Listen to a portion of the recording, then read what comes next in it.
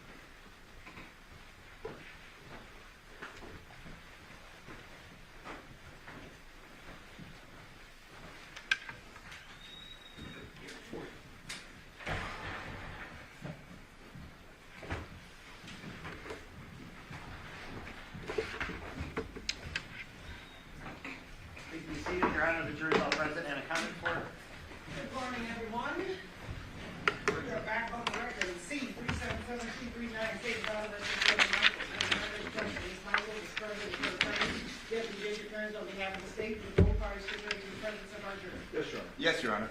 All right. The state rested their case yesterday. Defense, do you have any witnesses you intend to call? Yes, Your Honor. We're going to call Sean O'Brien.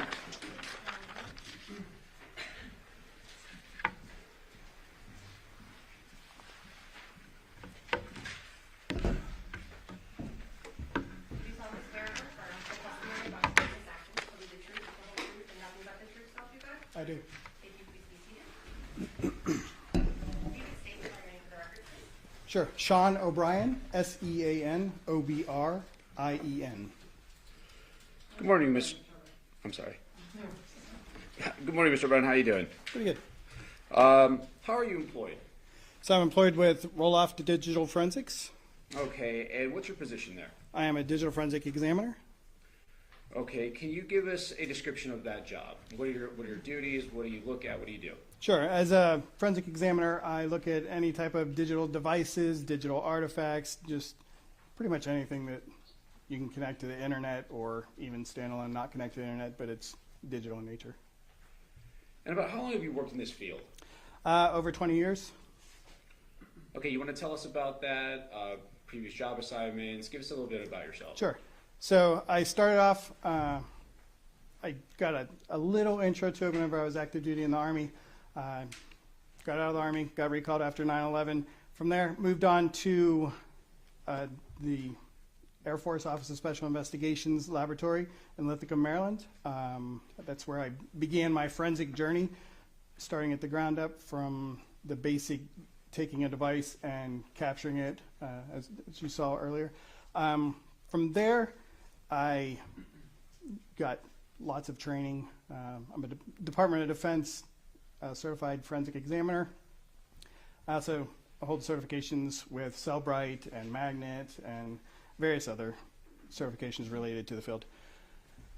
I worked there for about 9.5 years. I started off, like I said, it's technically called the imaging and extraction section. From there, I moved on to becoming a full-fledged examiner, and in that role, I was part of a child exploitation division that combated child exploitation and just all the different digital devices associated with that. From there, I went to the counterintelligence, counterespionage section and worked there as the deputy section chief. So I had a team of people under me that I mentored and taught how to do more advanced digital forensics. From that point, I went on like a little teaching circuit around the world to teach more stuff on like sexual exploitation type material. And then after that, I spent a little bit more time there at, it was called DCFL at the time. And then I switched over to Navy NCIS. I was offered a position to go start up a digital forensic lab, or restart a digital forensic lab in Naples, Italy. I was the sole digital forensic expert for Europe and Africa and backup for the Middle East. I covered all those countries. As part of that duty, I also worked in hand and on location with essentially like the special forces of the military police for Italy, and worked in a lot of like terrorism cases and stuff like that with them.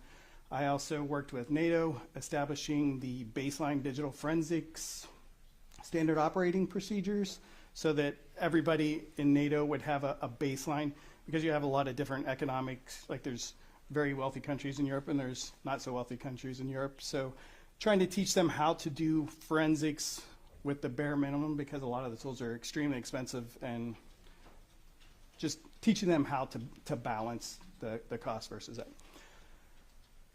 I spent 8.5 years doing that. I had to return to America, and I started working for the Veterans Affairs in the Office of Inspectors General. I ran the e-discovery division. It's essentially, it's not forensics, but it is in a related field, and I managed a team of people that would pull emails and do examinations and help agents and other requesting officers or parties to do audits and things like that. From there, I left and came over to Roll-Off Digital Forensics, and here I am today. All All right, so now you work for your forensic company. What are some of the programs or software that you use in your role at your current job? So my primary tools are some of the ones that you've seen here. Cellbrite and Magnet are probably the top two that I use. All right, and then what about any certifications on those programs? Any training on those programs Right, so specifically? I'm certified with both Magnet and Cellbrite to be an examiner and to extract the devices, to get the device and get the information off of it and then process it and review it. And so when you're not just talking about cell phone like pictures and things like that. You can also look at locations and all of those types of things as well that go into anything with the digital forensics. Correct? Correct. Cell phones are essentially databases, so it's looking at all the different databases, some that can be seen, some that can't be seen in particular readers, so you have to use different tools to get to it and look at the data inside of those databases. So I'd like to turn your attention to this case. Myself and Mr. Draskovich called you to hop on to this case and help us to go through, I believe there's 6 terabytes of discovery on this case to go through? There is a Something like plethora. that. There's a lot. And we asked you to look at a few things. What were those? So cell phones, the cell tower records, looked at the Barilla extraction of the infotainment center. So everything that has to do with the cell phones, the cell towers, and the vehicle. Okay, so right now I'm gonna turn your attention to the cell phone examinations. You were tasked to look at certain things dealing with cell phones, correct? Correct. I was primarily focused on 3 different cell phones. The cell phone of Devyn, Johnathan, and Devyn. And did you have an opinion on the accuracy of the information that was given to you? I mean, accuracy, it's the data that's on there.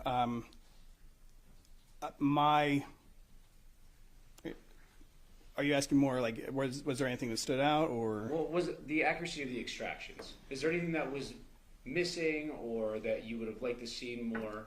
So as previously stated, the cell phones are made up of databases, and I stated that the software doesn't always pull all the information. So the information that I was provided was a UFED reader report, which is after you do an extraction, you take that data, you put it into another piece of software, and then you can create a reader report, which is what I reviewed in this. That is only the data that is able to be interpreted by the software. So I found it problematic because over my review and looking at everything, it's only, of all of the apps that are on the phone, the average between the 3 devices was only 3% of the data was displayed and presented with the databases backing it up. So would it be your opinion that this was incomplete as what was provided to you as a whole? Yes. And what's the basis for your opinion on it being incomplete? Years of experience and knowing that one tool doesn't do it all, and that whenever you look at that and you see something as low as 3%, like, okay, well, what else is there? What am I missing? Personally, if I pull up Cellbrite, I'm looking through it, I don't work off of reader reports. It's a bad practice because, again, you don't have all the information. I typically use Cellbrite as an initial tool. It's very good. It's accurate. It's accepted all over the world. The data that it displays is great. The way that it displays it is great. But sometimes you're like, well, I want to know more about that. And if you're in a reader report, you can't go back to, say, a database that holds messages and be able to find out more information about those files and to look in the databases and see the different information. So not having that is problematic. And then I typically use other tools. So if there's a database I can't get into, I could run it against, throw it into Magnet Axiom and be able to pull that up and look at it in a different tool to try to verify information as well as see if there's any additional information that can be gleaned. If there's databases there that I can't get into, then I can pull it like DB browser or some other deconstructing tool that deconstructs the database so you can look at it in different manners. And I believe it was yesterday, Detective Campbell came in for the state and testified about UFD and I'd asked him some questions about UFDR. And could you kind of explain to the jury the difference between the terminology before we go any further? Sure. So, whenever you get a cell phone,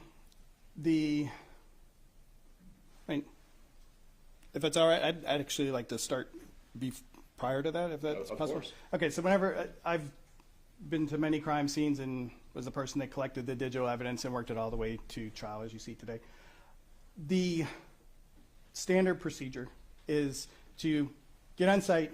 What's this case? So first of all, you have to figure out what's your scope. What are you looking at? What do you have authority to look at? What type of evidence can you get?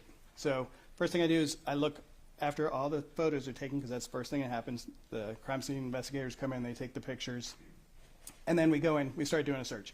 If I see anything that's digital in nature, I stop. If I don't have a camera on me, or there's another person that's assigned to take pictures, that person would come up, or I would come up, take a picture in the state that it's in the location that it's at. And then from there, once that's been categorized and like logged down, then you would take that, secure it from being connected to any networks, so turning off data, putting it in airplane mode as a bare minimum. From there, you would then, if you're not processing it on scene, you would put it in a bag, seal it, evidence tape, do all that, take it back to the lab, take it out, and then begin your extraction. So that, we're going to use a phone for this example. The phone that was collected, I would connect that to it's called UFED, and there is a UFED for PC, which is software that's on a laptop, and you can connect the phone up to it, and it starts extracting the data from the phone and puts it on there. There's also like mobile UFED devices that you can be in the field and on the crime scene and plug it in. So there's multiple ways to get that data through Cellbrite, and what that does is it builds a UFD. And that UFD is more like a index and some supporting information that tells you, hey, in this big package of data, which a lot of times it's in a zip file, and it's the package that the UFD is going to refer to that actually has the databases and the information. So you load that into Physical Analyzer. So Cellbrite has a product called Physical Analyzer, and Insights is their newer version. And you can put the data in there, and that gives you access to the databases. And you can actually do some database, like go through the database and break it down inside of that software as well. You can use, it's called App Genie, so it'll go in and it'll look at the app and be like, well, what can we do with this app? Like, what more information can we gather? Because, again, it's a vendor software, so they're only doing what the people in my field are saying, hey, we need this to be adjusted. We're not getting enough information for this. Can you turn your attention to there and try to get more information? So once that's all gathered, you go in, you're starting to do your examination, starting to find out your bits and pieces, finding out what databases you need to explore more, what information is important. And then the requester, which is usually an agent, a police officer, or auditor, whatever the case may be, they'll want to see everything right away. Unfortunately, digital forensics is not a right-away type field. It does take quite a bit of time. I think 6 terabytes is a lot of time it takes to get through that.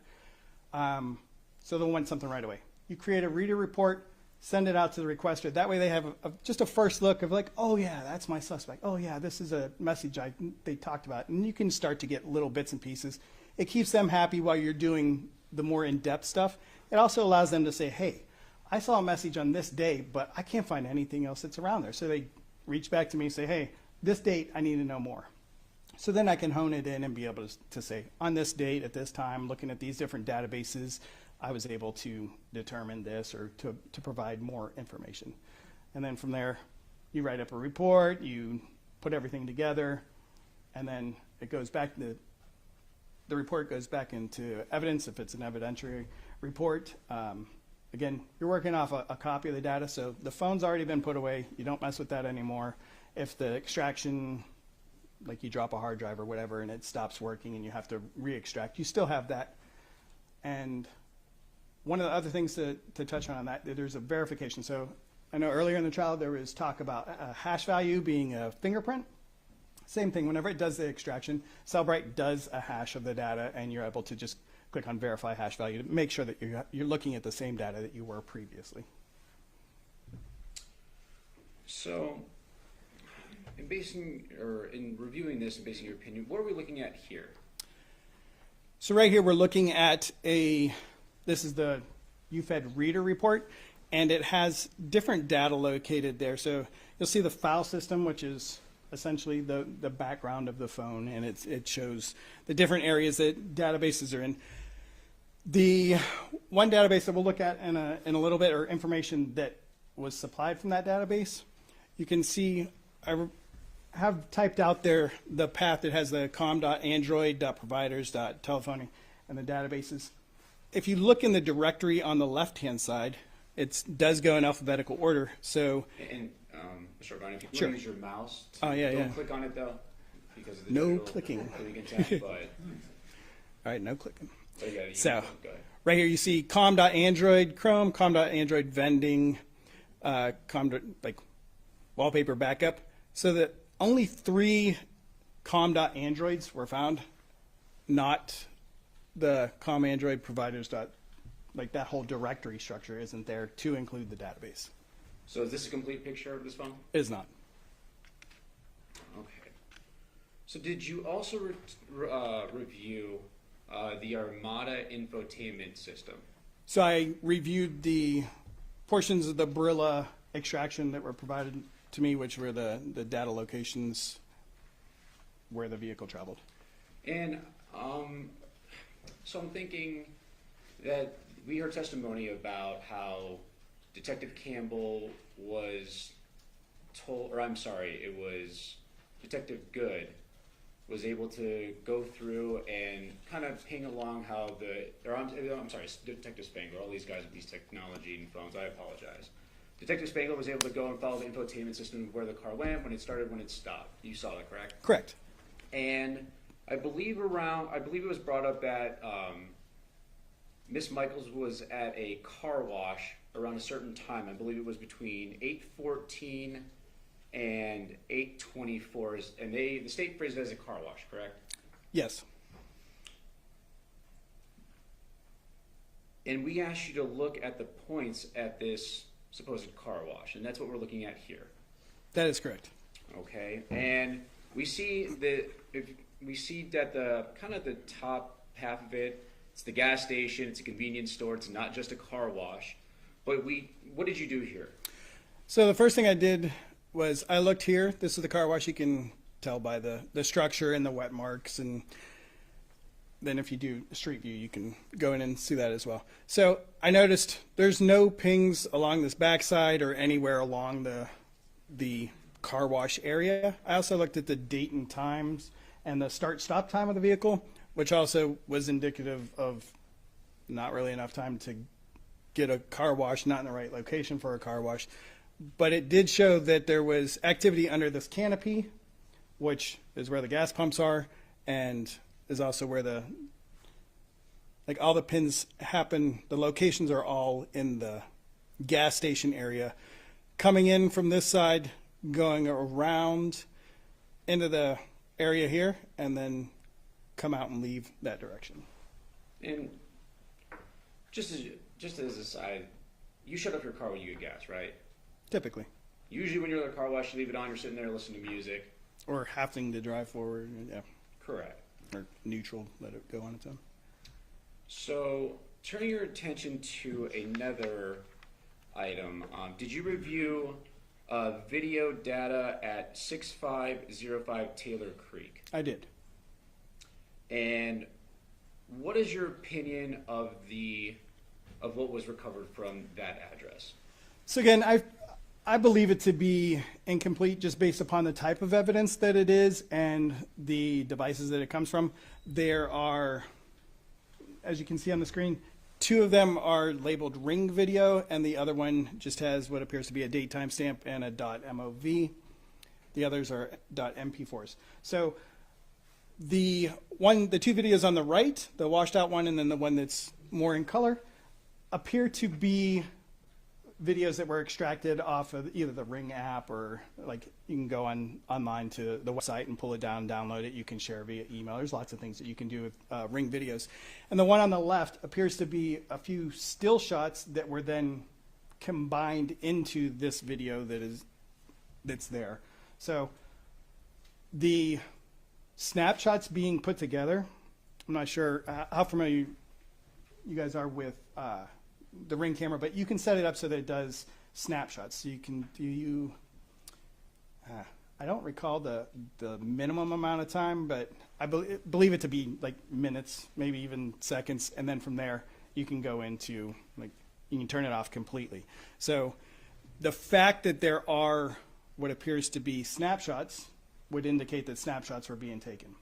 And if only 1 or 2 snapshots were taken of that area, and I believe this is the one where you can see the house up on the, or the vehicles on the top right? Yeah. It's this one. So in this area here is the area of interest. So if you're having a lot of snapshots in that area, you're going to be able to see things coming and going. So you would be able to refer to those snapshots. However, in this exhibit, I did not see multiple, well, there were multiple, but not a plethora, not a whole bunch of snapshots to look through. It was just, hey, we collected these 2 or 3 snapshots because we see the vehicle there, and then done. But there's so much more that could have been collected on that, and more information.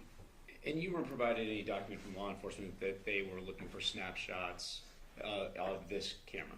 I was not. I didn't receive any reports or anything on this. Are you aware that any other videos that had been provided to you, anything else that you saw that was recorded except for what we saw here? So there were, I looked at a bunch of different videos that were collected. And let me, from Sure. this address. From this address? No. And that's because there could have been, but from what you saw, there wasn't anything done about the snapshots or anything. There was just that one. Correct. Now, I'm going to turn your attention to one of the phones we asked you to look at, and off of the information that was provided from the state, it was Devyn's phone. Did you review that? I did. And I want to get to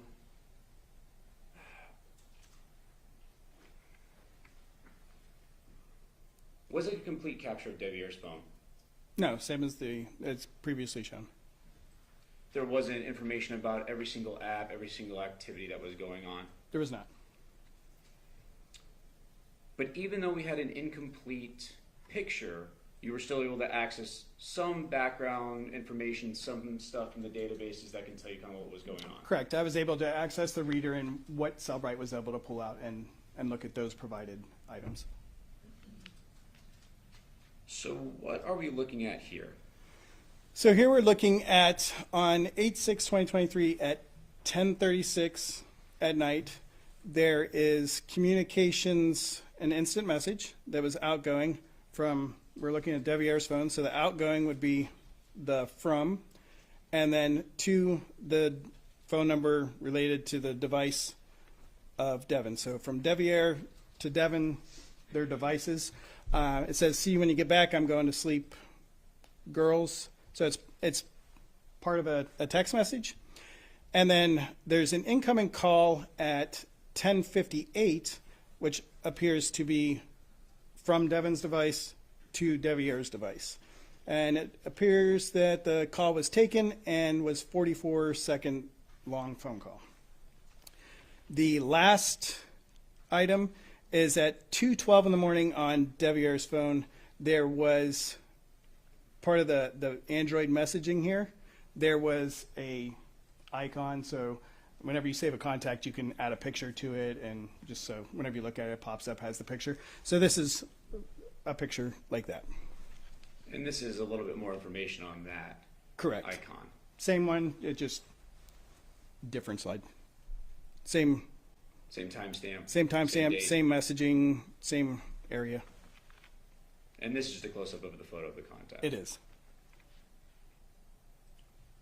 So it shows that there may have been some activity going on at that phone around that time. Correct. Now, in your experience and investigation and the roles of your work, gaming systems and other devices, not just cell phones or computers, but anything with hard drives, anything that's able to be communicated over, that would be important, correct? Correct. You would be collecting those things as you go through and see what's at the scene. Correct. Depending on what the crime is, depends on what you collect. In a murder case, you're going to collect pretty much everything you can. You can do some field assessments and be able to look and say, well, you know, this device is dead. It's one of the examples was a really old, like, Nokia bar phone from in the early days. And if you're dealing with a crime right now, there's no power to it. It's stuffed in a box in the back corner and like in a storage unit or something like that. You might not necessarily take it. I mean, you could, but it's more, all right, well, we know that's there if we ever have a need for it. But in general, if you're doing what's considered a major crime, which murder falls under, you're going to want to take as much digital evidence as you can until you start getting more information. Because in the beginning of an investigation, you don't really know what's going on. You're trying to collect anything that may have evidentiary value to later be examined, or if something comes about the investigation, you have that preserved. Correct. And even in this case, so there was an additional cell phone, I believe it was Devyn's cell phone, that was, okay, this is too old, the activity is too old, it's not really relevant to the specific focus point of this investigation. So again, collected as it should have been, reviewed, not relevant, set it to the side. So here's a picture. It's one of the exhibits that has been admitted for the jury to look at. Just looking at this picture, do you see anything here that of evidentiary value that would bring you to preserve some of the stuff? So I see two items in here that could potentially hold additional information. There is a Xbox on the... And I prepared it a little bit here just for you. So it appears to be an Xbox here and then a Nintendo Switch here. And the significance of that is that both of those devices you can chat with people. You can communicate. There's multiple ways that you can do that. One of them you'll see in a little bit, like Discord is a really big gamers app. A lot of people that use Xboxes also use Discord as a communication method if the game that they're playing or whatever doesn't have it embedded, or if they just want to save speed or data just to make things more efficient. But even in like a Nintendo Switch where you can switch out data cards to store things and add more games, or even Xboxes with hard drives to plug in for additional space, it can be just a normal hard drive. Those are things that you'd want to look at and see if they were there. Absolutely, and they connect to the internet and you can browse the internet as well, so potential for communications that way on top of chat applications. So going to other things that could have been looked at here, what are we looking at on this exhibit or this slide? So this is showing that the Discord app was purchased through the Play Store on Devier's phone, and it looks like 4/27/2023 is whenever it was installed. So yeah, it just shows that an additional chat application was on his phone that is also found on gaming systems. And Discord, I know you kind of briefly touched on it. I'll let you explain that because you're more well versed in that. Can we just go through again for the jury what that is? One more time, please. Discord, what Discord is? So Discord, a chat application, you can have it on your phone. There's multiple places that you can hold that, and it allows you to communicate back and forth via voice or text.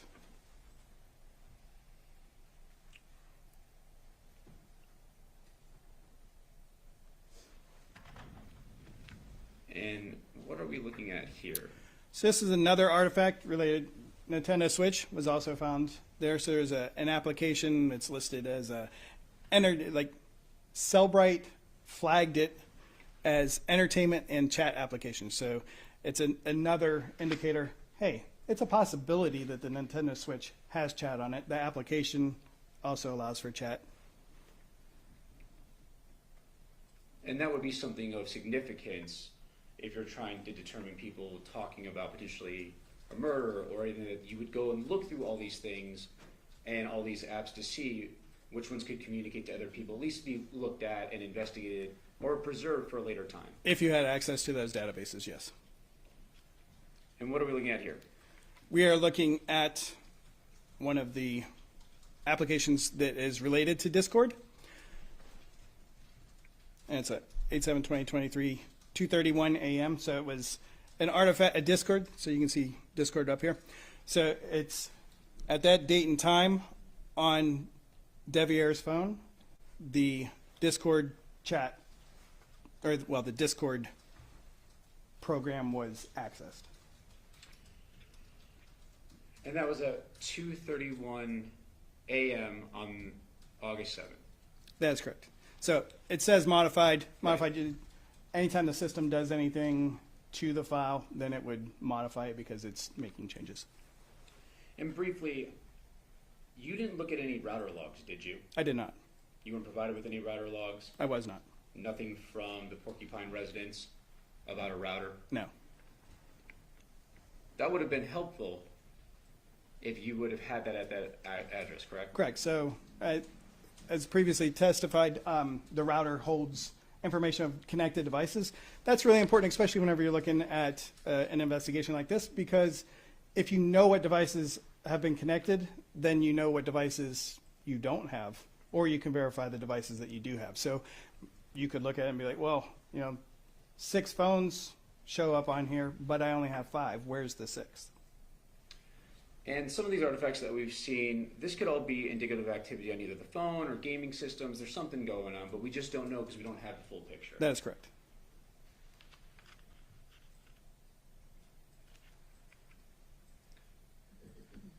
And now we're looking at slide 18 on our presentation for the jury. What are we looking at here? Oops. Okay, so you'll see in the next slide, it's the same slide as previously shown with the missing database. This lays it out a little bit more. So the native message here, which is found in this MMS-SMS database, which we've already shown is not located on the reader report, it has a message in it here that says headed there now. We don't have a to, a from, a date. We have no other information other than it was deleted, which let me clarify that also. So here you see like messages in white, and then you see it in red. The red indicates recovered deleted items. So if it's red or it has this little red X right here, it means that that item is deleted, but the software was able to pull that out of the database. But does it show a time or date or to and from? It does not.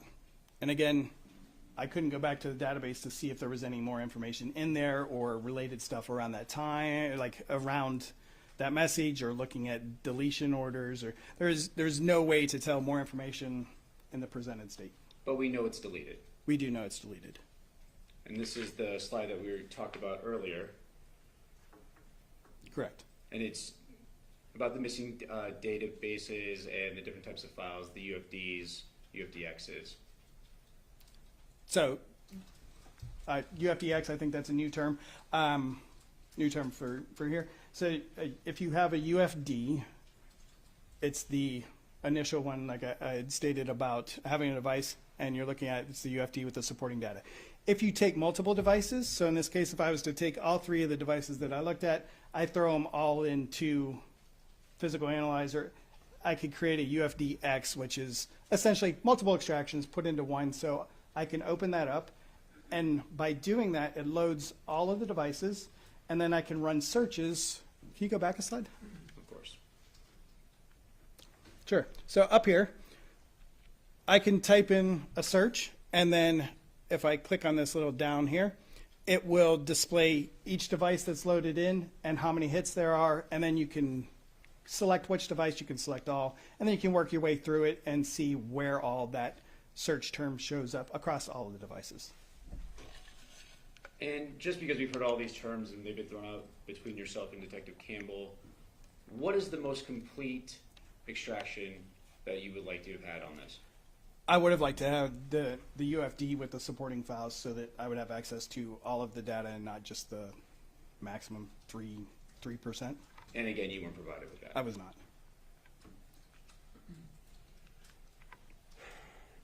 Now, when we asked you to review, yesterday we heard from Detective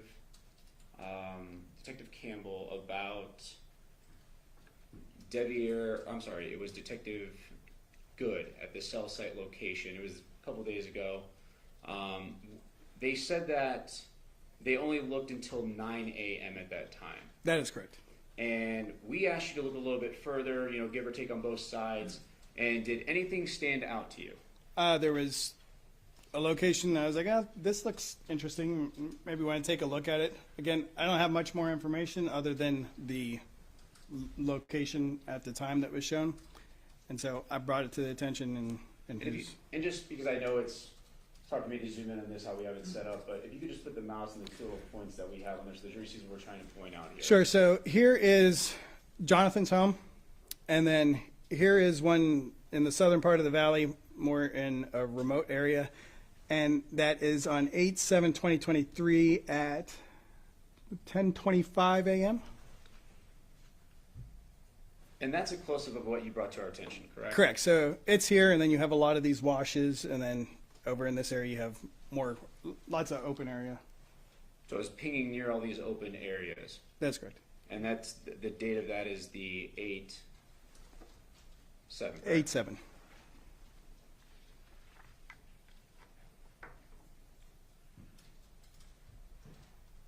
In your review of this, and I know I've hit this a bunch, but this is not complete. It is not. There's more out there that could have been done. Absolutely. And some of the things that we've brought up, these are things that we would have liked to know more about, we just couldn't get into. Correct. That could have helped us. Correct. Court's indulgence. Ask the witness.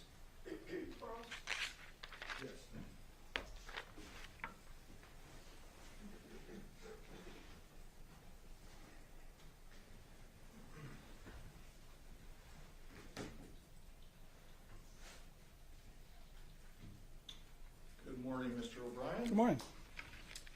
We just met outside in the hallway. We did.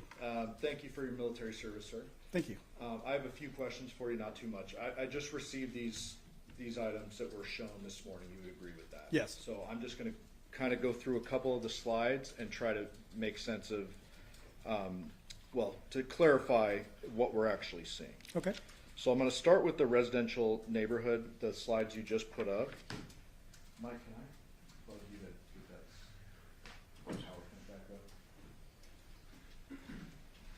And you can click on it too if you need to just use it on here.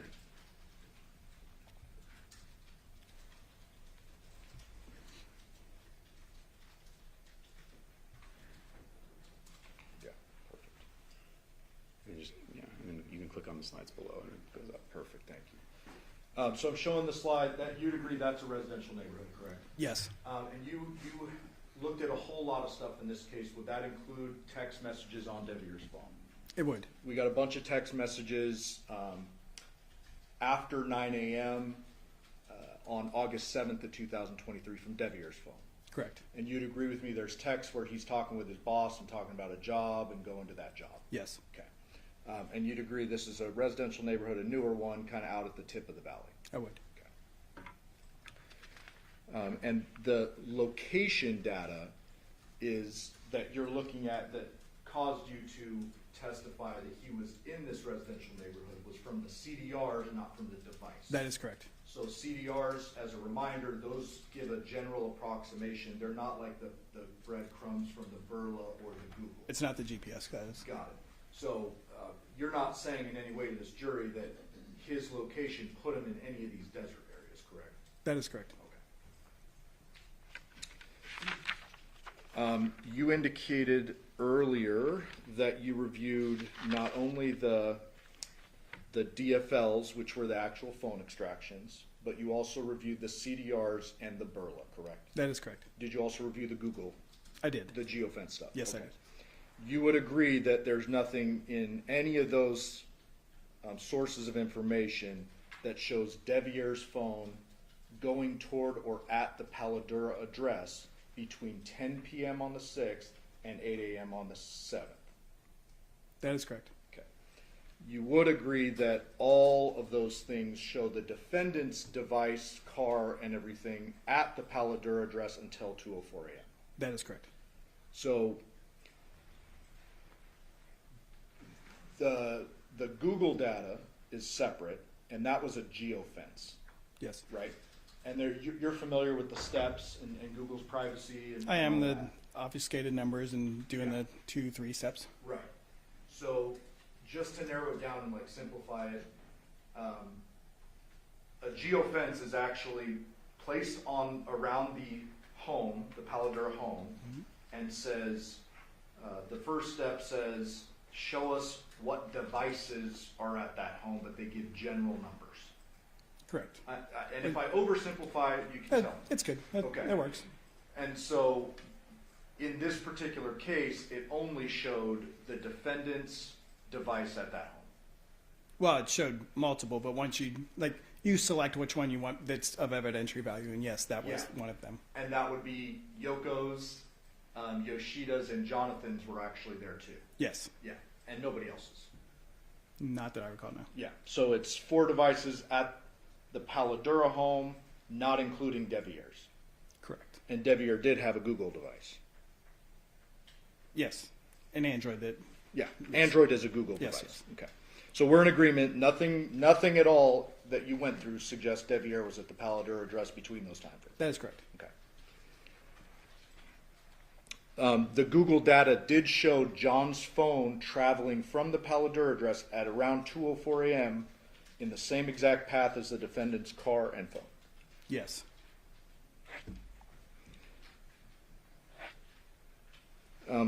Real briefly on the car wash. That information was gleaned from the Burla. Correct. Burla is the one with the breadcrumbs.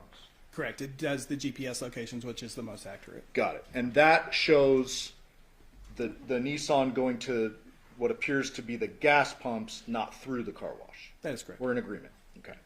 And that would have been about, correct me if I'm wrong, I think 8:30 in the morning? Yeah, I don't recall. Well- It's back a few slides. Okay. It's after the body's discovered. Yes. We agree there.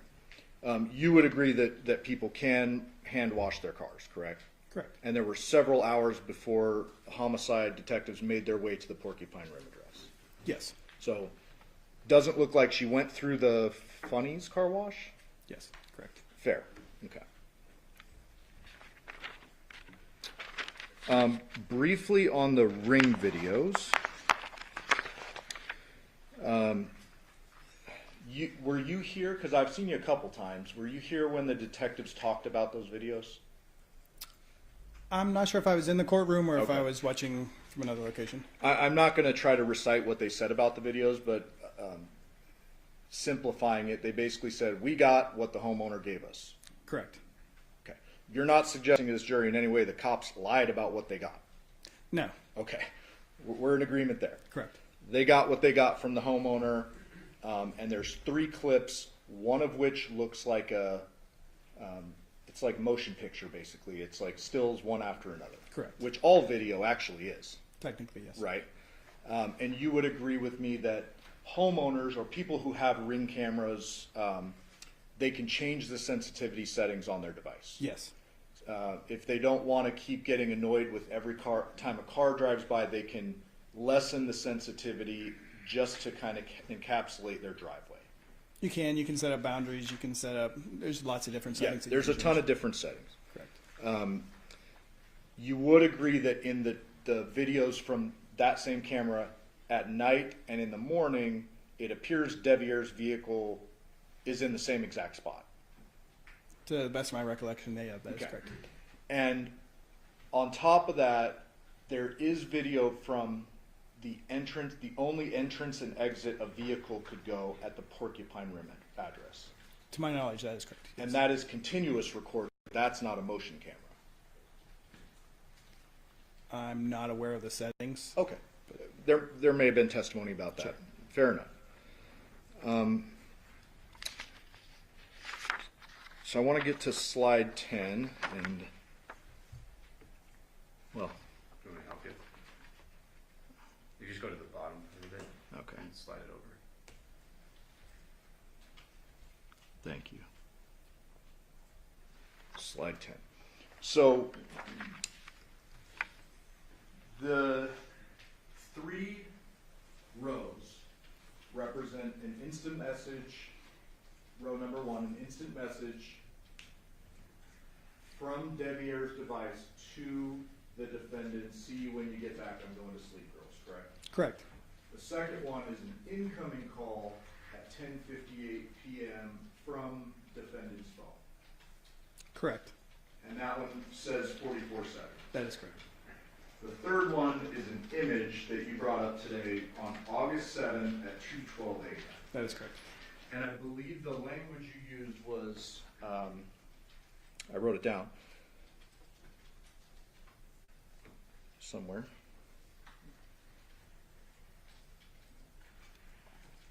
Did you say accessed? What, just tell us, what does this mean? Like this? So that particular picture, the PNG, was the device accessed that. I don't have more supporting information about anything else that was happening at that time, again, because I don't have that database, but something was done with that particular file at that particular time. Got it. So we understand though, when you use that terminology, are you saying the device accessed it or a person accessed it? Unable to determine. Okay. If I can say that like the device shows that there was some sort of activity on that. yeah, and just so we're clear, a device can do things in the background, can access, can cache, can do all these different things, correct? Yes. If it's the opposite, if it's a person accessing it, you would then agree with me that at 2:12 a.m. a person is with that phone using it. You stated that a person was to show that a person would have to be there. Yeah, absolutely. I mean, Yes. it seems obvious, but like, there's two alternative theories. It's either the device access it somewhere in the background, or a person is actually handling their phone at 2:12 a.m. That is correct. Okay.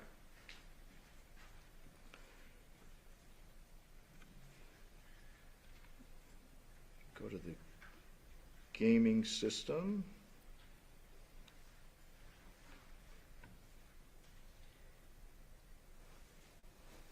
So you pointed out a couple of a Nintendo Switch and an Xbox, correct? That is correct. And there were, to your knowledge, no gaming systems found in the other home, the John's home. I am unaware. Okay. I guess the pictures of John's home will speak for themselves when it comes to that. Correct. You're not taking a position on that. Do you know if the defendant had Discord? I do not know. Did we get a full extract on defendant's phone? We didn't get a full extract on any of the phones. Okay. What is it that allows you to get a full versus a not full? So the initial extraction that I talked about, the UFD, is the extraction. What we've been presented with was the UFDR, which is after that extraction is done, then you can either select all or you can like handpick what you want and then create that reader report. Okay. But to clarify, when you're selecting all, it's all the data that piece of software at that time is able to interpret and put into a report. Got it. And so are you suggesting to the jury that the detectives picked and chose what they took? Or are you suggesting that... I'm not really suggesting anything other than the full set of data was not provided and I was unable to do a full examination based upon the lack of data. Okay. And in prior cases, you have a bunch of experience. I have some experience with phones, not nearly as much as you, but there are many, many times in which you cannot get a full extract out of a phone. Yes. Right. That's not abnormal. Correct. And you're, again, not suggesting the detectives like only pick certain things out of the devices. I have no knowledge what actions they took, but Okay. So with the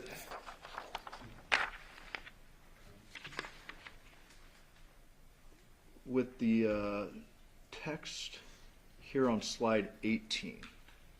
okay. You said this is an artifact with no other information at all. No other information presented in this manner on the reader report. Right. So you would agree that there are text messages, call history, all that from Devier's phone, because we've seen a bunch of them. Correct. Right.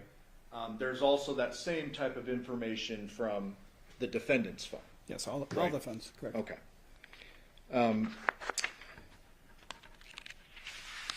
The text history for Devier's phone goes back years, right? It's quite far, yes. And he has a bunch of contacts saved in his phone like we all do, Correct. right? I don't even know the number, but like dozens, hundreds, I don't know. Can you see it on that? If you go back a slide, maybe. I'm not sure if it was captured on that or not. So before the bar shows up in a minute? Let me help you. Do that animation. Oh, gotcha. I don't know how to pull it off though. There you go. There we go. Thank you. No, I didn't capture the contacts on there. Yeah, but it is captured somewhere in. It is part of the reader, yes. Yeah. The reader file has that. And so you agree with this headed there now message. That could be to any number of people years back, 5 years ago, 4 years, whatever it is. That is correct. Okay. But you got to bring it up because, I mean, it's something. But you would agree with me, I'm showing you admitted exhibit 666, that, oops, that with, It's not quite exactly at the HDMI cord. gotcha. Can I approach? Yes. Does this appear to be to you one of the, or the text string that the parties admitted between Devier and defendant? That is correct, yes. And this shows a relationship text, 8523? 8-5 at 1 a.m. already adjusted from UTC. Yes. This next one is from voicemail to Devier, So voicemail being the owner of the phone. and it says, "Where the WTF are you? You obviously ain't home, but you ain't cheating!" Exclamation points. That is correct, I see that. And August 5th. 2023 at 4:02 a.m. Okay. And then the next text says, "From Devier to the defendant's voicemail, see you when you get back. I'm going to sleep. Girls are in the living room," correct? That is correct. Okay. No other text saying, "I'm on my way," or I'm sorry, headed there now. No.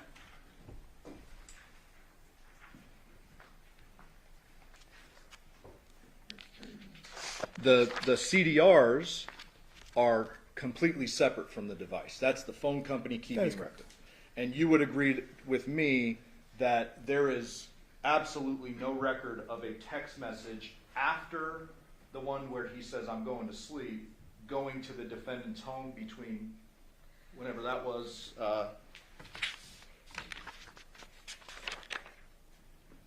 10:36:24 p.m. and 8 a.m. Can you repeat the initial question? The CDRs. Okay, we're- CDRs, Yeah, that is we're correct. away from the phone. Yep, that is correct. In the CDRs maintained by an outside source, the company, Yes. there is no incoming text to Devyn from Devier, no outgoing text from Devier to Devyn after that one at 10:36. Based on my review, no. So this headed there now text doesn't have anything to do with our time frame, based on the CDRs. Based on CDRs, I believe that is correct.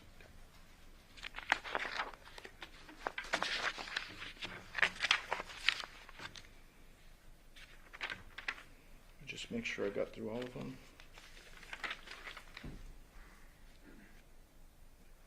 Yep, that's it. Thank you very much, sir. Sure. Follow up with me?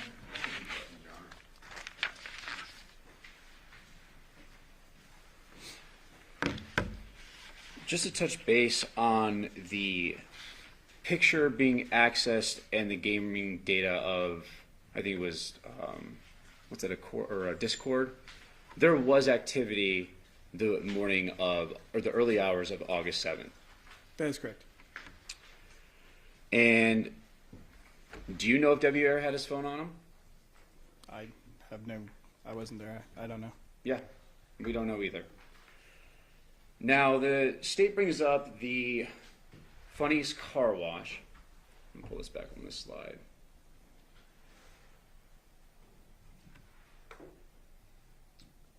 Now, he brought up the state, and I'm not trying to misstate, I'm just kind of summarizing, is about pulling in a potential hand wash of a car or something like that. You remember that question? Yes. Now, the car turns off at 8:17 and turns back on at 8:21. Does that sound about right? It does, yes. Nissan Armada is not a small car. It's not a Honda Civic. It's not a hatchback. It's a pretty big car. Correct? Just from your, I mean, you've seen them on the road. Yeah. It's a bigger SUV. It's not a small Correct. car. That's correct. So to hand wash a big SUV that they've made is super clean, that 4 minutes is pretty quick. Correct. To hand wash a car, not drive through a car wash, but to hand wash it at a gas station, unless there's, yeah, that's, doesn't seem to add up. Correct.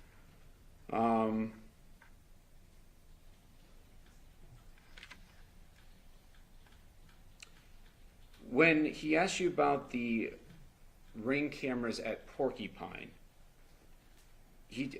Giordani asked you about the cameras in and out of the development. Remember that line of questioning? I do. But we don't know if any person was walking around, say, hopping a back wall on a side of the house. We don't have any of that, right? I did not see any of that, no. There's other ways to get into a neighborhood besides just a car coming through the main gate or the main entrance Correct. or leave a neighborhood. That is correct. Now, there was a call. Just to clarify, you said car or person? I'm sorry, there's other ways for a person to get out of a neighborhood besides a car. That's through what I the thought main you were gate. saying. Yeah. Okay. And thank you for clarifying. Sure. And we do see that there was a call at 10:58, right? That is correct. And that was Devyn to Devier. Yes. Well, to the devices. Correct. Now, we went into the UFD, UFDR. Like I said, I always confuse these, so I'm glad you're here. We were not provided, you were not provided with the full downloads or extractions. That is correct. And from Detective Campbell, yesterday he testified that he got his extraction and gave it to Detective Ozawa. It's kind of what you remember, because you've looked at the reports, you're familiar with the case. Yes.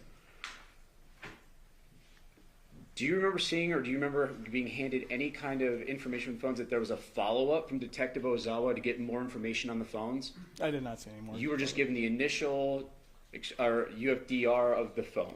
I have no idea when those, I can look up the time that it was created, but I don't know what order, if there were other extractions done. I have no further information other than I received these reader reports. So from what you received, it is just, I have this one download, and that seems to be the only thing that was done.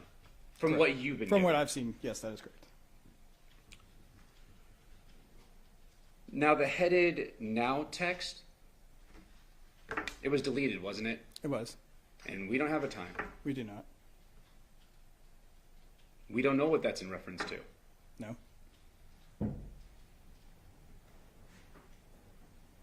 And going back to the ring cameras at Porcupine, or from the address, there's so many. The Taylor Creek address, Okay. you don't, I'm not suggesting that the cops didn't, not that they made their own, but there was no follow-up on to subpoena or get any more information on this. You didn't see any of that. I have no knowledge of that now. And I'll state it this way, you weren't provided any more than that. This is what we got and we gave it to you. Correct. Okay.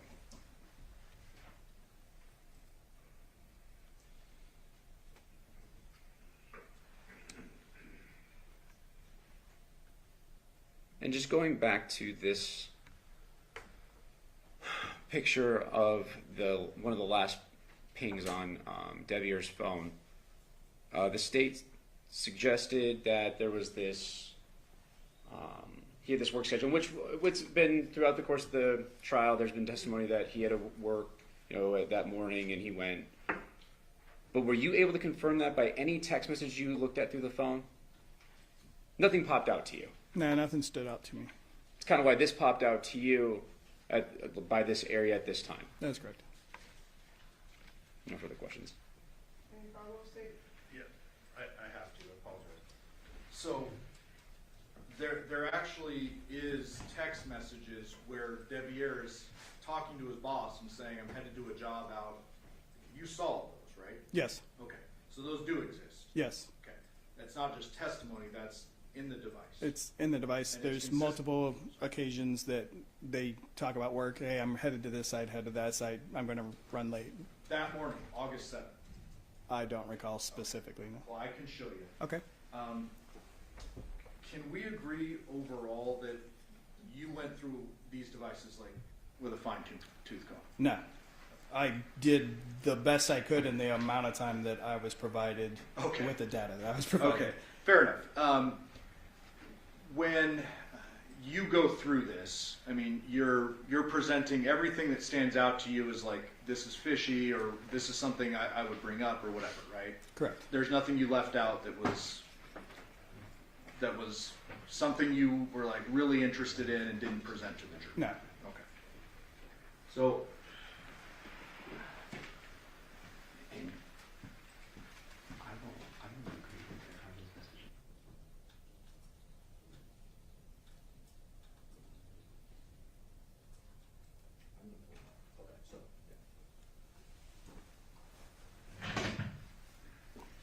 so I'm showing you already admitted Exhibit 4. And I want to kind of show you this just in context of the timeline you just provided to the jury. So we agree that there is an incoming call to Devier's phone at 10:58 from defendant's phone. Correct. 10:58 p.m. on the 6th. 10:58 p.m. on the 6th, 44 seconds. And this is already admitted earlier by us. Well, let me back out so you can verify. You would agree that this appears to be stuff from the defendant's phone, correct? The Z fold? Based on the naming, Yeah. yes. And then I'm going to go into the call log timeline.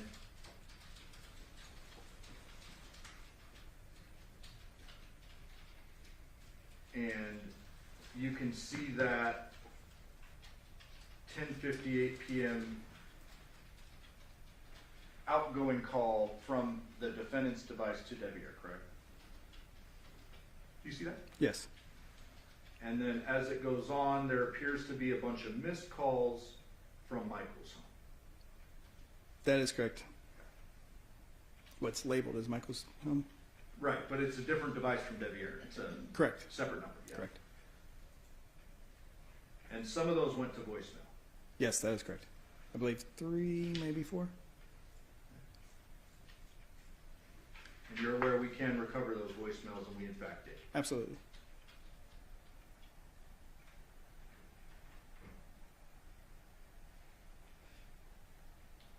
Opening the folder entitled Audio.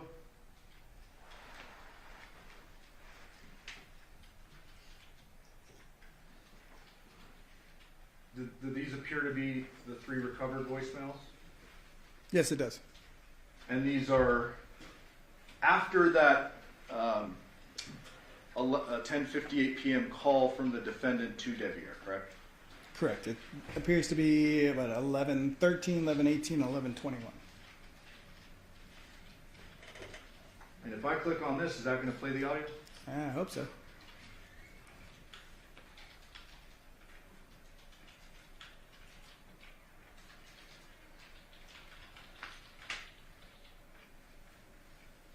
It doesn't have the supporting file.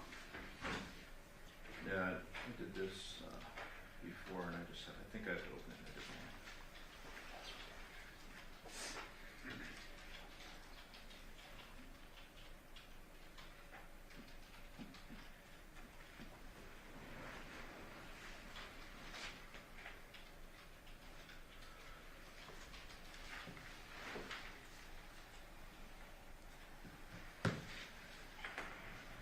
Mom, you answered this one a lot to me. I woke up in the middle of the night, Debbie is sleeping dead. Please, I turned her phone to now and wake everyone up. Please give me a call back. Did you hear that? I did. You familiar with that? I am. That's sounds to be a little girl's voice, It does. and she's saying, "Mom, Devier's asleep. I woke up in the middle of the night." Correct.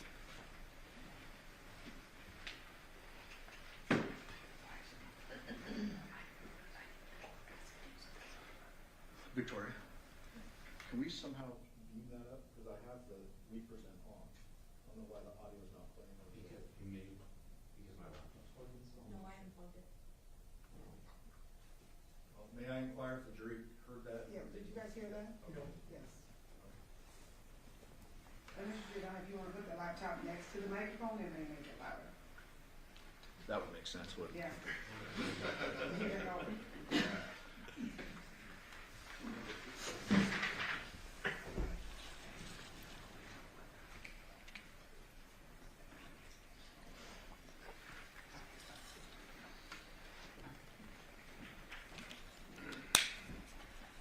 Mom, I've been waiting for you to come home, and I haven't seen you anywhere. So, if you could, please give me a call. I'm very worried about you. I'm very scared.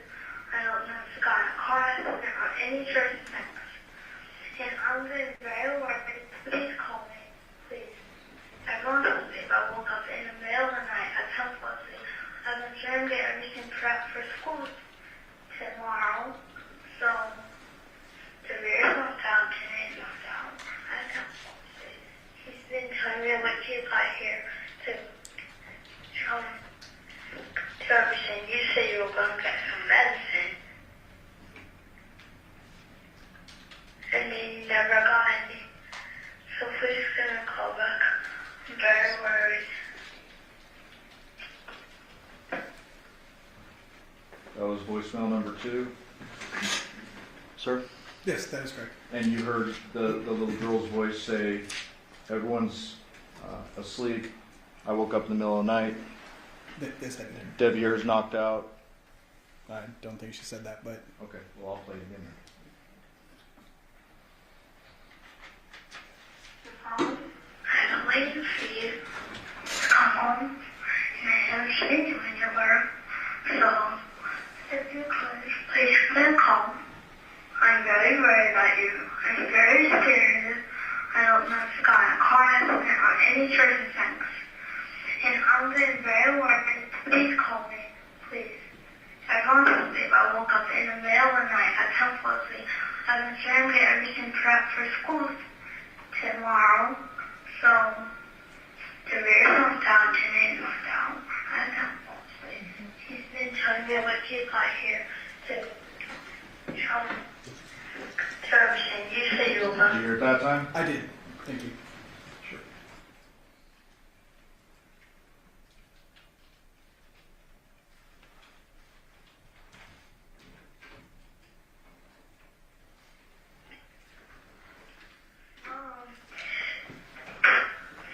Mom, I've been waiting for you to come home. You never came home. I maybe you don't come home and just should be heard them, but I'm getting very worried. Please call me. I'm very worried. You know how you're worried about me sometimes? I'm kind of worried about you scared and everything. I'm really getting worried. I'm like, so, like, are you in a car accident or something? That's not worried. So please, can you call back? I see a car in the neighborhood and it stopped in front of our house. I'm not sure if it's you. If it is, could you call me back?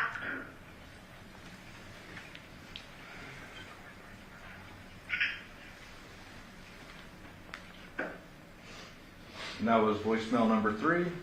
That is correct. And then if we back out of that, we go to the report. That would have been, for the record, 11:13 p.m., 11:18 p.m., and 11:21 p.m. in that order, right? That is correct.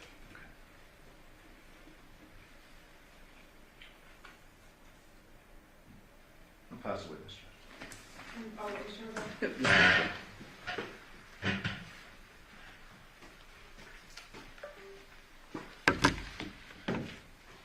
Those messages were around 11 p.m. is what you recall. That's correct. There's activity on Devyn's phone around 2 a.m. That's Correct. On 8/7. That's correct. And on one of the voicemails, it talks about a car out front. Is that what you heard? Yes.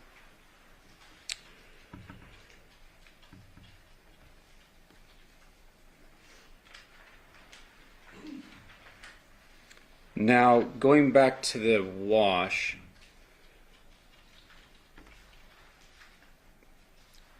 the state brought up about his work schedule.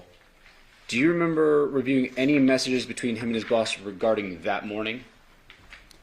I really wasn't focused on anything that late. It was just over my review of like going through, like, oh, that's kind of weird.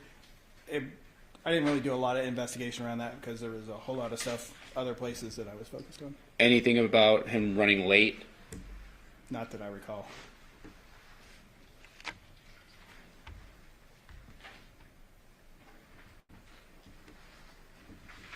And we saw those artifacts on the phone around 2 a.m. with the Discord and the photo. Correct. And we can't. The photo, yes. I'd have to see the Discord one again to verify that time. Pull it up. Looks like Discord was 2:31. Is that? Am I? I'm I sorry, have it's no not plugged reason in. to dispute I'm that. sorry.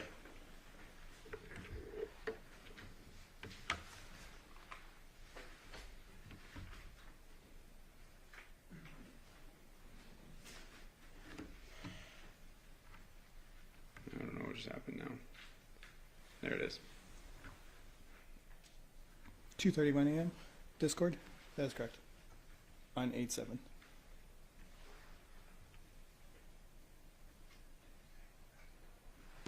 Court's indulgence. There are no further questions. Any follow-up statements? Okay, ladies and gentlemen, the jury have any questions for this witness. Okay, everybody's working on a full sheet of paper with your name and your jury number. Counsel can approach.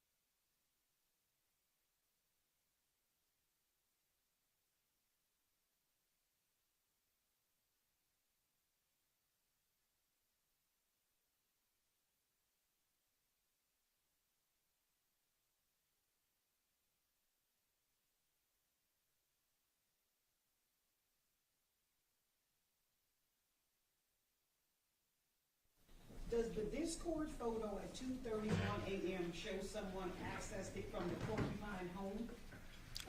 There is no indication of where that came from. I'm sorry, no indication. No indication of the location of where that came When you look at the Burla data, did Burla show Devyn going straight into her neighborhood and to her house? One more time, please, ma'am. When you look at the Burla data, did the Burla show Devyn going straight into her neighborhood and to her house? I believe I need further clarification, like what time frame, or if that could be clarified more. I have to read it directly Okay. as they look. Was there any stops in her neighborhood? None that stood out to me now. When using in chat applications such as Discord or others, if the phone is set to show notifications, will this create activity records even if the phone is not being used? Yes, it would. It houses it in a database, which again, I didn't have access to that database. Okay. Mr. Brookout, any follow-up based on your questions? Course indulgence. Okay.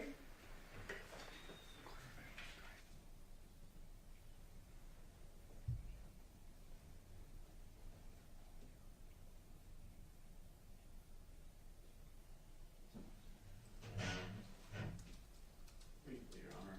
So the main question at 2:04 when the Armada leaves Paloderma or Paladura, it goes to the pharmacy, correct? That's what you reviewed? Yes, that is correct. And then it goes straight home. Yes, That's it. that is correct. No other stops. Not that I saw. Stood up. No. No further questions. State any further questions based on your questions? Just briefly, you'd agree with me that the Nissan Burla data is specific to the car, correct? Yes, that is correct. Nothing about that or the phones is gonna show whether the defendant got out of her car with a basket, with a head in it, walked over to the neighbor's house and dumped it in the trash, correct? Potentially, Barilla could pull information about weight distribution and like, you know how if you're in your car and it says, hey, there's something in the back seat, make sure to check it. Potentially that could be there. I didn't see any. Only information I got was location data. So human head weighs about 8 to 10 pounds, we agree? Sure. If a doctor testified to that, we can agree. Sure. Are you saying that the Burla would show an 8-pound differential? Or, I'm not really sure. I mean, it's dependent on the car, so I don't know what the setting is on the car, but it's possible. okay. So you have nothing to suggest that the defendant's car stopped anywhere else? That's correct. We've already talked about CVS and then Yeah. correct. And she can, whatever she did after she got out of the car, you have no evidence of that? That's correct. Thank you. Pass it. Any follow-up, Your Honor? Just real quick, in cars, seatbelts. Some in the newer cars, this car looks like it's a newer car. Sometimes when someone is less weight, it says buckle the seatbelt or they shouldn't be there. You've seen those at mornings, right? That's correct. Do we know if this car had this? I don't know. I was not Didn't have provided a full- information. And then just like the car, if you don't have your cell phone on it, you can't track that person. If it's that person's phone, if they're supposed to have it on them, Say one more time, please. you can't track a person by their phone if they don't have their phone on them. That's correct. Thank you. No further questions. Any follow-up, State? No, thank you. Do the ladies and gentlemen jury have any further questions for this witness? Okay, seeing no response, you are excused. Thank you very much for your testimony here today. Thank you, ma'am. All right, ladies and gentlemen, we are going to take one brief recess for the morning. During this recess, you must not discuss or communicate with anyone, including fellow jurors, in any way regarding this case or its narrative, either by voice, phone, email, text, internet, or other means of communication or social media. You must not read, watch, listen to news or media accounts or commentary about this case. You must not do any research, such as consulting dictionaries, using the internet, or using reference materials. You must not make any investigation, test, or theory of the case, recreate any aspect of the case, or in any other way investigate or learn about the case of your own. You must inform or express anything regarding this case so it's consummated to you. Ladies and gentlemen, 10:25 will be a recess to 10:40. All rise for the jury.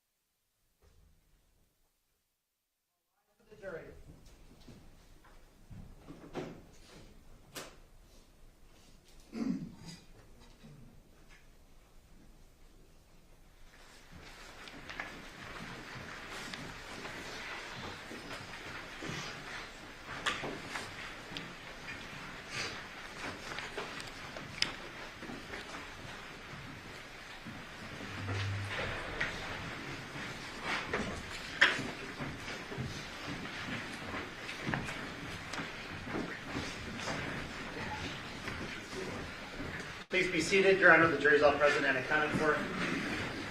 We are back on the record at scene. We said 7239, State Lab versus Devyn Michaels. May the record reflect that Ms. Michaels is present their attorney, deputy district attorney on behalf of the state, and both parties stipulate to the presence of the jury. Yes, Your Honor. Housekeeping matter, we have stipulated medical records. Okay. I'd like to make part of the record. Okay, what are the exhibit numbers? Okay. There's C4 and D4?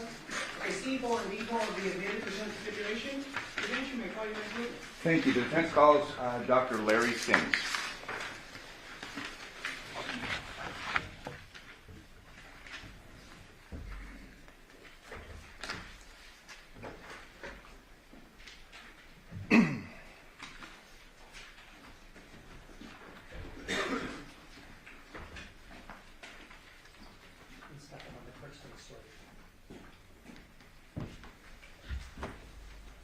Do you solemnly swear or affirm the testimony you're about to give in this action to be the truth, the whole truth, and nothing but the truth, so help you God? Yes, I do. Thank you. Please be seated. Please state and spell your name for the record, please. My first name is Larry, spelled L-A-R-Y.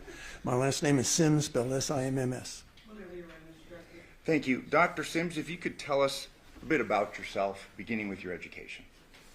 Well, I graduated from high school in 1970. I graduated from college in 1974. I went to medical school at Oklahoma State University and graduated from there in 1978. I did a rotating internship as a physician in Dallas from 78 to 79.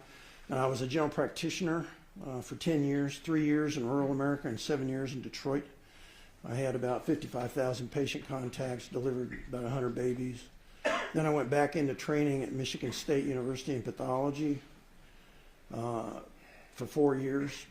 Then I did a 1 year forensic fellowship at Cook County Medical Examiner's Office in Chicago.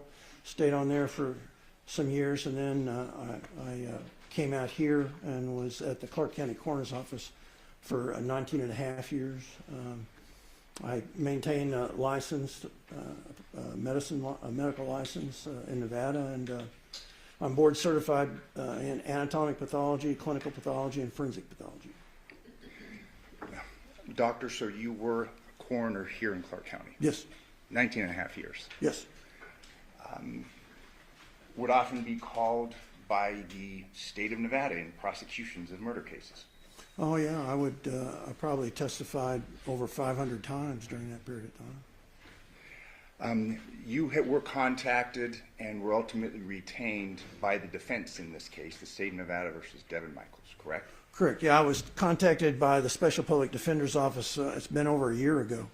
Okay, and just for the record's clean, I mean, I'm not part of the Special Defender's Office, nor is Mr. Horvath, but that was who was initially on this case. That's who initially contacted me. After being contacted, were you provided with certain materials, specifically an autopsy report and other things of evidentiary concern, photos and the like? Yes. To your knowledge, was it the entire file? Well, what I was provided, which is all the forensic important stuff, yes. Have you had an opportunity to review the autopsy report prepared by Dr. Stephanie Yagi? Yes. And that autopsy report is dated August 8th of 2023. Correct.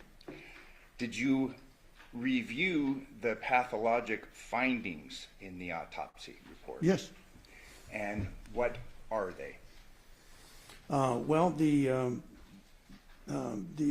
okay, have you got a copy of the autopsy report? I can go. Absolutely. May I approach with a copy? State any objection? Not at all.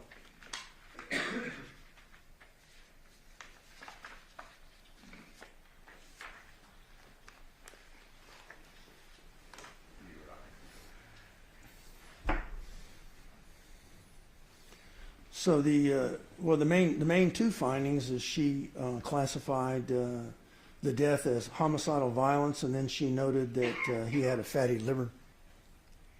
And those were the two findings? Correct.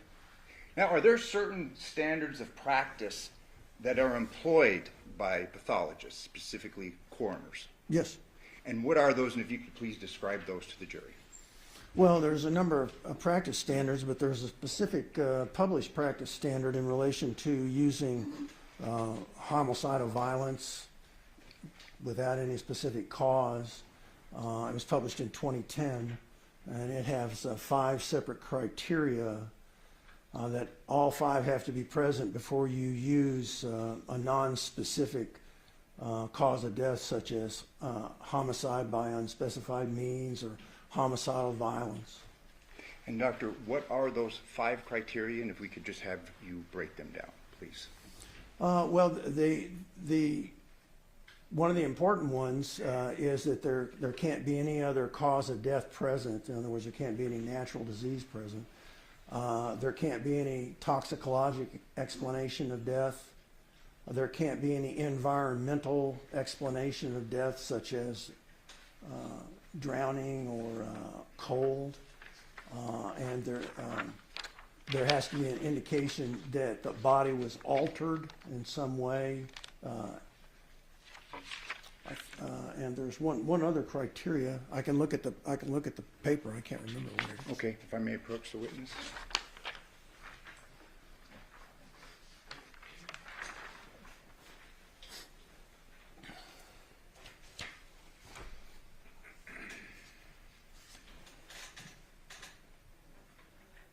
And then a specific cause of death can't be brought out of the whole entire data set, which means all the findings that are available.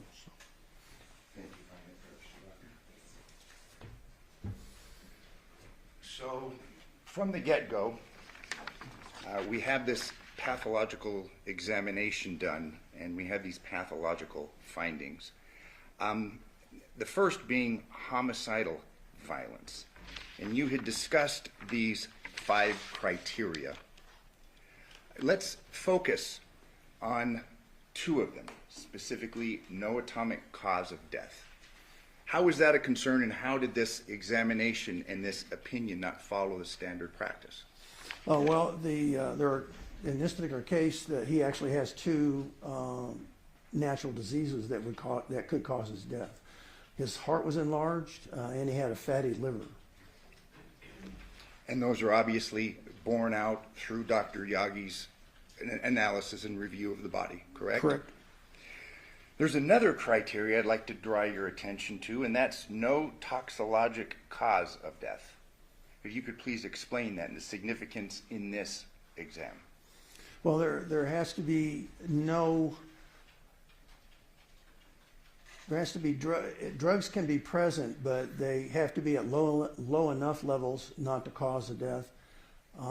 Is kind of the main thing to take away from that. Or there can be drugs present that are not known to cause death, like a medicinal type of drug. So in this case and on this examination, there was a toxicology report, correct? Correct. And what were the findings of this toxicology report? Well, the main findings, he had a low level of alcohol, below the legal limit for driving. His marijuana level was substantially above the legal limit for driving. And he had quite a bit of alcohol in his stomach, but not really very much in his blood, which indicates just that he had drank a significant amount of alcohol just prior to his death, before he died. Let's break that down just a little bit, and let's start with the alcohol, where you just left off, Doctor. Are there different places where these draws are taken in order to arrive at the alcohol content of the body? Correct. It's very important to, without going into a lot of explanations, to take the blood from a certain region, because that region is more characteristic of the level of whatever drug prior to death. If you take it some other regions, it could actually be higher or lower.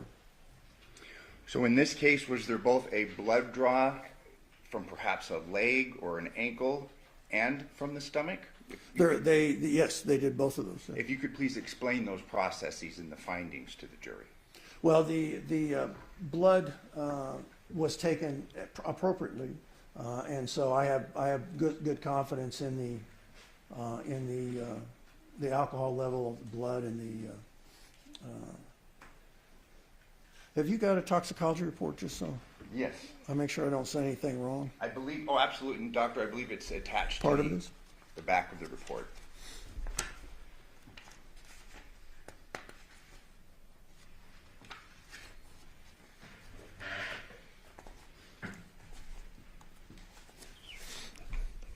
So the alcohol and marijuana was done on peripheral blood, which is the appropriate thing. They also took urine and gastric fluid, and they did take heart blood,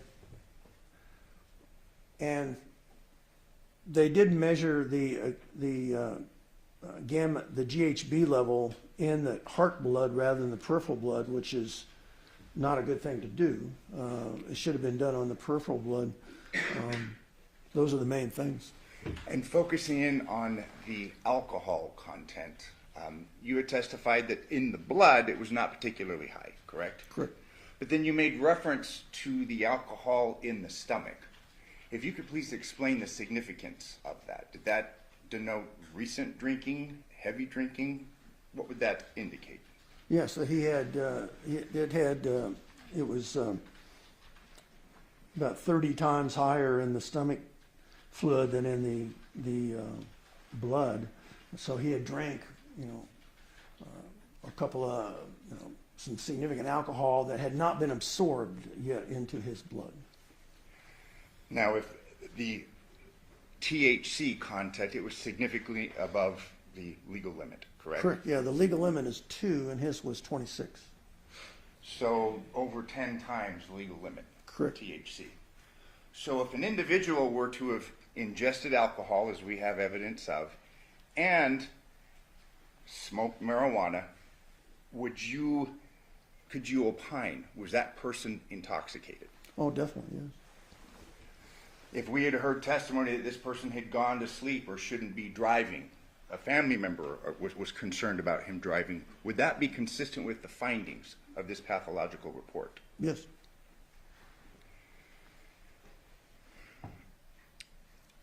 In reference to the GHB and the drawing from the heart, you had said that was of concern. If you could please explain why.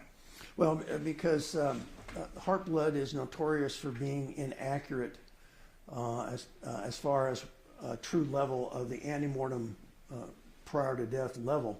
I'm not saying it's completely inaccurate, but it would be better to do that on the peripheral blood, which is what the other toxicology was done on, than the heart blood. But even given that, the DHB level wasn't into any significant toxic range.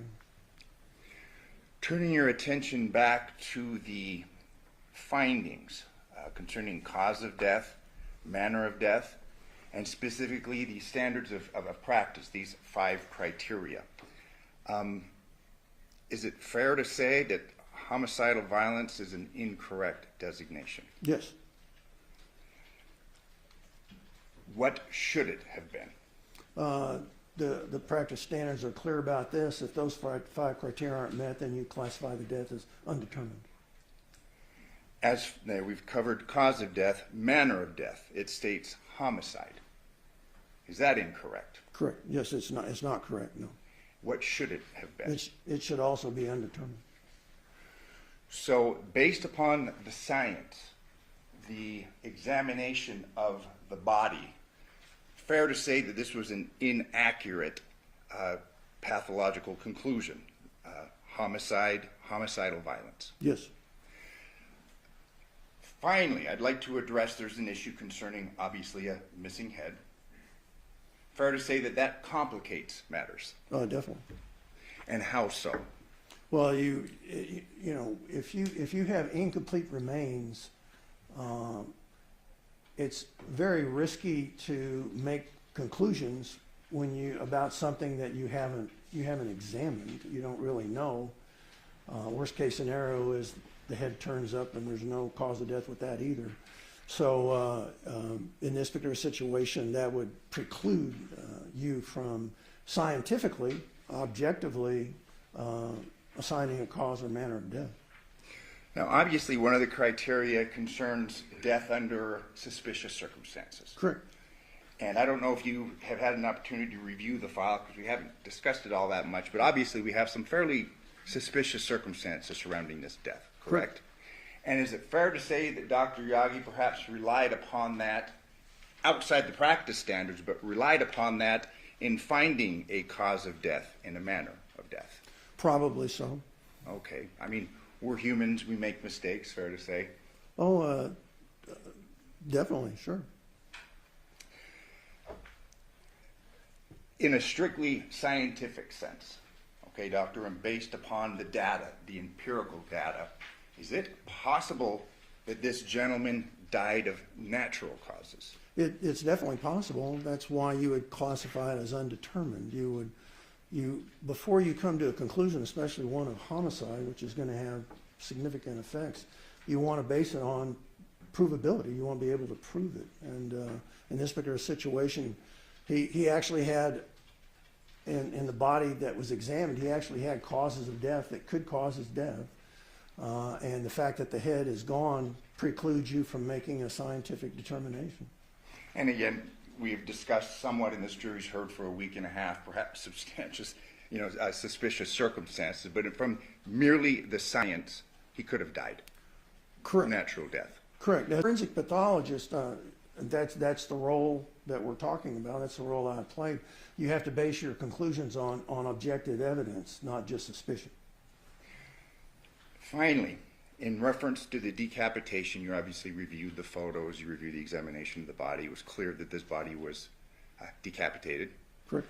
Any opinion was it post-mortem? Does he indicate that this happened after death? Definitely. It was examined by an anthropologist, or an anthropology team, I guess it was, and they concluded that it was a post-mortem decapitation, which I don't disagree with. Based upon the circumstances, you read the evidence, fair to say it probably happened close in time of death and decapitation. That's an excellent question. It might be very, very difficult to say that. There's no doubt that the blood was still liquid, but that would be liquid for a number of hours. So it's more likely that it was, but as far as being able to objectively prove it, you'd have to do a substantial number of kind of uncommon tests to do that. And in reviewing Dr. Yagi's report, in fact, she enlisted an anthropologist to do further analysis on C2 and C3, correct? The findings of that anthropologist was that the head was severed using two instruments, correct? Correct. A handheld knife and a mechanical powered saw. Correct. Do you take issue with those findings? Well, after reviewing all the pictures and looking at them, there was an area in the skin that had, in my experience, the characteristics of a chainsaw. But it was only in an area of the skin, which that would be enough for me to be concerned that was part of what was used. A chainsaw. Correct. So while we have the anthropological findings on the bone, did you view any follow-up evaluation or analysis on the skin that you're referring to? No. In reference to this idea concerning the cause, the undetermined cause of death, and we have a post-mortem decapitation and the time of death, we agreed that it's fairly close in time.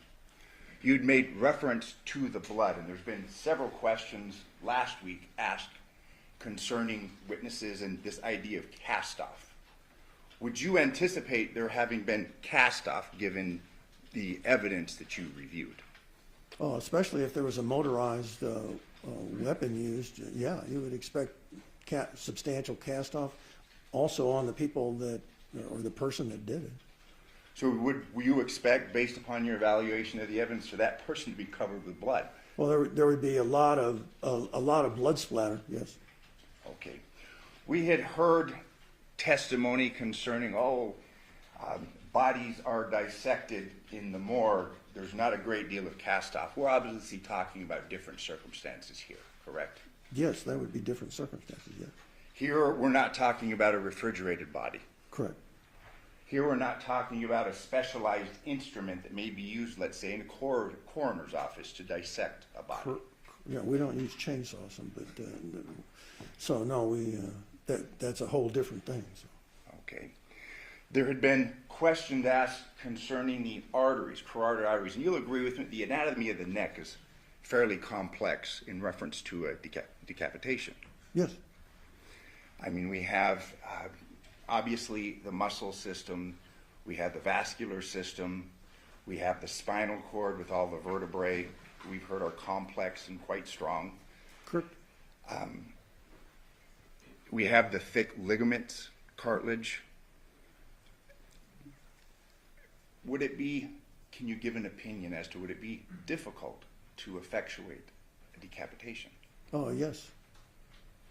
Especially if you're just using a handheld knife, would be very, very difficult. And in this case, we've made reference to a handheld knife and a mechanical powered saw. Again, it's an undertaking. Correct. We would expect to see cast off and blood, correct? Correct. Would you expect to find cast off and blood at the scene where this had occurred? Wherever it occurred, yes. Unless somebody cleaned it up or something. But yeah, you would, during using a motorized type thing, you would expect a large amount of blood splatter. So we're not talking about a morgue, we're talking about perhaps in a bedroom, correct?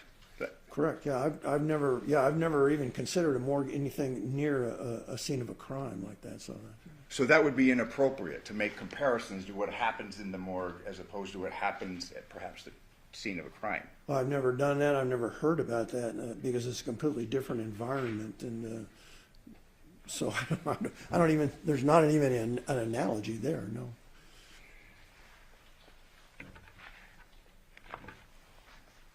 We could have the court's indulgence just one moment.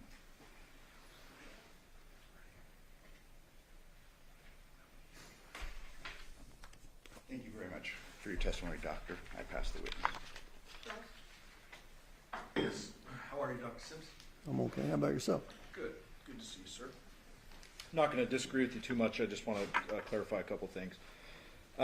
We're in agreement, sounds like, that it's difficult to determine cause of death when the head is missing, correct? Yes. We're in agreement that it's a postmortem decapitation. Yes.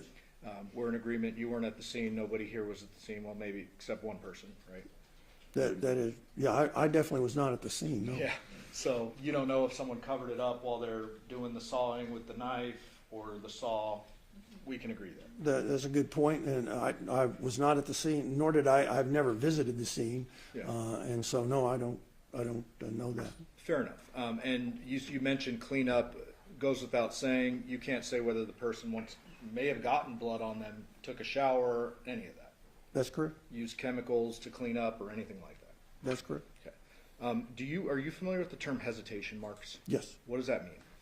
So those are primarily in relation to sharp force injury, and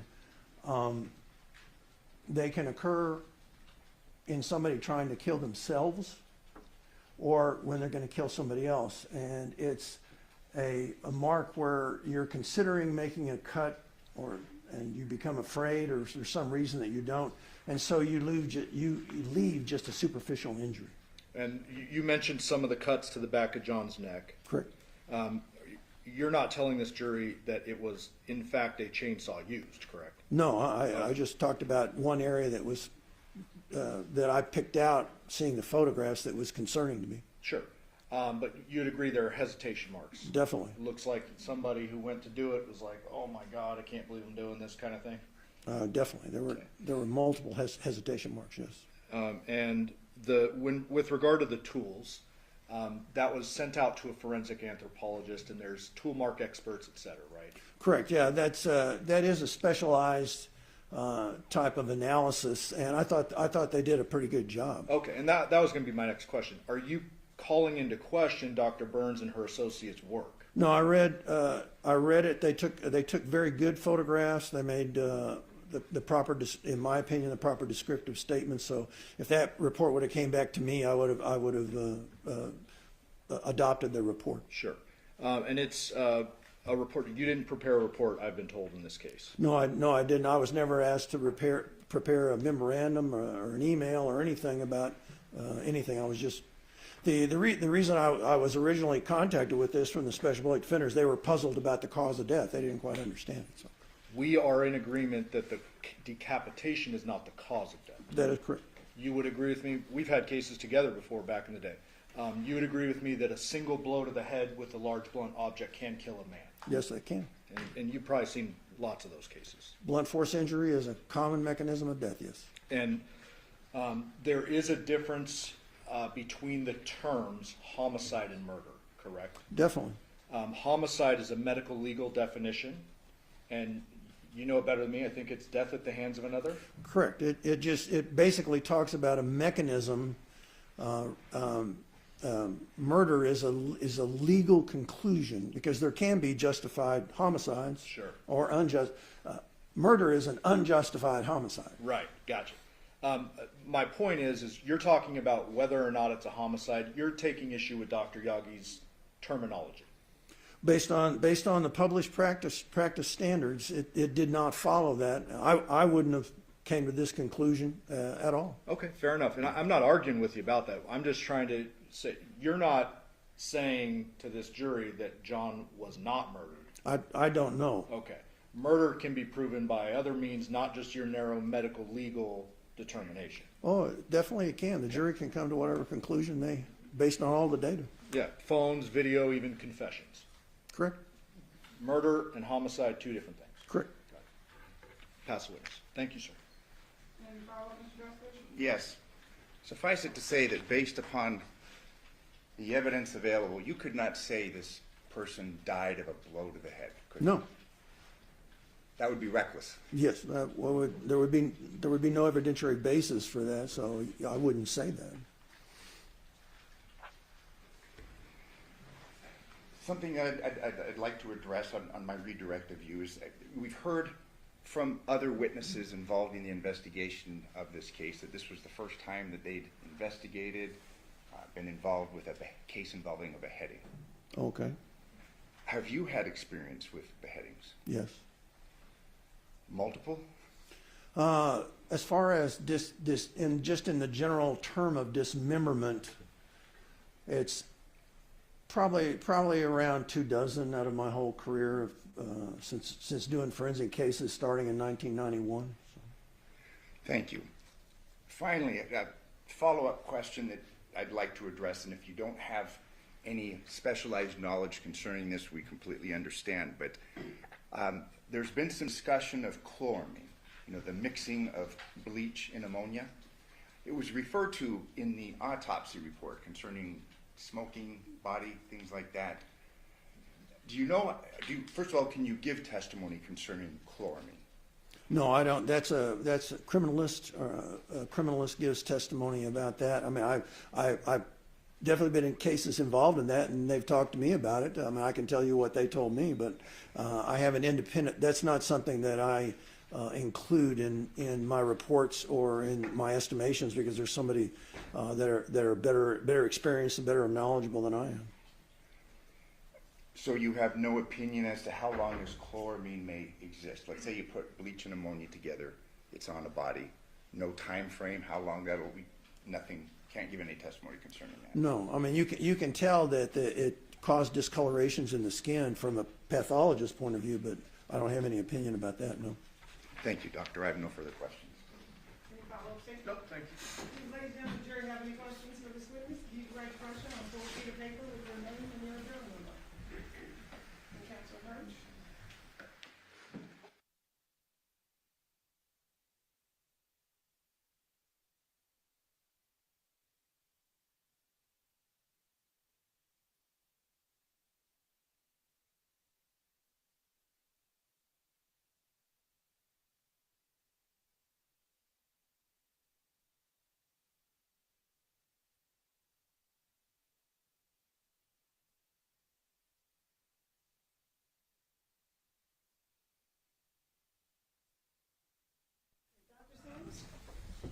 If the handheld knife were described to you as a meat cleaver, would it be better to understand that the head could be removed easier than using a knife? Yes. Okay. I'm sorry, Mr. Dressler, any follow-up based on the jury? But in addition to this knife or And again, the findings were of a handheld knife, correct? Correct. Would you expect a cut to be different from a handheld knife versus a meat cleaver? No. Similar? Yes. However, in addition to a blade, based upon the findings, we're to understand that a mechanically powered saw was used. That is correct. Whether it was a reciprocating saw or a rotary saw or whatever, they didn't go any further than that. But it was some kind of powered instrument. Thank you. I have no further questions. State any follow-up based on the jury question? No, thank you. Do ladies and gentlemen, any further questions for the witness? Yes, if you the right question, I'll share a sheet of paper with your name and your juror number.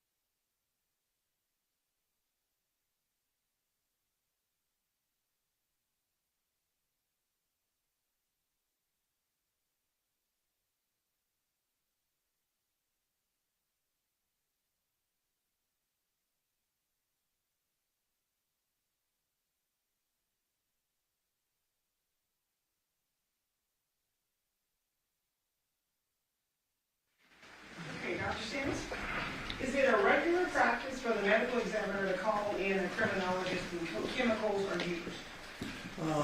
It would be if that is an issue, a recognized issue in the case. It's not some just minor finding, and that is correct. Yeah. If alcohol is in the stomach and not absorbed in the bloodstream, does it affect the person's ability to function? No. When you talk about natural causes, would you expect to see physical signs of a heart attack or cardiac enzymes? That's a very excellent question. Because there was no microscopic analysis of the heart. There was no microscopic analysis of the liver to actually fully assess the amount of pathology and whether there was something acute or longer, which should have been done in this particular case. In terms of the liver, if fatty liver disease progresses, would you expect to see signs of jaundice or bad enzyme levels? That's also an excellent question. So in his particular case, it had not progressed to cirrhosis as yet, but without getting into a lot of pathology, the storage of fat in the liver disrupts the liver's ability to function, and the function is the main metabolic organ that takes care of all toxins in your body, whether they're drugs or anything else. And so when you lose that, then you allow a higher level of those toxins to be in your bloodstream, which can cause death. And that's how it operates. Mr. Pastor, do you follow up based on the jury? Yes, just briefly, in reference to the question, the alcohol, based upon your test in the stomach, based upon your evaluation of this person was clearly intoxicated. Well, the marijuana was really high, and it also worked with whatever little alcohol was present. Both of them are central nervous system depressants. So there's what's called a synergistic effect. So we would expect in alcohol in conjunction with the THC, this person was pretty loaded. He was definitely under the influence of marijuana for sure, yes. Finally, in reference to this cast-off post-mortem, you'd expect under the circumstances of this case for there have been significant cast-off. If there was a motorized, there can be cast off even with a handheld knife, depending on how the person is using, but it's going to be very small compared to the cast off from any kind of motorized cutting instrument. Thank you. I have no further questions. Any follow-up statement? No, thank you. Do the ladies and gentlemen of the jury have any further questions for this witness? Okay, seeing no response, sir, you are excused. Thank you very much for your testimony here today. Thank you.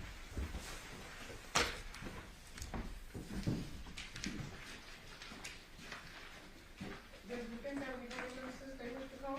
We have no further witnesses that we are going to call. We are going to arrest. However, we do have a housekeeping matter. Did we get those other exhibits? She's not here right now. Okay. We'll stipulate. We'll stipulate the defense arrests. Okay, what are the exhibit numbers? E4 through N4 are going to be a bid pursuit stipulation. The defense will rest at this time. Do you have any rebuttal? No, thank you, Your Honor.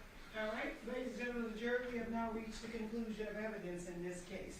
We have now reached the portion of the case where I'm going to read you the instructions on the law that applies to this case. You guys are the fact finders, so it's very important that you understand what I'm reading to you. So we're going to give you your own packet so you can follow along as I read them to you, just in case I read too fast and you guys, we don't want you to miss anything.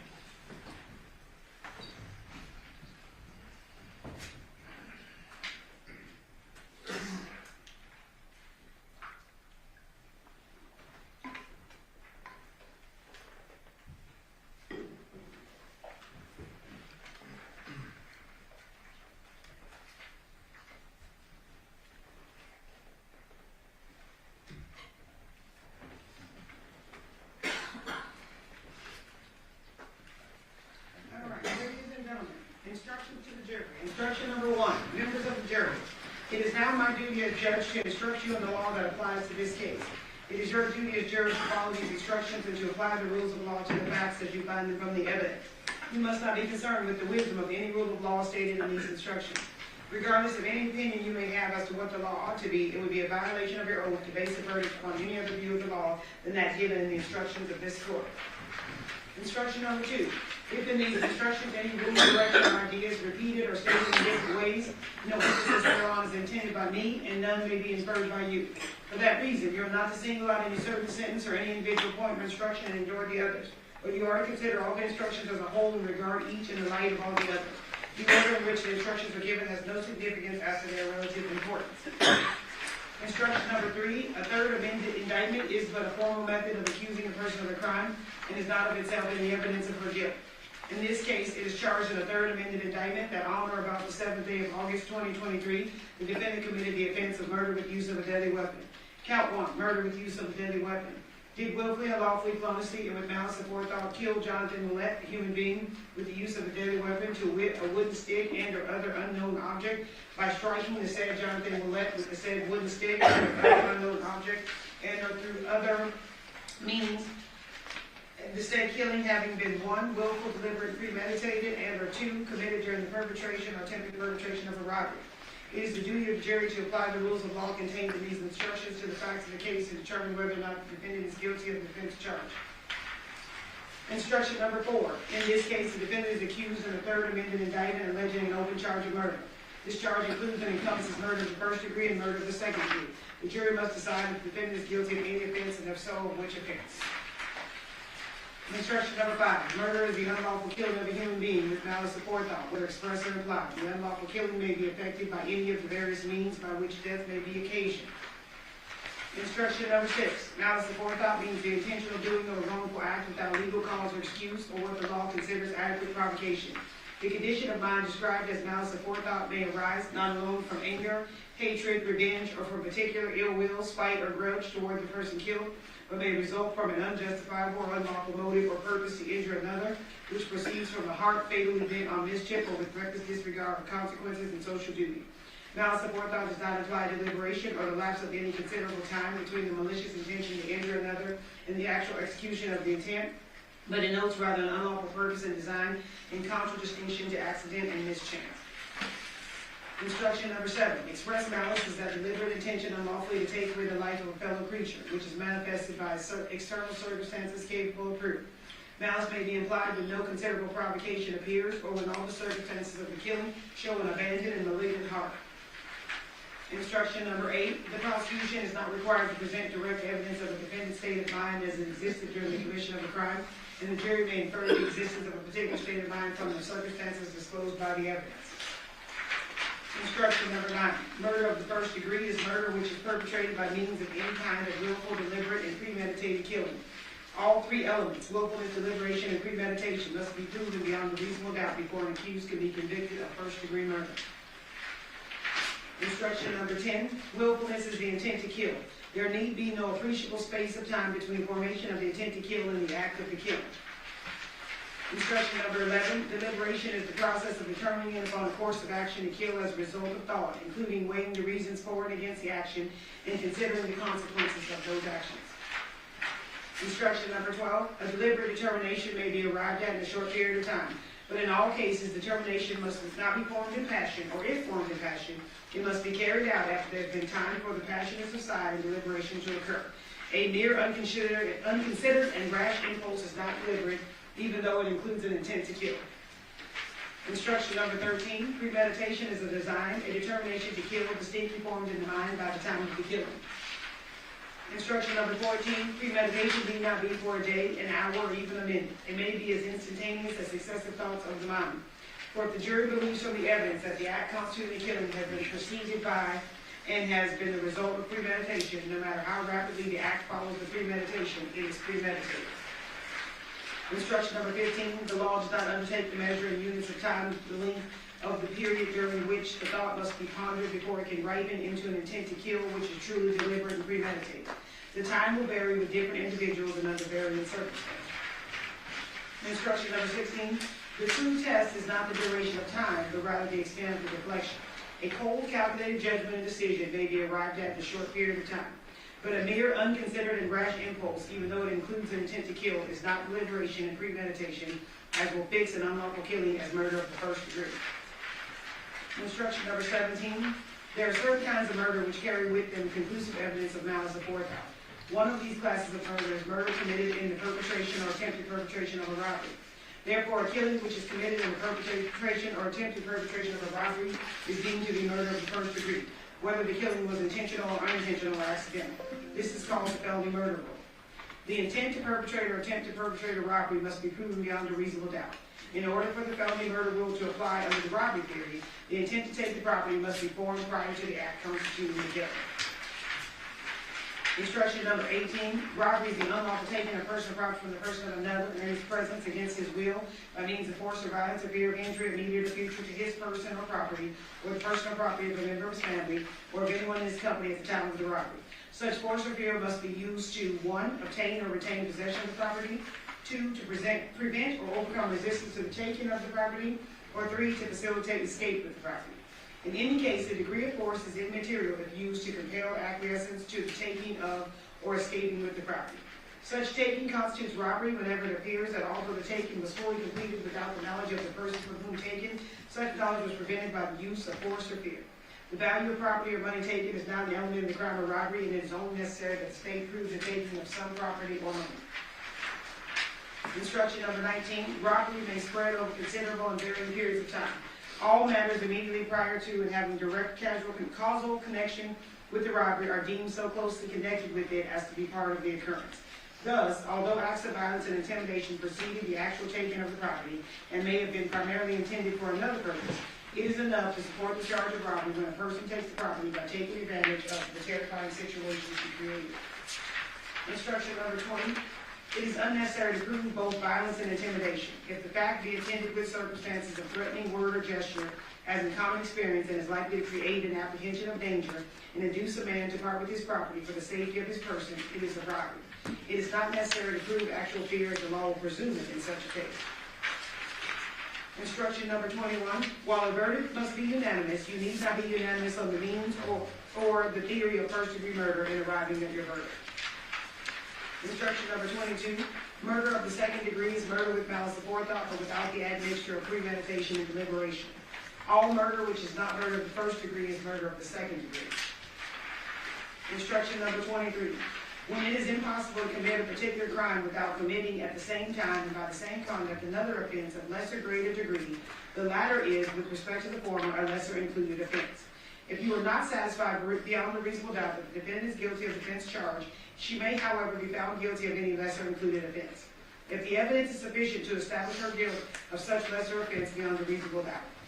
The offense of murder, which actually charges the defendant with first-degree murder, necessarily includes the lesser offense of second-degree murder.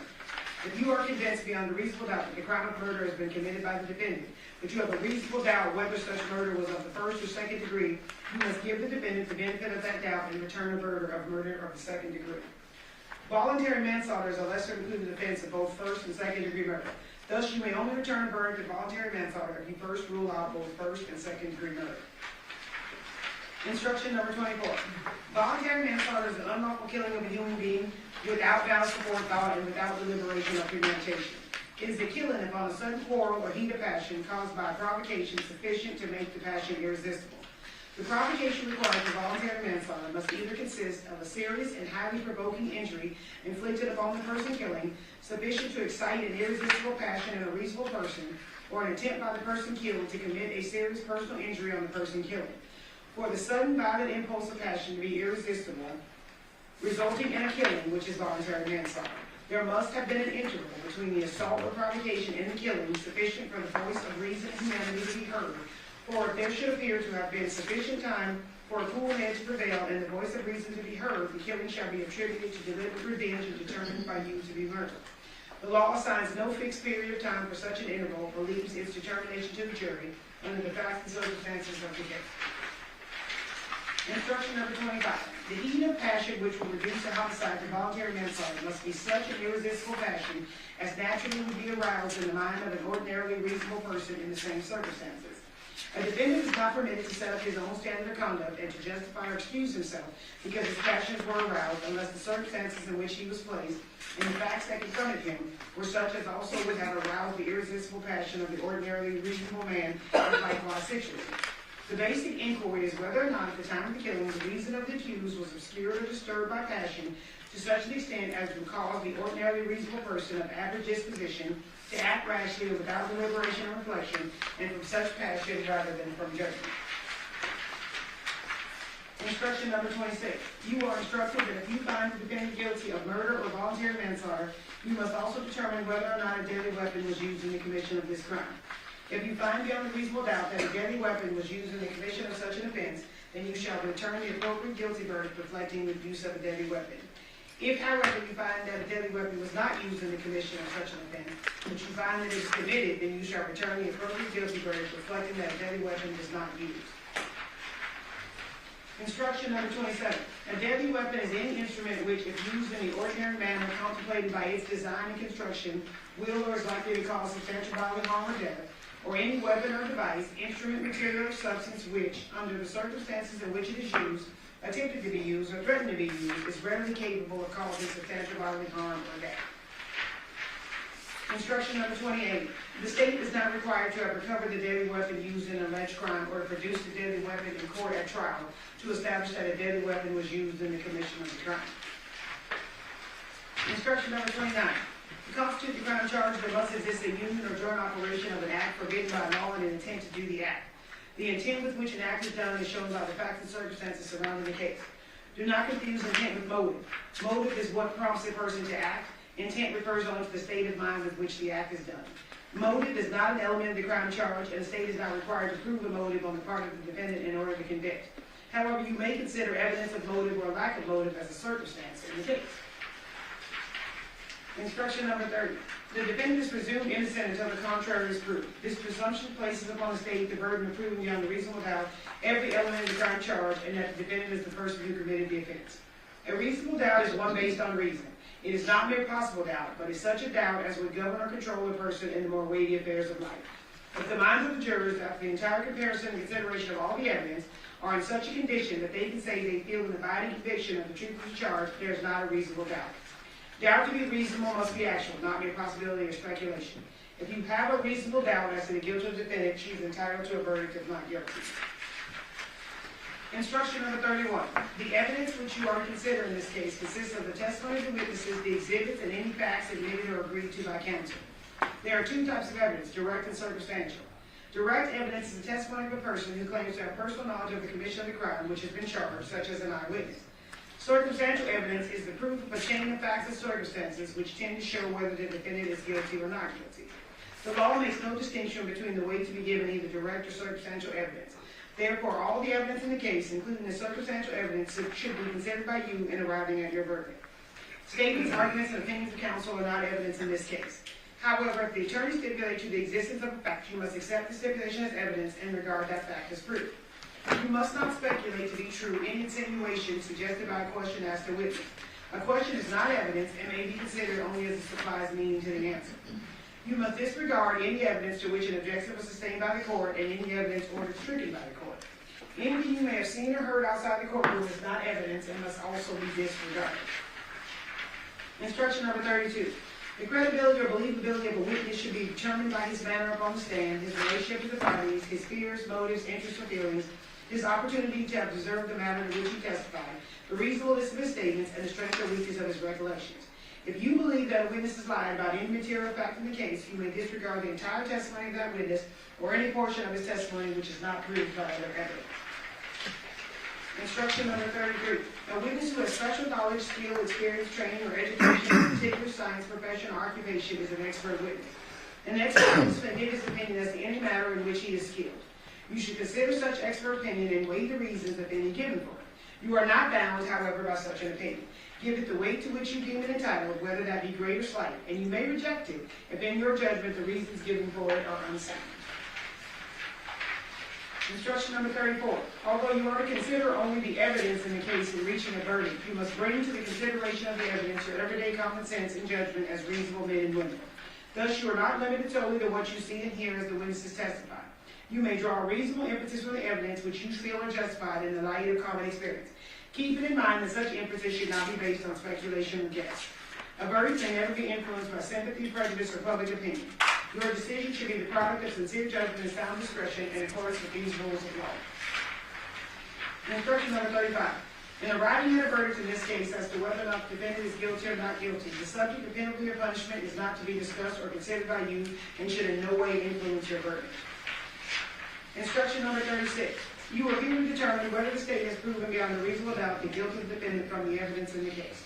You are not called upon to return a verdict as to the guilt or innocence of any other person. So if the evidence in the case convinces you beyond a reasonable doubt of the guilt of the defendant, you should so find, even though you may believe one or more persons are also guilty. Instruction number 37. You have seen trial exhibits that have been redacted. Those redactions have occurred either by agreement of the parties or by court order pursuant to Nevada law.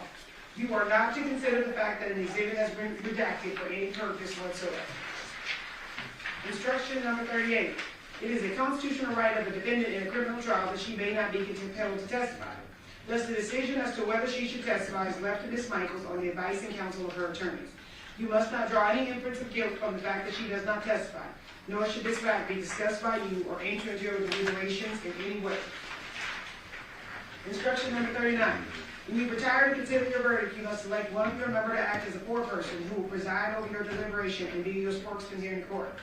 During your deliberation, you will have all the exhibits which were admitted evidence, these written instructions, the forms of verdict which have been prepared for your convenience. Your verdict must be unanimous. As soon as you have agreed upon the verdict, have it signed and dated by your foreperson and return with it to this room. Instruction number 40. During the course of this trial and your deliberations, you are not to, 1, communicate with anyone in any way regarding this case or its merits, either by phone, text, internet, or other means. Read, watch, listen to news or media accounts or commentary about the case. 3, do any research such as consulting dictionaries, using the internet, or using reference materials. 4, making investigation, test the theory of the case, recreating an aspect of the case, or in any other way investigate or learn about the case on your own. Instruction number 41. If during your deliberation you should desire to be further informed on any point of law, or hear again portions of the testimony, you must reduce your request to a writing signed by the foreperson. The officer will then return you to court where that information sought will be given to you in the presence of and after notice to the district attorney and the defendant and her counsel. Playbacks of testimony are time-consuming and are not encouraged unless you deem it a necessity. Should you require a playback, you must carefully describe the testimony to be played back so that the court reporter can arrange her notes. Remember, the court is not at liberty to substantive evidence. Now you listen to the arguments of counsel who will endeavor to aid you to reach a proper verdict by refreshing in your minds the evidence and by showing the application thereof to the law. For whatever counsel may say, you will bear in mind it is your duty to be governed in your deliberation by the evidence as you understand it, remember it to be, and by the law given to you in these instructions, with the sole fixed and steadfast purpose of doing equal and exact justice between the defendant and the state of Nevada. All right, ladies and gentlemen, we do not want to break up the closing arguments for you, so we're going to take our lunch recess now, and then when you guys come back, we will have the closing arguments by the parties when you return from the lunch recess. During this recess, you must not discuss or communicate with anyone, including fellow jurors, in any way regarding this case or its merits, either by voice, phone, email, text, internet, or other means of communication or social media. You must not read, watch, or listen to any news or media accounts or commentary about the case. You must not do any research, such as consult dictionaries, use of the internet, or use of record materials. You must not make any investigations, test the theory of the case, recreate any aspect of the case, or in any other way investigate or learn about the case on your own. You must not express any opinion regarding this case unless it's given to you. Ladies and gentlemen, it's 11:40. We'll be in recess until 1 o'clock. All rise for the jury.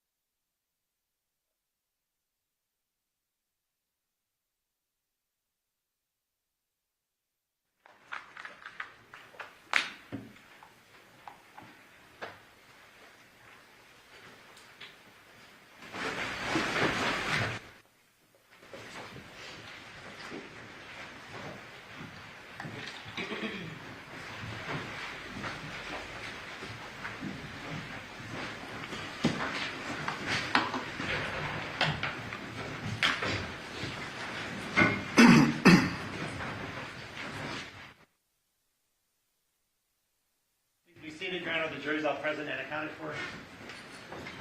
We are back on the record in C 377239, State of Nevada versus Devyn Michaels. May the record reflect that Ms. Michaels is present with her attorney, Deputy District Attorneys on behalf of the state, and both parties stipulate to the presence of our jury.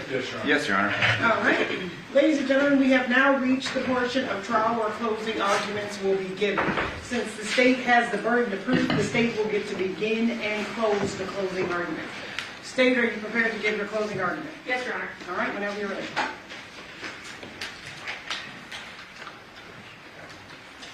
The truth is the truth. It shouldn't change. And the truth is, the walls were closing in on Devyn Michaels and the fantasy that she had put together. And what was her response when her children were taken away? Johnathan had custody, and this was in danger. She did the unfathomable. She murdered Johnathan Willette. The crime charged in this case is murder with use of a deadly weapon. You heard from the judge. She did read that to you folks prior to our break.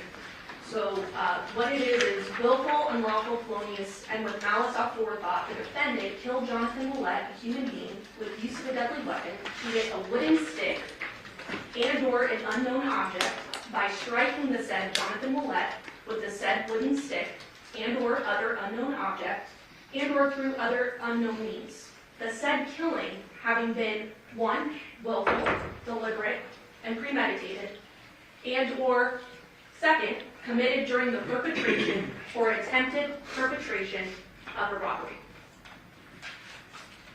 Let's start with the easy one, the deadly weapon. You heard from the defendant that she hit Johnathan Willette with a stick, and he died. So this is clearly showing that that stick that she described to you is a deadly weapon because it resulted in the death of Johnathan Willette. Now I want to point out something very important that's in your instructions, and it's not something to gloss over. The state is not required to have recovered the deadly weapon used in the crime in this case. So keep that in the back of your mind that we are not required to do that. However, we have the confession from the defendant that that is what she used. So that being said, you'll have your verdict form when you go back to deliberate. So I think it's helpful to sort of walk through that. So based on knowing that there was a deadly weapon used beyond reasonable doubt, we're able then to eliminate guilty of first degree without, use of a deadly weapon, and also guilty of second-degree murder, and guilty of voluntary manslaughter. So all that we are left are those charges with use of a deadly weapon. Let's talk about murder. Your instructions tell you that murder is the unlawful killing of a human being with malice aforethought. Whether express or implied, the unlawful killing may be effected by any of the various means by which death may be achieved. So let's talk about malice aforethought. What does that mean? That is the intentional doing of a wrongful act. So I don't think anyone is going to get up here and say that this was not a brutal first-degree murder. Knowing that, defendant's actions were not voluntary manslaughter. Voluntary manslaughter is the unlawful killing of a human being without malice aforethought, without deliberation or premeditation. It is a killing upon a sudden quarrel or heat of passion caused by a provocation sufficient to make the passion irresistible. That is not what we have in this case. The defendant said in her statement to the police, told the police, that she was giving Johnathan a back massage while he was laying face down on his bed. She was next to him. She got up off the bed, made the conscious decision to then walk over to that fireplace that we all saw, grab what she described as a candlestick, an object, right? Walks over, makes a conscious decision to then walk over, goes to the bed, and while Johnathan is still face down, with his head facing away from her, as she told us, she took that stick and bashed the victim in the head. He had no clue that this was coming. Conscious decisions every step of the way. His body goes limp. This is not voluntary manslaughter. The instruction also tells you if there should appear to have been sufficient time for a cool head to prevail and the voice of reason to be heard, the killing shall be attributed to deliberate revenge and determined by you to be murder. The defendant did mention that the victim, Johnathan Willette, had rubbed on her leg. And then she kind of just shooed it off. It was like, okay. And then, after that, he seemed happy, right? His face was turned away, thought he was getting more of a massage. But instead, the defendant made those conscious decisions that I just went over and bashed him in the head. This is not voluntary manslaughter. So that being said, when you go back to deliberate, you'll have this form again. We've already crossed off the ones that don't apply, so let's cross off the other one. Voluntary manslaughter with use of a deadly weapon. Because no one's going to get up here with reasonableness and say that this was voluntary manslaughter. So then what are we left with? First-degree murder. You were instructed that murder of the first degree is murder which is perpetrated by means of any kind of willful, deliberate, and premeditated killing. What are those three elements? Willfulness, deliberation, and premeditation. And I do have a graphic photo here, so I just want to warn everyone, including in the gallery, that there will be a graphic photo. This is first-degree murder. What is willfulness? Willfulness is the intent to kill. There need be no appreciable space of time between formation of the intent to kill and the act of killing. What is deliberation? Deliberation is the process of determining upon a course of action to kill as a result of thought, including weighing the reasons for and against the action and considering the consequences of those actions. This is very important, and I am going to spend some time on this. A deliberate determination may be arrived at in a short period of time. The best way to illustrate this is the stoplight example. So all of us drive to work, we're on our way to work, and there's a stoplight. Sometimes that stoplight turns yellow. And when it's yellow, you're making some conscious decisions at that point, right? Either you're taking the decision to press on the brakes, but during that you're deciding, well, is someone going to rear end me, right? If I just stop on my brakes, right? Is my coffee that I just bought from Starbucks going to fly all over the car, and I'm not going to have coffee at work if I slam on my brakes? Is my purse going to fly off the seat, and I'm already running late for work, so how am I going to have time to put all the items back in my purse so I can walk into work? If I press on the brakes, I'm going to then potentially be late for work. And I've already been written up a couple of times, so this may be the time I'm fired. All of this is going on in your head when you're faced with that yellow light. You're also thinking, well, I obviously can't press on my brakes, right? So I'm going to have to blow through this light.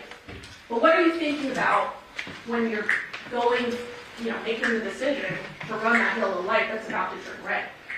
You're hoping there's no cop, right? You're hoping that a motorcycle doesn't come out from nowhere and you hurt someone.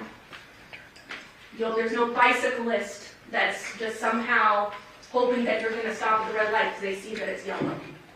All of these are conscious decisions that you're weighing, and that is all deliberation in a short period of time. We do it every day.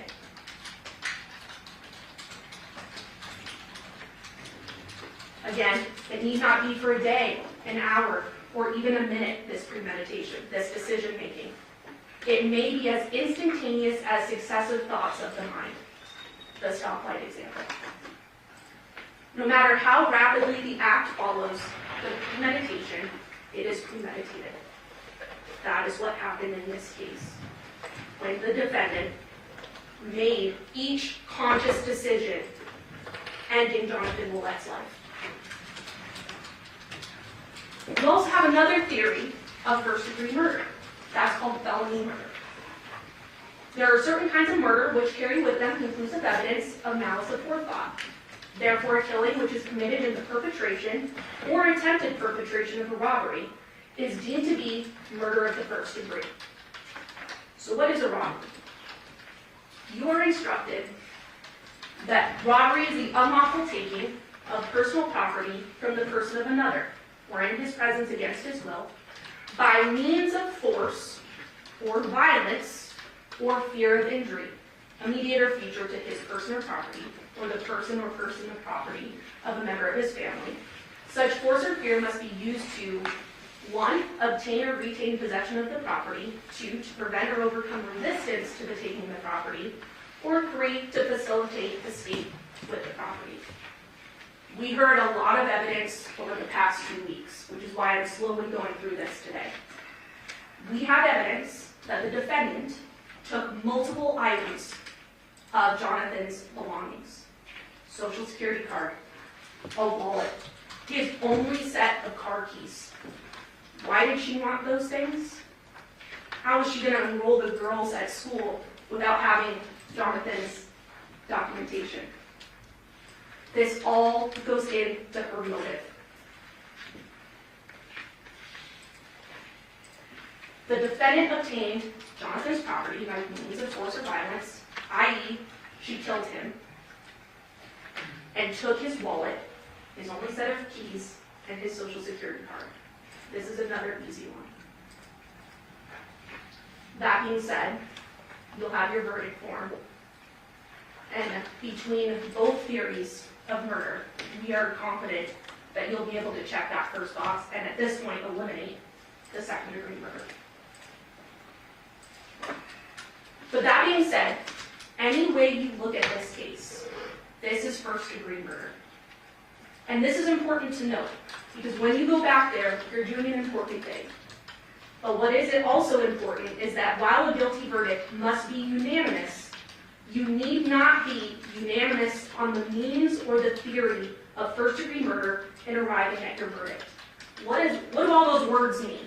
That means when you go back there and you're carefully weighing the evidence in this case, if 6 of you decide that the state has proven beyond reasonable doubt the felony murder theory, and 6 of you decide that it's the premeditated deliberate, that doesn't matter. The verdict would be guilty of first-degree murder.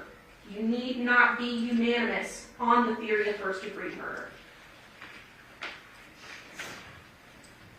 So there's been a lot of talk over the past 2 weeks about Devyn, and we're not shying away from this. You saw him testify on the witness stand. There is overwhelming evidence beyond what he told you that Devyn did not murder his father. Let's go through that. We'll start with Devyn's testimony under oath. He tells you that he saw his father, Johnathan Willette, at that Porcupine Rim address, the house that he and Devyn shared, briefly on August 6th. You'll recall that he saw his dad in the garage and just went right back inside. They never had a discussion. And he was home at the Porcupine Rim address on August 6th. He told you that he was helping the girls, his sisters, Devyn's daughters, with homework. The defendant, Devyn, tells him that she's going to help John move some things. He goes on about his night. He stays at the house, he watches a movie with the girls, he puts them to sleep. This is what he's telling us. He goes to sleep around 10 p.m. He woke up, he recalls, around 2 a.m. to see Devyn getting in bed, which they shared at that time, and he just went back to sleep. He woke up at 6 a.m. the next morning on August 7th. He gets dressed, he goes to work. Even if you don't want to take his word for it, which we believe you should, we also have other evidence to corroborate what Devyn told you. This is a text message that Devyn sent to the defendant, Devyn Michaels, where he texted her, "See you when you get back. I'm going to sleep. Girls are in the living room." corroborating that he put the girls to sleep, and he was going to sleep as well. This was on August 6th, 2023, at 10:36 p.m. We also have video surveillance to corroborate this. No video surveillance shows Devier's vehicles in Paladura's neighborhood. Paladura being the murder house neighborhood. No vehicles belonging to Devier are seen. And we spent a lot of time going through that video surveillance on that lengthier data trial, showing you that there is no indication that Devier's vehicles are in that neighborhood on the night of the murder. There's no video surveillance showing Devier's vehicles entering or exiting Porcupine Rim neighborhood, the neighborhood he lives in with Devyn. Remember that fixed camera? There was no indication that his vehicles left that evening, or entered, for that matter. Devier's vehicle was in the same position overnight. You recall there was sort of that catty corner home that had that footage showing the daytime and the nighttime, and the van, Devier's van, remaining in the same position, to a T. There's also no video surveillance showing Devier jumping a back wall to get in another vehicle. There is no evidence of that. What we do have is Devier leaving in his work van at 7:31 a.m. on August 7th, because that's what happened. We also have the CDR mapping, which also rules Devier out, beyond his word. If you recall, there was that Detective Good testified pretty in depth. He had color-coded the different phones so that you could see with ease which phones were popping up at which times. You recall Devier's was green. We see green popping up at that Porcupine Rim Street, which is his home, throughout the night, and more importantly, during the time period of the murder, which we'll talk about later, because we are able to narrow that down. At no point do we see Devier at the murder house the night of the murder, and even more importantly, during the murder. Again, I explained this, I just want to show it. This is that footage of the nighttime. We see, if you recall, up in that top right-hand corner, we see the victim's truck, Johnathan Willette's truck. We also see right next to it, Devier's work van. This is the night of August 6th. This is the next morning of August 7th. There's that same work van, Devier's work van, in the same position. Nighttime, daytime, nighttime, daytime. Never changing. Physics also ruled Devier out. A lot of discussion about how he jumped a back wall, he took the road that's one house over, that, not the road, but the little dirt path, right, to get all the way across town. 7.5 hours? No. That's not common sense. I also think it's important to highlight Devier and the defendant's relationship, Devyn's relationship. Devyn is a master manipulator, and that is shown through the evidence. This is a woman in her late 30s that decided to begin a sexual relationship with her 19-year-old stepson, who had just lost his virginity. I'm not going to get up here and say that the 19-year-old teenage boy, this wasn't his dream to be with Devyn Michaels, who was an older, more sexually experienced woman. But what I am going to say is that the defendant is the one running the show here.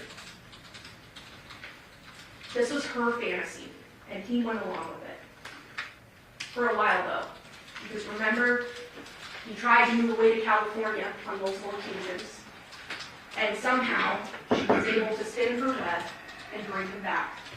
The most glaring portion being when she uses a supposed pregnancy against Devier to bring him back to Las Vegas.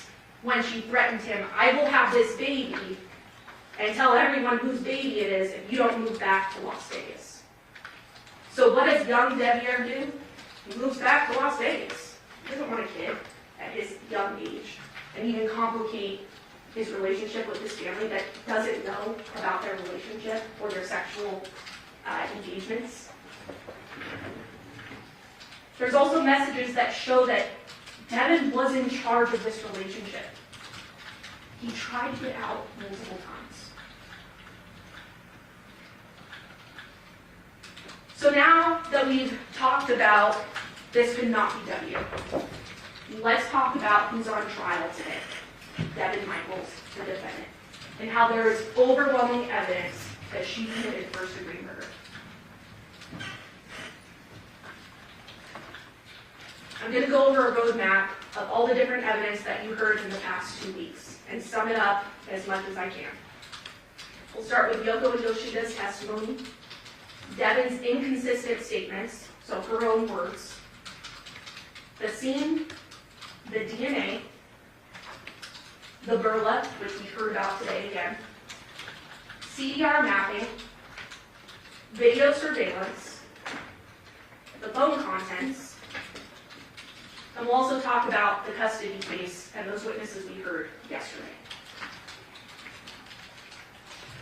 I think it's very important to start with the timeline because, as Mr. Giordani said, this one's a wild ride and we have to buckle up. So let me start with the timeline here. The timeline starts August 6th of 2023.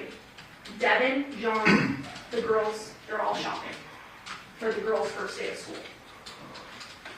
At 8 p.m., Devyn arrives at the murder house in her vehicle, and Yoko confirms this. At 8:42 p.m., Devyn, the defendant, and John drive to Devyn's home. At 9:40 p.m., Devyn and John drive back toward the murder home. 10:04 p.m., Devyn and John they get to Chevron. They're there for a few minutes, as we saw, and then return back to the Paladura neighborhood at 10:12 p.m. And that's even confirmed by Yoko saying that she saw Devyn and John, and that's when John began to prepare a meal for himself. At 11 p.m., a person places something in the Nissan Armada, Devyn's Nissan Armada, moves the Armada in front of the murder house. And what's notable about that, and I think it's important to highlight, is it went from being in front of the camera to being out of the camera, but more importantly, closer to the house, right in front of the driveway, and nose to nose with Johnathan's truck, which we see was in the same position the next day based on the surveillance, as well as the testimony from the officers in this case. We then turn to August 7th, 2023. At 1 a.m., Yoko runs into Devyn for about 15 minutes or so. At 2:04 a.m., Devyn leaves the murder home in her Nissan Armada. At 2:39, she's at that CVS drive-thru that we saw the surveillance video for. And then at 8:40 a.m., there is that 911 call from Johnathan's mother when she discovers her son dead.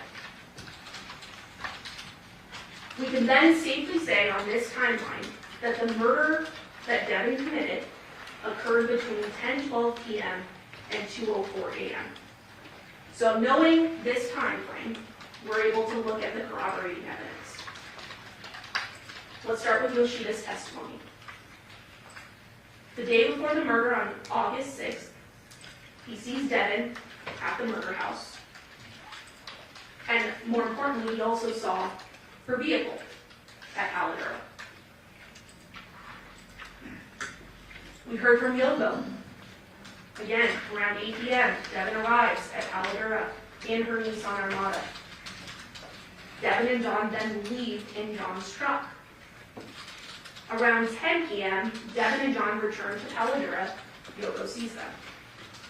After seeing them, she goes upstairs. At 1 a.m., she goes back downstairs. She runs into Devyn, and what did she describe to you? Devyn looks surprised. Why? Importantly, Yoko also says that the light was on in John's room. Of course, you also heard that the way the bed was situated, you would have to walk into the room, down, and go around to actually see the bed. But regardless, she sees that the light is on in the room. Devyn tells her that John started drinking and went to bed. Yoko told you that she didn't hear anything from John's room. The light was on. Didn't really think anything of it. And that she and Devyn talked and washed dishes for about 15 minutes. Because that's when Devyn told her that Johnathan, the next morning, was going to meet her with the girls, and they were going to go ahead and go enroll the girls at school and take them to school. She confirmed to you that there were only 4 people at the home. Yoko, Yoshida, Devyn, and the victim, Johnathan. At 1:15, she goes upstairs. She goes to sleep after having that conversation with Devyn. Around 2 a.m., she wakes to the dogs barking in the backyard. And if you'll remember, that was abnormal. The dogs, when John was asleep, or at night in general, were not in the backyard. So why were they in the backyard barking? She also heard a thud. She then goes back to sleep. At 8 a.m., she goes downstairs, sees John's truck is outside, which was a little weird because Devyn had told her that the plan was for him to already be gone by that time in the morning to go enroll the girls. So her antennas were up a little bit. She calls him, calls John, he doesn't pick up. Prepares her coffee, goes back upstairs. She called him again, no answer. So now her senses are heightened even more. So she goes back downstairs. She looks around John's room, couldn't see him, because again, the bed is sort of around that corner, as you saw in the photos. She then goes upstairs again. After going upstairs, again, feeling even more heightened concern, she goes back downstairs. And it's at this point she goes deeper into John's lower room, a makeshift bedroom. She sees the doggy door is down, and the dogs are still outside. Abnormal. She saw inside the garage door, inside garage door was half open, the one leading into the garage. Abnormal. The big garage door was open as well, as you all saw in the photos. It had an opening there. Abnormal. So then she investigates more. She goes to his bed, and she sees John wrapped in a blanket. She opens the blanket, and she saw feet. She then goes around to the other side of the bed and sees the amount of blood that's on the other side. Goes upstairs, tells Yoshida, they call 911.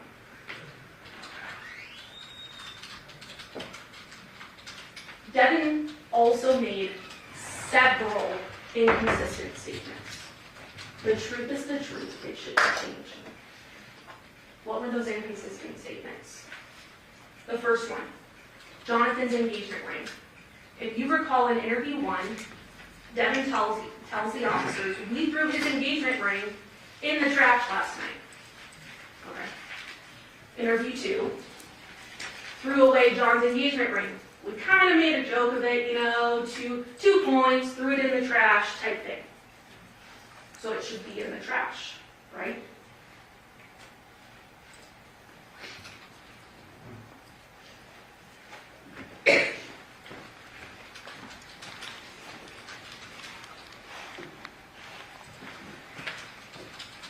We saw pictures of the trash, of multiple trashes in the Paladura address.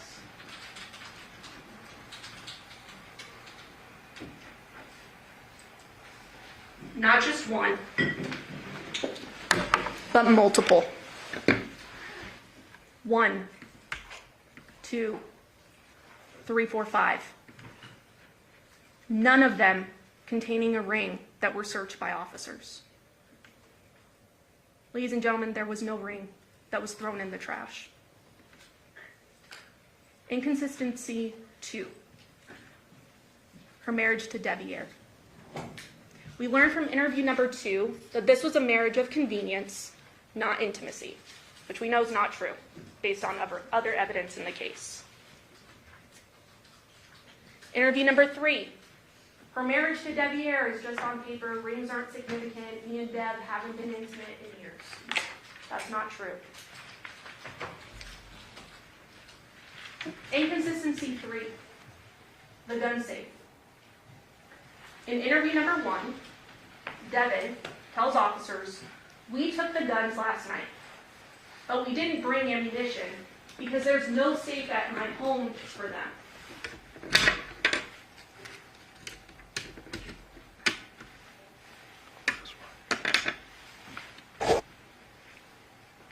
Ladies and gentlemen, we saw pictures of a safe.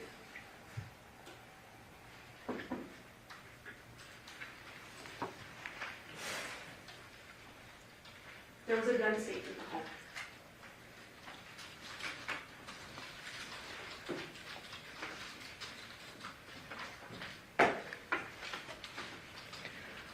There's a close-up of it there.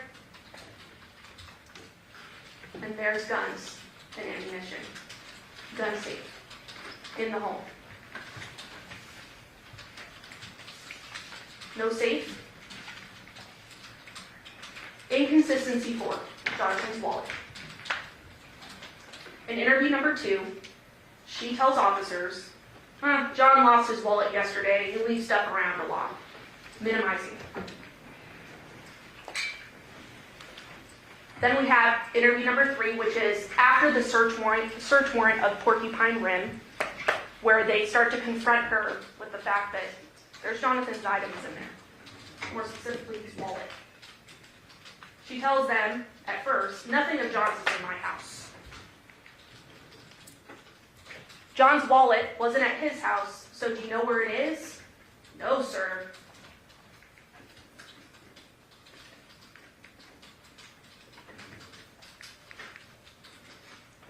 "I have all of his old driver's licenses. The license you found is an old one." We know that's not true. "I tucked the wallet away in bags. I knew, but how would she know that the wallet was wrapped in bags in her underwear drawer? She wasn't confronted with that." "Nothing of John's in my house." But there was. His only set of car keys, his current driver's license, his wallet. And what was found inside her purse? Johnathan Willette's Social Security card. Why would she have those things?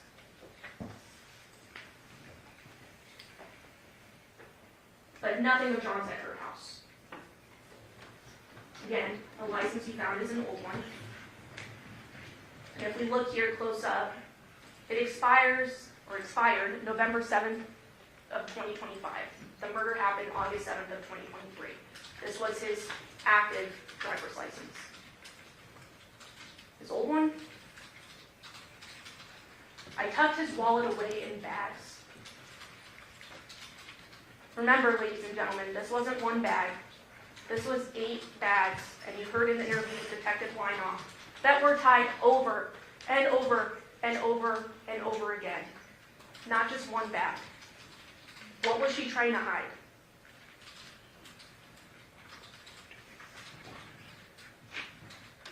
Also, how would she know? Inconsistency 5. Where was John?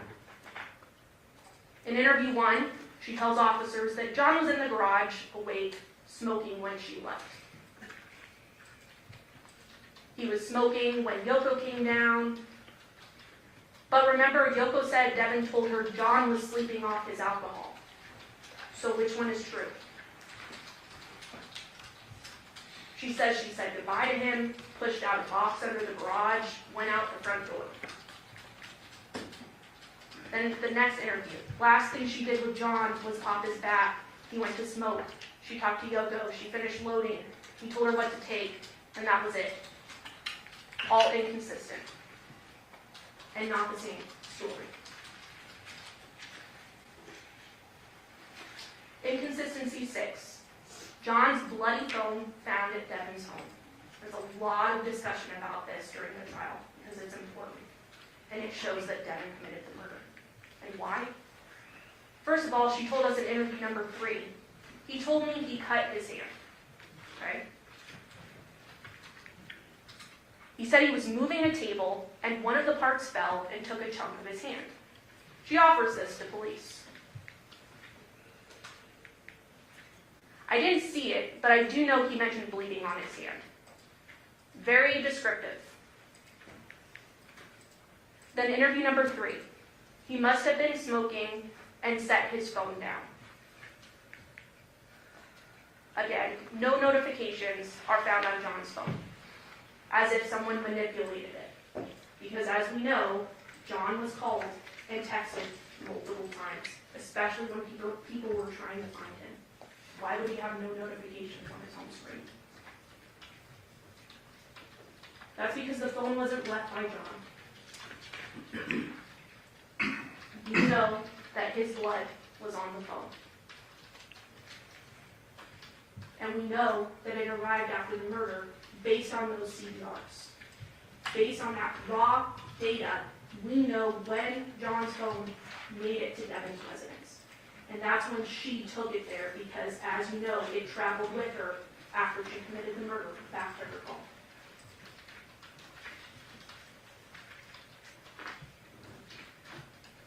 This is also an important one. She tells detectives that it was dark in the room and she couldn't see when she committed the murder. In interview 4, we finally get her confession. She hit him. And that's when we get the details. But she tells us that she couldn't really see what she grabbed off the fireplace because it was dark, but she could see him breathing. She tells the detectives, because they're a little confused by that statement, because she can't describe the object in her very hand, but she's able to see Johnathan breathing. She tells him, well, your eyes can adjust.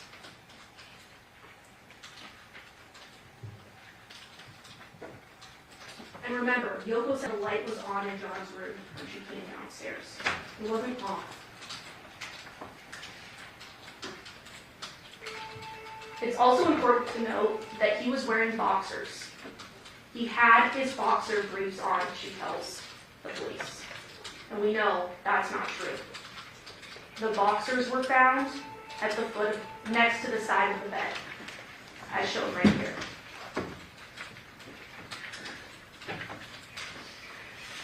She also can't really account for the time after seeing Yoko at 1 a.m. And this one's really important. In interview number 4, she initially tells detectives, well, I wasn't there for an hour after Yoko came down. That's not true. But then she's confronted that no, there is evidence that you were in fact there until 2:04 in the morning. So detectives trying to solve this case for the family is asking, what were you doing? What were you doing in that time frame? She remembers every detail before. She remembers every detail after. You heard the interview. But she doesn't remember this time frame. Why? Because she did it. She was decapitating Johnathan. I can't remember. I remember talking to Yoko, getting my stuff, leaving, going to the pharmacy, and going home. But she doesn't remember the time frame that she was decapitating Johnathan. Why?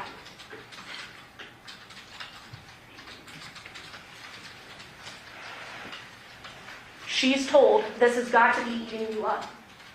And this is why videos are so important. This is her response. This has got to be eating you up. This has got to be eating you up. She's nodding. This has got to be eating you up. This is eating her up. This has got to be eating you up. Ladies and gentlemen, she admitted to the murder. She said in her interview, when she confessed, that she took that object, the stick, the wooden stick, and bashed Johnathan in the head. That is the murder.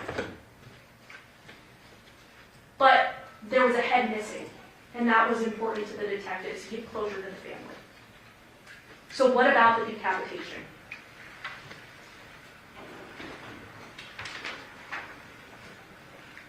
Well, it's, you have to have something for the outer 4 minutes where it's being murdered, that you were in the house. That's it. That's the only time you don't remember. I didn't know I was there that long. It doesn't matter if you know. It doesn't say I don't remember being there that long. I didn't know I left. Okay, so is it possible you did it, you don't remember? Yes, sir. It is very possible. Okay. Yes, sir. It's very possible. The scene does not lie. Defendant can lie, but the scene can't. So what's the hard evidence as well, in addition to her statements that are inconsistent, other than the confession? As we know, John was found on this bed, and there was blanketing. And we also noticed that there were 2 blood spots specifically on that sheet that he was wrapped in. One on one side and one on the other, as you can see in that right-hand photo. She rolled him to the edge of the bed to complete the decapitation after she had realized she murdered him by hitting him, as evidenced by the 2 blood spots that we see there. In that last interview as well, there was a drawing, there was a diagram, there was a sort of a back and forth a little bit with the defense talking about that the detective was the one drawing, but I will leave it up to you to sort of see how that was going down. Devyn drew that line there, and the detective told her multiple times, correct me if I'm wrong, is this where you were, where the X is? Yes, that's where I was. She drew him in the exact position she left him in. There's some truth. The DNA can't lie. We heard that Johnathan's cell phone was found at Devyn's house during that search warrant of the Porcupine Run residence. And we heard from CSA Nicole Merriam, who testified twice, that she swabbed that blood spot right there on the phone, and the testing revealed presumptive positive for blood. It also revealed Johnathan's blood.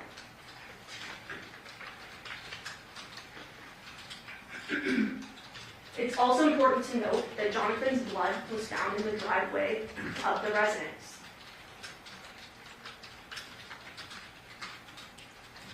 We have that marker A, which you can see there, the blood spots with the cone. And we also have marker B, which was that Johnathan's bed frame, where they saw those droplets of blood. All Johnathan's blood. It also is interesting where these blood spots are, because they're in the driveway in the same exact place Devyn would have walked to go back to her vehicle to drive home, as we know occurred at 2:04 in the morning.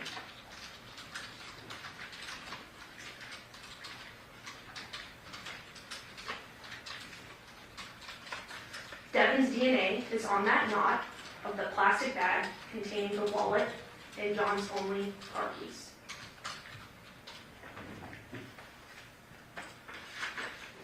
They also tested inside and outside of the wallet, including all the pocket openings. So the inside of the wallet also contained Devyn's DNA. This wasn't Johnathan dropping it in a bag. Why would Devyn's DNA be inside the wallet?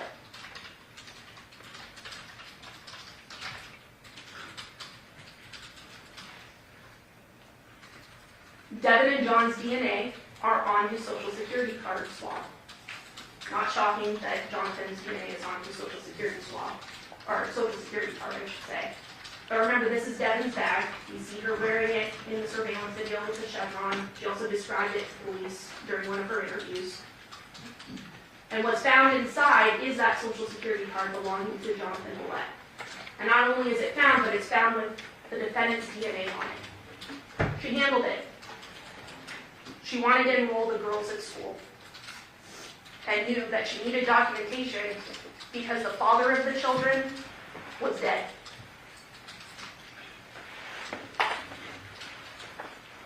We also heard from the coroner, Dr. Yagi.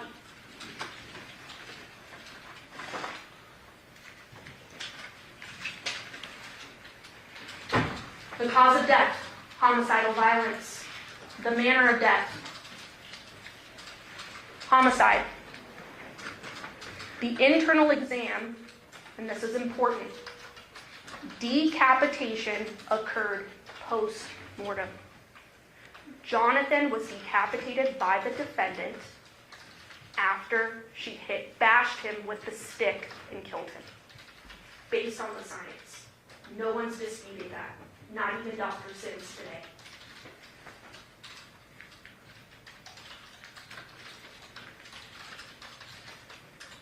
This is also important. No bleeding injuries on John's hands were found. None.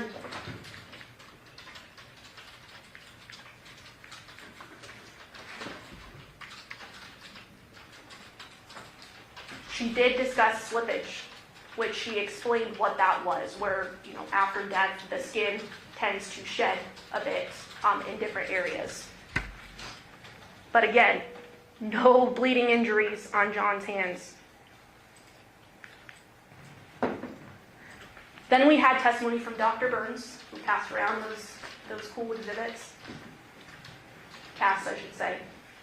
And she explained that there were 2 implements used to decapitate the victim.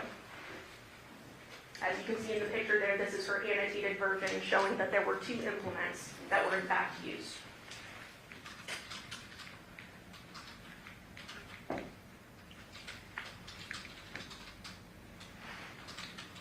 A hand-powered serrated or non-serrated knife was the first.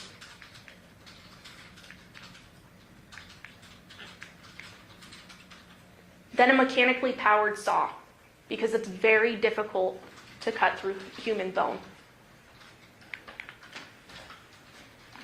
Not only did Dr. Yagi and Dr. Sims agree today, but also Dr. Burns told you that the impacts that she saw on the neck were consistent with post-mortem dismemberment.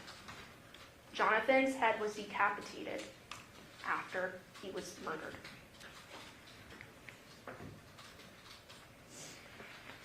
There's a lot of discussion during trial about whether it's possible for a woman to do this. I think it's important to note, as Dr. Burns highlighted, a mechanical saw is made for anyone. Women can do anything, especially ones that have a clear motive.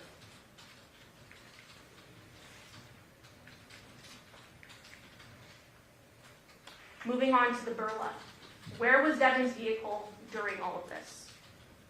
Her Nissan Armada shows she's at Palo Duro during the time of the murder. We have at 11:05 p.m., there's that short activation that we saw on the burla, which I'll go ahead and play for you. And it is not very long. It's at 11:05 p.m.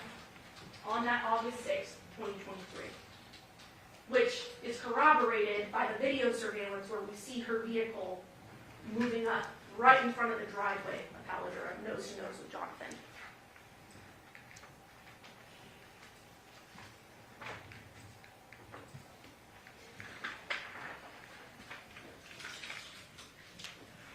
Then we have 2:04 a.m.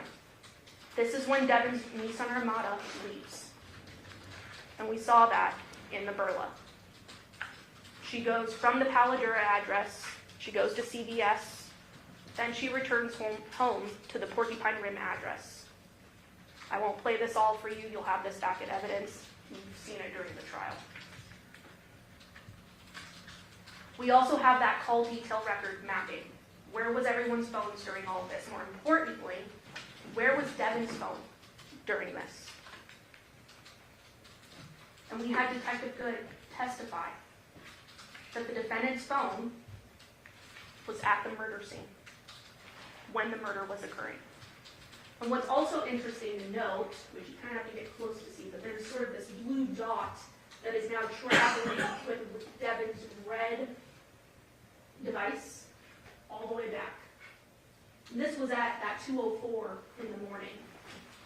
So that's how we know that the victim's phone was taken by Devyn back to her home, because we have that Google geofence highlighted by that blue dot there of Johnathan's phone, showing when it actually got to Porcupine Rim, and that's when Devyn got there. We also heard phone content evidence, which demonstrates Devyn's intent in this case. I worry as much as you probably won't believe. I miss us. I'm glad you appreciate what we once had. We will have it all again, Johnathan says. I want our family back. We gotta do as great as we can for the girls to have a good life. The walls were closing in. We have the video surveillance that was played for you in depth during trial. And there's some important notes from that. We saw how much video surveillance was canvassed in that Paladura neighborhood. There was a point where the detective even said he couldn't pinpoint the address that I needed him to because of all these contacts here.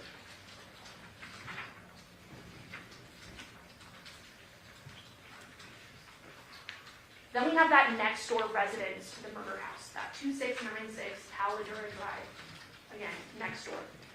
And this is that video I talked about earlier where we do see the Nissan activated and we see it move in front of the driveway of the murder home, 2698 Paladura.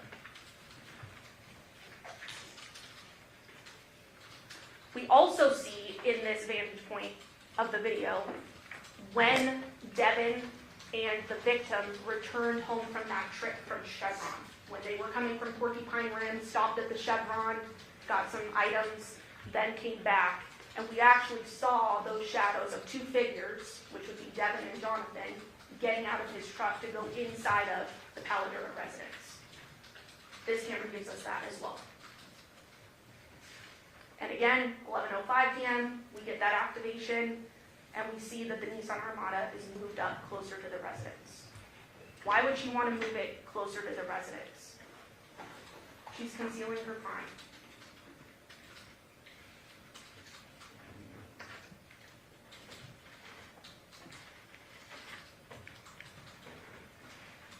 Then at 2:04 a.m., we also get from this residence that the Nissan Armada leaves, putting sort of a bookend on the timing of the murder.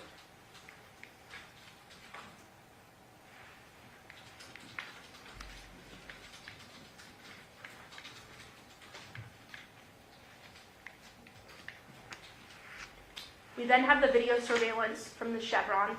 We've also called it the Terrible Herbs. And in there, I talked a little bit about this. We have that they're there at 10:10. That's Johnathan's truck pulled by a trailer. They then leave at 10:11 p.m. And we know that Yoko, as well as the video surveillance from the Paladura neighborhood, they're arriving into that neighborhood around 10:12 p.m., all corroborating, giving us our time frame.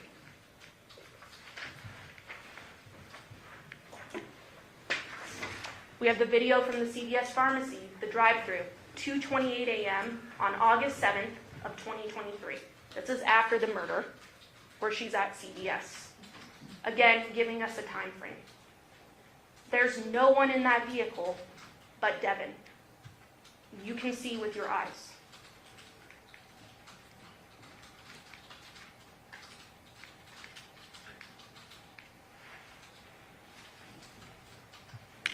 We then have the 6621 Gray Juniper surveillance video camera from Devyn's neighborhood. This is that one that was fixed where you could see the only entrance and exit of the Porcupine Rim neighborhood, and it was constantly running. We were able to see different things from that. Remember, it was 3 minutes slow to real time, but accurate. At 8:57 p.m., we have John's truck entering the neighborhood. And this is on August 6th. Then at 9:29 p.m., John's truck leaving the neighborhood. further corroborating the timeline. Then importantly, at 2:39 a.m. on August 7th, after the murder, we see Devyn's Armada and Devyn returning back to her residence. At no point was Devyn or Devier's work truck or that sedan seen entering or exiting. Very important. We don't see his work truck or any of his vehicles leaving until 7:31 a.m. on August 7th.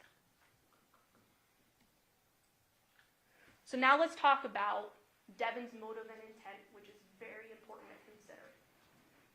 We heard from individuals that knew about the child custody case during this trial. And they told you that Johnathan had been given full primary physical custody of the two girls, Tamaya and Jamea. And this happened on October 27th of 2022. So at the time of the murder, Johnathan technically still had full physical custody of the girls.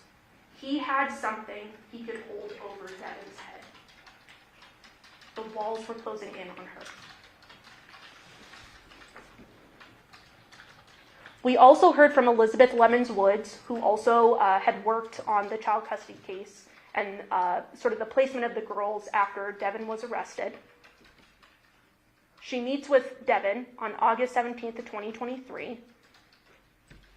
She wants to tell the defendant, hey, heads up, I just want to notify you, the girls are being placed somewhere else because you're not there, and their father is no longer around. And what Elizabeth Lemons Woods testified to is that defendant then started giving her more information, more than the scope of what the original conversation was supposed to be about. And what I think is notable is that Elizabeth says that throughout the conversation, Devyn appeared that she was trying to cry. Why would you try to cry?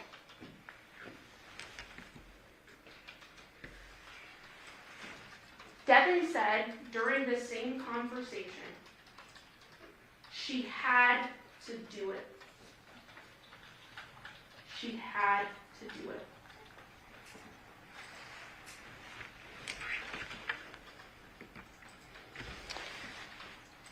Now, ladies and gentlemen, it's very important, and you're in fact instructed on this, to use your everyday common sense and judgment as reasonable men and women. Do not check your life experience and what you know to be true at the door.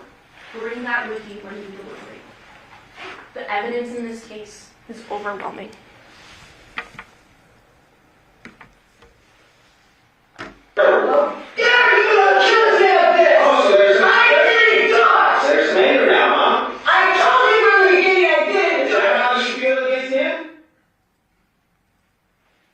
It's hard, and Mr. Giordani hit the nail on the head when he said, buckle up, this is a wild ride.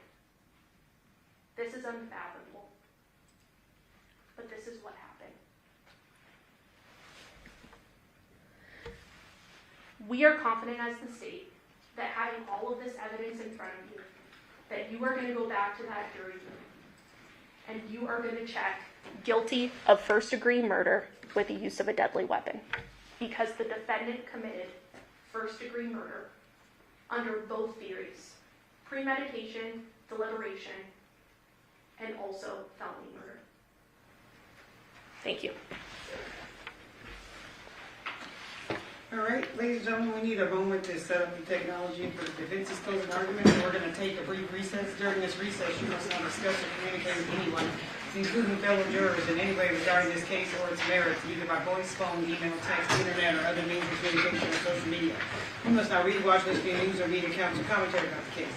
You must not do any research, such as consulting dictionaries, using the internet, or using reference materials. You must not make any investigation, test, the theory of the case, recreate any aspect of the case, or any other way investigate or run the case on your own. You must inform or express anything regarding this case of fines made to you. Ladies and gentlemen, it's 2 o'clock. We'll be in recess till 2:15. All rise for the jury.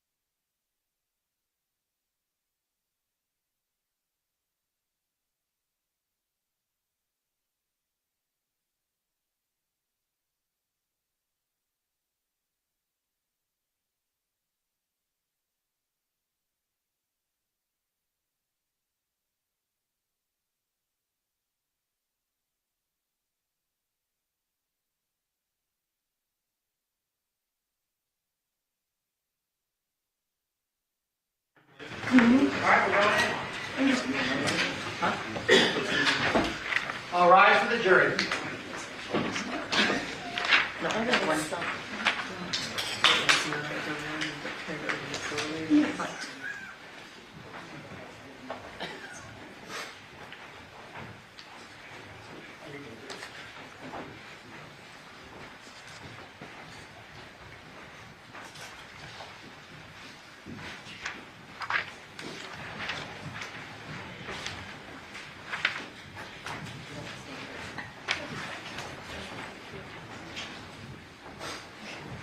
Please be seated. Your Honor, the jury is all present and accounted for.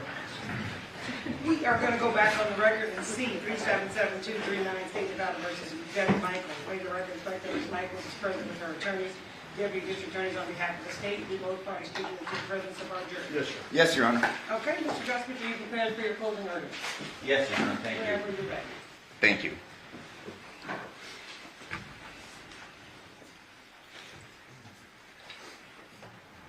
This case is entitled The State of Nevada versus Devyn.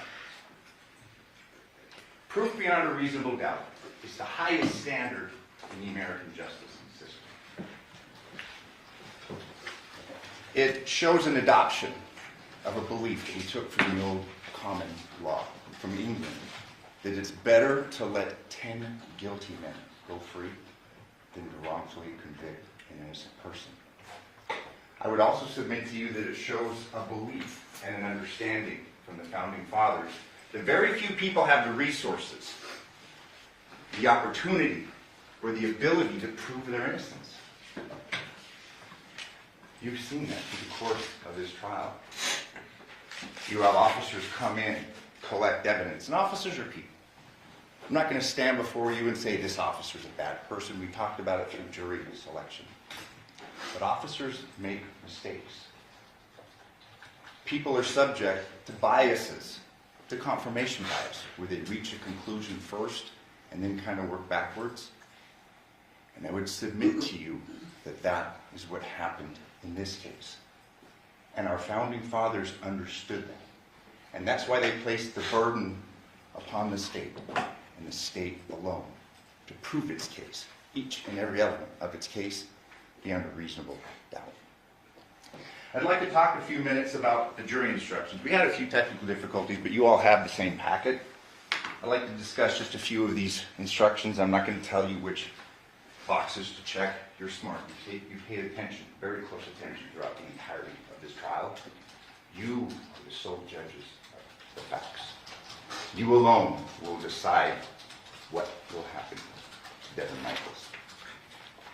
Instruction number 3 talks about murder with use of a deadly weapon, and that's what the state wants you to convict her of, first degree with use. But the pleading document is telling.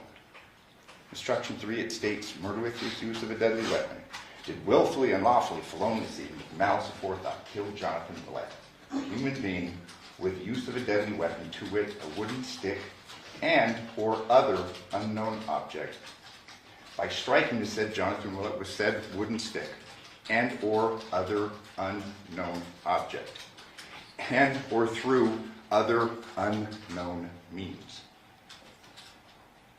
And then it lays out the mental state.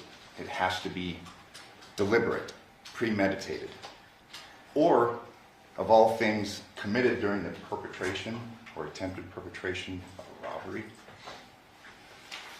The following instructions in this packet lay out, after you've assumed that Devyn has killed somebody, her mental states. Instructions 6 through 16 talk about all the different mental states required.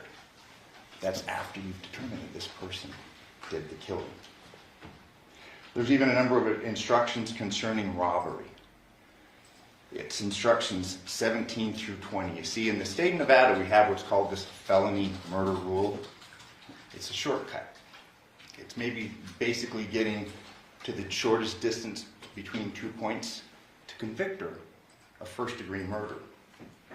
There are, however, other instructions that I would like to spend a little more time on. And again, you are the sole judges of facts. You will review these instructions. But unlike us, who had this case for some time, this case is new to you. You were introduced to this case when we all met and began talking at the beginning of last week. There is an instruction concerning expert testimony, instruction 33. Please look at that. There's a common sense instruction. And I'm going to flip to that. It's kind of telling. Both parties generally point to this idea of common sense. Again, shows the wisdom. Instruction number 34. Although you are to consider only the evidence in the case in reaching a verdict, you must bring to the consideration of the evidence your everyday common sense and judgment as reasonable men and women. Thus, you are not limited solely to what you see and hear as the witnesses testify. You may draw reasonable inferences from the evidence which you feel are justified in light of common experience, keeping in mind that such inferences should not be based on speculation or guess. A verdict may never be influenced by sympathy, prejudice, or public opinion. Your decision should be the product of sincere judgment and sound discretion in accordance with these rules of law. As I go through my comments, and trust me, I'm going to leave things out. It's inherent in the process. Please use your common sense. You've taken good notes and you've paid attention. Please review the exhibits and don't take my word or that of the state of Nevada. Reach your own conclusions. Review the evidence. There is an instruction that I think is of paramount importance in this case, and it's instruction 32. It concerns the credibility or the believability of a witness should be determined by his manner upon the stand, his relationships to the parties, his fears, motives, interests, or feelings, his opportunity to observe the matter to which he testified, the reasonableness of his statements, and the strength or weaknesses of his recollections. If you believe that a witness has lied about any material fact in the case, you may disregard the entire testimony of that witness or any portion of his testimony which is not proved by other evidence. I read this instruction to you with Devyn in mind. We started this case talking about motivations. Motivations dictate actions. Devyn is not on trial. This case is not going to be well. Did we prove our case against Devyn better than they proved their case against Devyn? Devyn is the only person that's on trial. We have gone through the evidence in good faith, and I'm going to discuss that a little bit with you today in my summation, that there is evidence to believe that Devyn committed this crime. But you don't have to believe that to acquit my client. But I would submit to you that you should take that into consideration. The ultimate determination that you will make as the sole judgment of the facts is whether the state has proven this case beyond a reasonable doubt. Through the course of this case, and as you know, when we talked about it, we wouldn't have to ask a single question, present a single line of testimony. If the state fails to prove their case, she's entitled to a verdict of not guilty. But as this evidence has unfolded, I would urge you to see that perhaps the detectives in this case, the Henderson Police Department, were basically trying to choose the shortest distance between 2 points. Hey, we knew, and we all know, and we're not making issue that she was with him on the night in question. It's easy to reach a judgment like they did. She's guilty. But you, as jurors, must consider all of the evidence. Because unlike when you read in the paper, so-and-so's caught, and you think, yeah, he's guilty, she's guilty, you determine whether a person is guilty. Not the police and not the state of Nevada. I would urge you to read the reasonable doubt instruction. A defendant is presumed innocent until the contrary is proved. This presumption places upon the state the burden of proving beyond a reasonable doubt every element of the crime charged, and that the defendant is the person who committed the offense. And again, this is why we have addressed what the evidence reasonably shows concerning Devyn. A reasonable doubt is one based on reason. It is not mere possible doubt, but is such a doubt as would govern or control a person in the more weighty affairs of life. And what more weighty affair of life do you have than to sit on this jury on this type of charge? If the minds of the jurors, after the entire comparison and consideration of all the evidence, are in such a condition that they say they feel an abiding conviction of the truth of the charge, there is not a reasonable doubt. Doubt to be reasonable must be actual, not mere possibility or speculation. If you have a reasonable doubt as to the guilt of the defendant, she is entitled to a verdict of not guilty. Since this is a charge of murder, I'd like to begin my comments, and I won't be long. I mean, we've been here a long time, but this is important. Let's begin at the autopsy. We had Dr. Sims. He was the lead coroner here in Clark County for 19 and a half years. You heard his testimony. It wasn't much of a cross because he didn't say much to be disagreed with. We did, however, hear from Dr. Yagi. Do you recall the question that was posed to her? Would you agree with me that a decapitation is difficult to effectuate? Remember her answer? I don't know, I've never done one. We heard from Dr. Sims that yes, it would be difficult. It takes a lot. It's involved. Dr. Yagi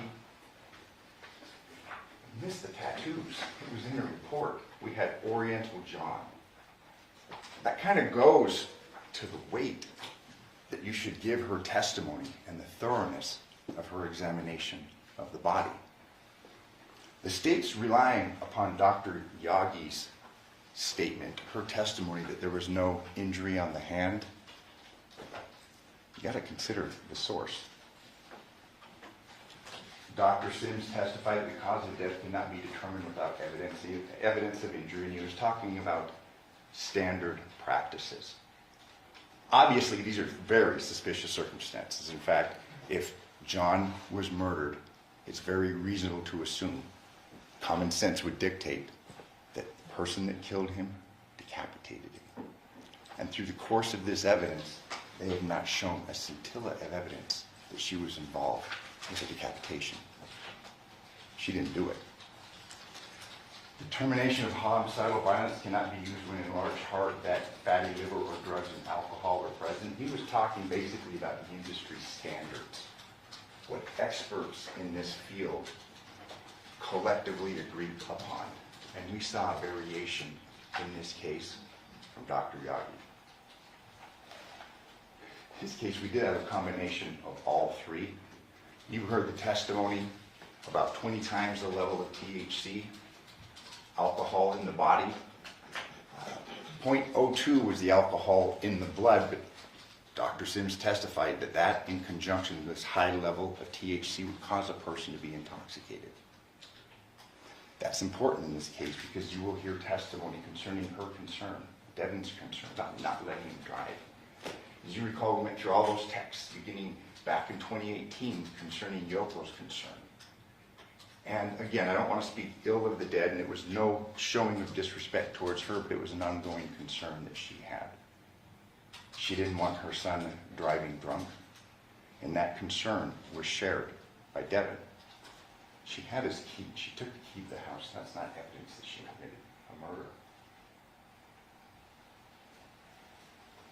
This is extremely important, and there's been a great deal of issue made concerning this video evidence.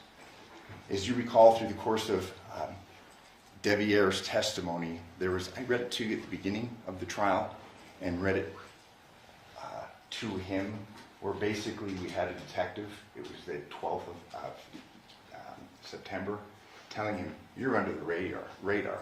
We're here to clear you. I mean, when you look at the radar, when you look at this net that was cast, it has so many holes in it. The state would have you believe that both homes were under 24-hour surveillance. It's just not true. The evidence of Detective Lippisch and the other detectives showed that. The state expects you to accept representations made by Detective Lippisch regarding the true time of the videos from this residence, and I want to start there. This concerns the state's timeline, which I would tell you flies in the face of common sense, but it's important to take into account how this evidence was gathered. You recall the list of times or the videos that were shown? He supposedly didn't, it was on a neighbor's cell phone. We saw no logs. We saw no indication of the veracity or the accuracy of those times. The state's basing this idea that she's pulling up in front of the Paladura residence and is somehow moving her car at 11:04 to avoid detection. You have to take this detective at his word. And again, I'm not necessarily saying he's lying, but he did a sloppy job of collecting that evidence. And this is the video evidence that I'm referring to.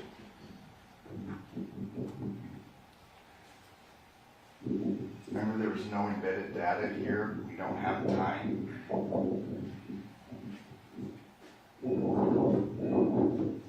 He would have you believe that the vehicle is moved at 11:04. We don't know what time this is occurring. We do know that the vehicle perhaps was moved from the Burla, but we don't know the sequence of events. As you recall, and you will have the evidence, there was various blue lines showing triangles, and we heard that through the positioning of the GPS, you have movement, even if a vehicle is in one place. We don't have specific times, and we really don't know the order of how things occurred. We would urge you to believe and to consider that common sense would dictate that this was when Devyn left the residence at 2:04.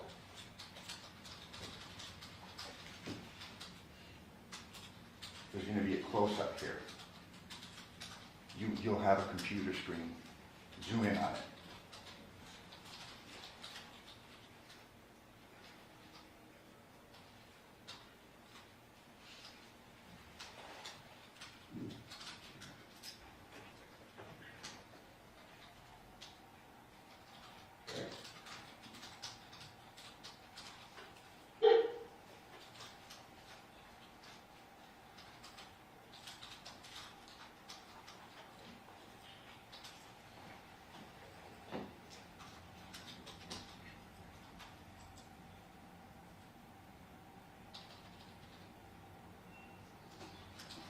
There you see the interior of the vehicle. You see Devyn getting in. You see a bag on the passenger seat.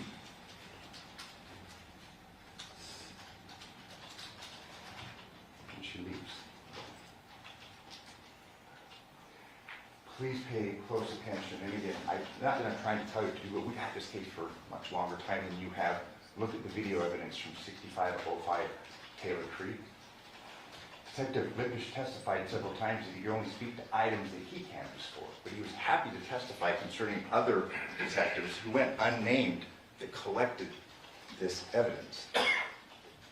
It's clear from the testimony of a forensic examiner, O'Brien, whose credentials and whose testimony went unchallenged that we presented to you today. He testified that one of the three videos was compiled from a series of screenshots, which the Ring camera is set to capture by default in the absence of video activity. Where are the other screenshots? They only gave us 3. I'm not going to stand here and point the finger and say that this was done in bad faith. It was done out of sloppiness. Why weren't subpoenas issued? Why don't we get the complete record? This woman is on trial for murder. We heard nothing concerning them going to the third-party providers, Ring, Google, other parties. No, they're relying upon the cooperation of neighbors. who are living their own lives and who very well may be indifferent to the gravity of this situation. Didn't give us the full picture, and that was the video that had constant, I mean, you got a good scene into or a good view of the residence. It's incomplete. We just have these three.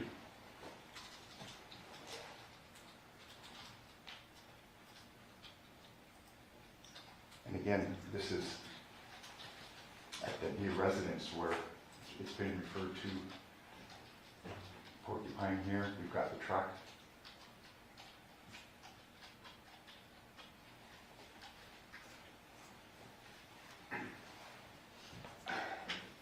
You know, there's been an argument made that Devyn had to have been in the home the whole time.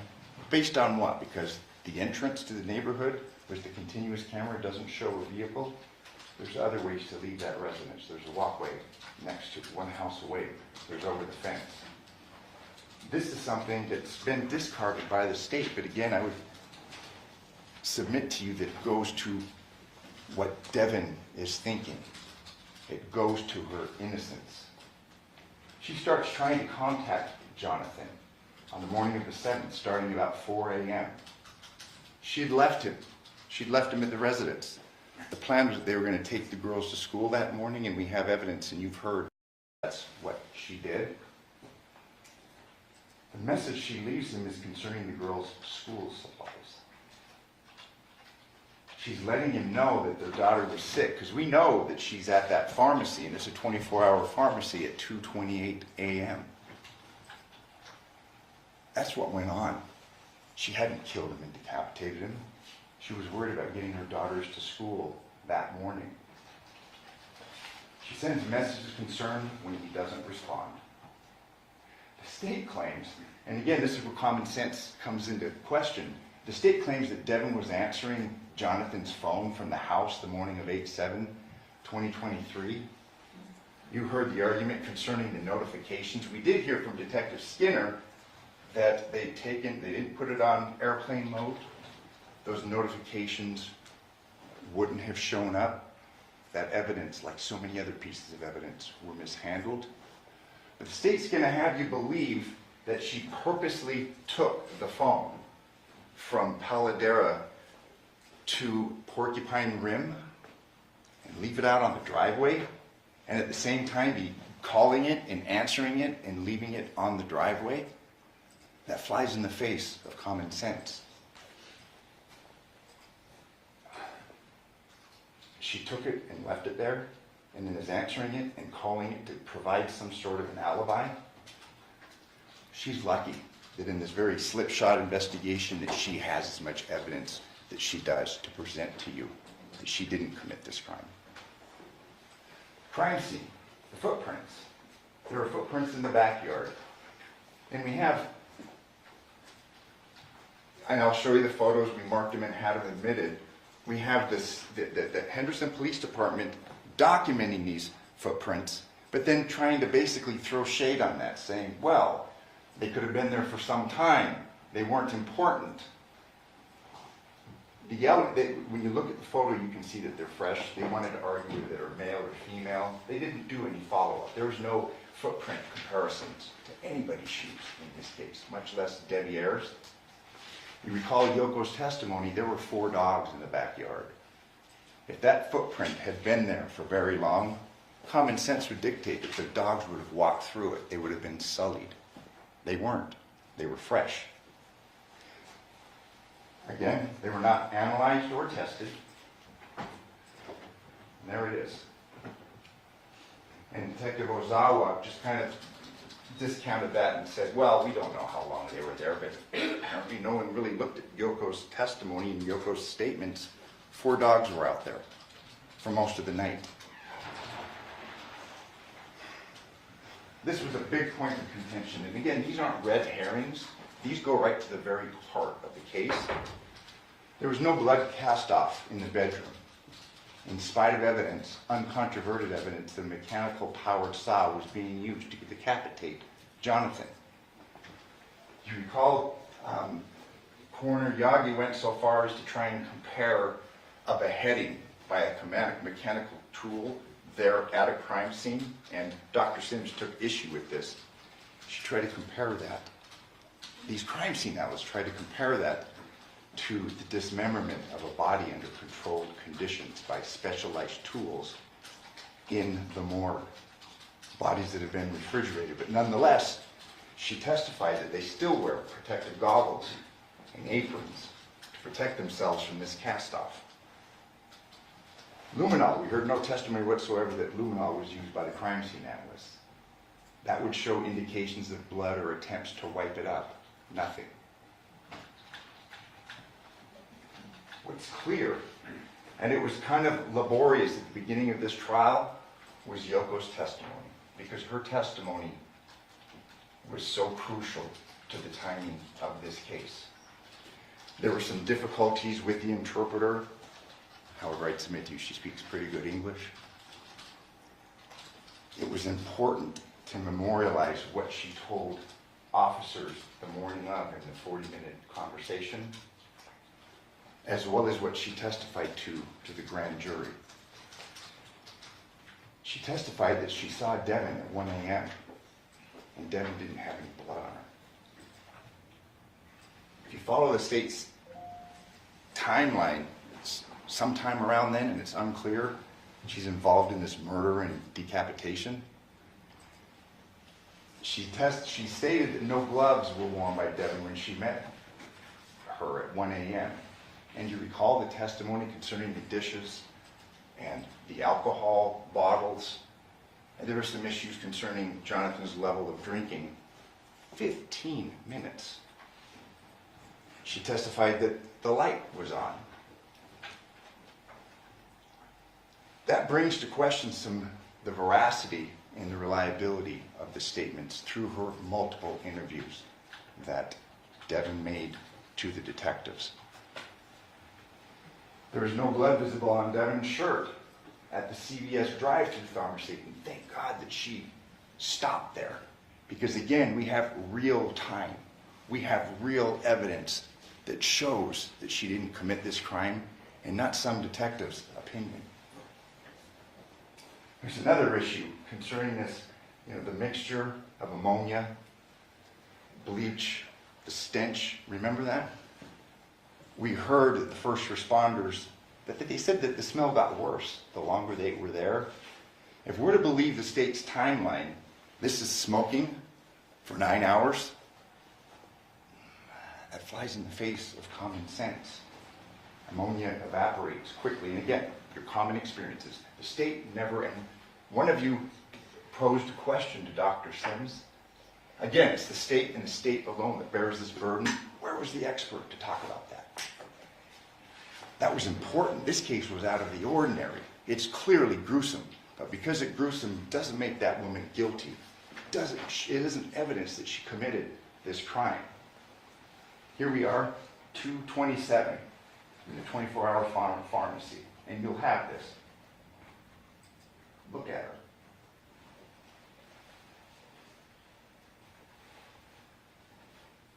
She's sipping her water. Apparently this is after she's murdered a man and decapitated him.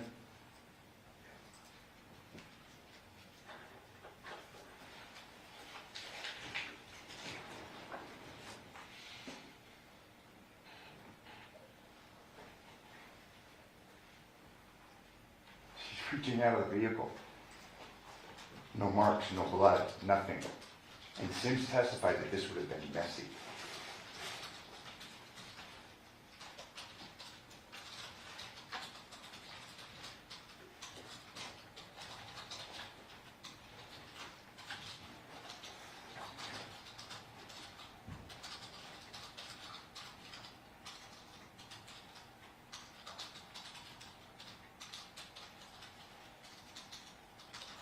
So she's just decapitated. She's murdered and decapitated Johnathan, and she's making sure that she picks up her daughter's medications on her way home.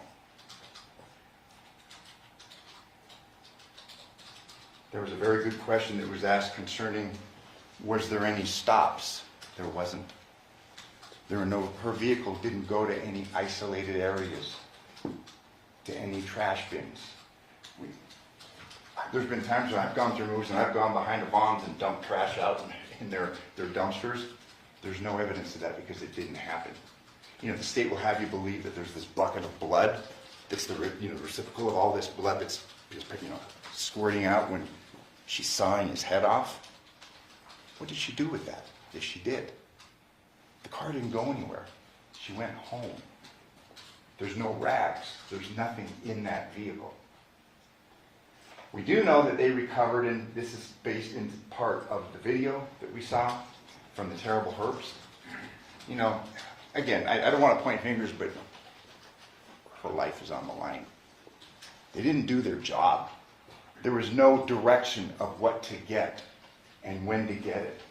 We heard from Detective Lippisch that he got that video evidencing her clothes around the 11th of August. That warrant was served on the 7th, and we didn't hear much about what they picked up on the 15th. They made a big deal about the shoes, the swoosh, but we showed you evidence in the photographs, and it's in evidence of the black shoes with the white soles. I mean, she gets arrested on the 15th. Game over. It's done. According to Yoko, and this is important, and I read the statement to her because it was so dispositive. She said Johnathan's room was a mess. And there was this kind of a feigning of not understanding, and I said, ma'am, these are your own words. And I read her own words to her. During her initial interview, she stated that there were 2 chairs flipped upside down. That's evidence of a struggle. But then we don't see that on the body cam. What happened? We don't have that in any diagrams of the crime scene. But when she spoke to police, and thank goodness it was recorded, she talked about 2 chairs being flipped upside down. And obviously her memory would have been far better at that time than it would be now.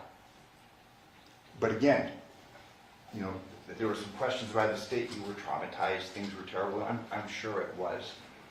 But the veracity of the statements and the accuracy of the statements shine through. She was trying to help law enforcement and give them clues concerning who committed this murder. There's no reference made in Devyn's statements about chairs, about a struggle. Johnathan was killed after she left. What's kind of weird is that there were 2 belts tied together on the ground near the bed. There's been no explanation by the state, and we can't give you one, but something's going on in here. Crime scene GPS. Devyn's car is trackable. We know that she didn't stop. You know, she was there that night, and that's why she was charged. Her phone is trackable clearly. No deviation is made to some remote location. She went to the pharmacy and went home.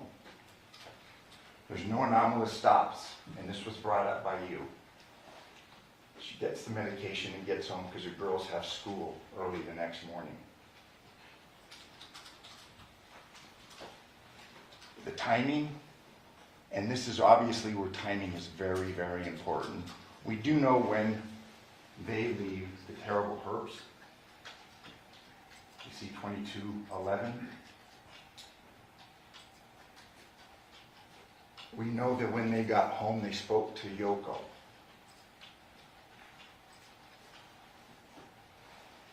We don't know how long they spoke, but do you recall Yoko's testimony?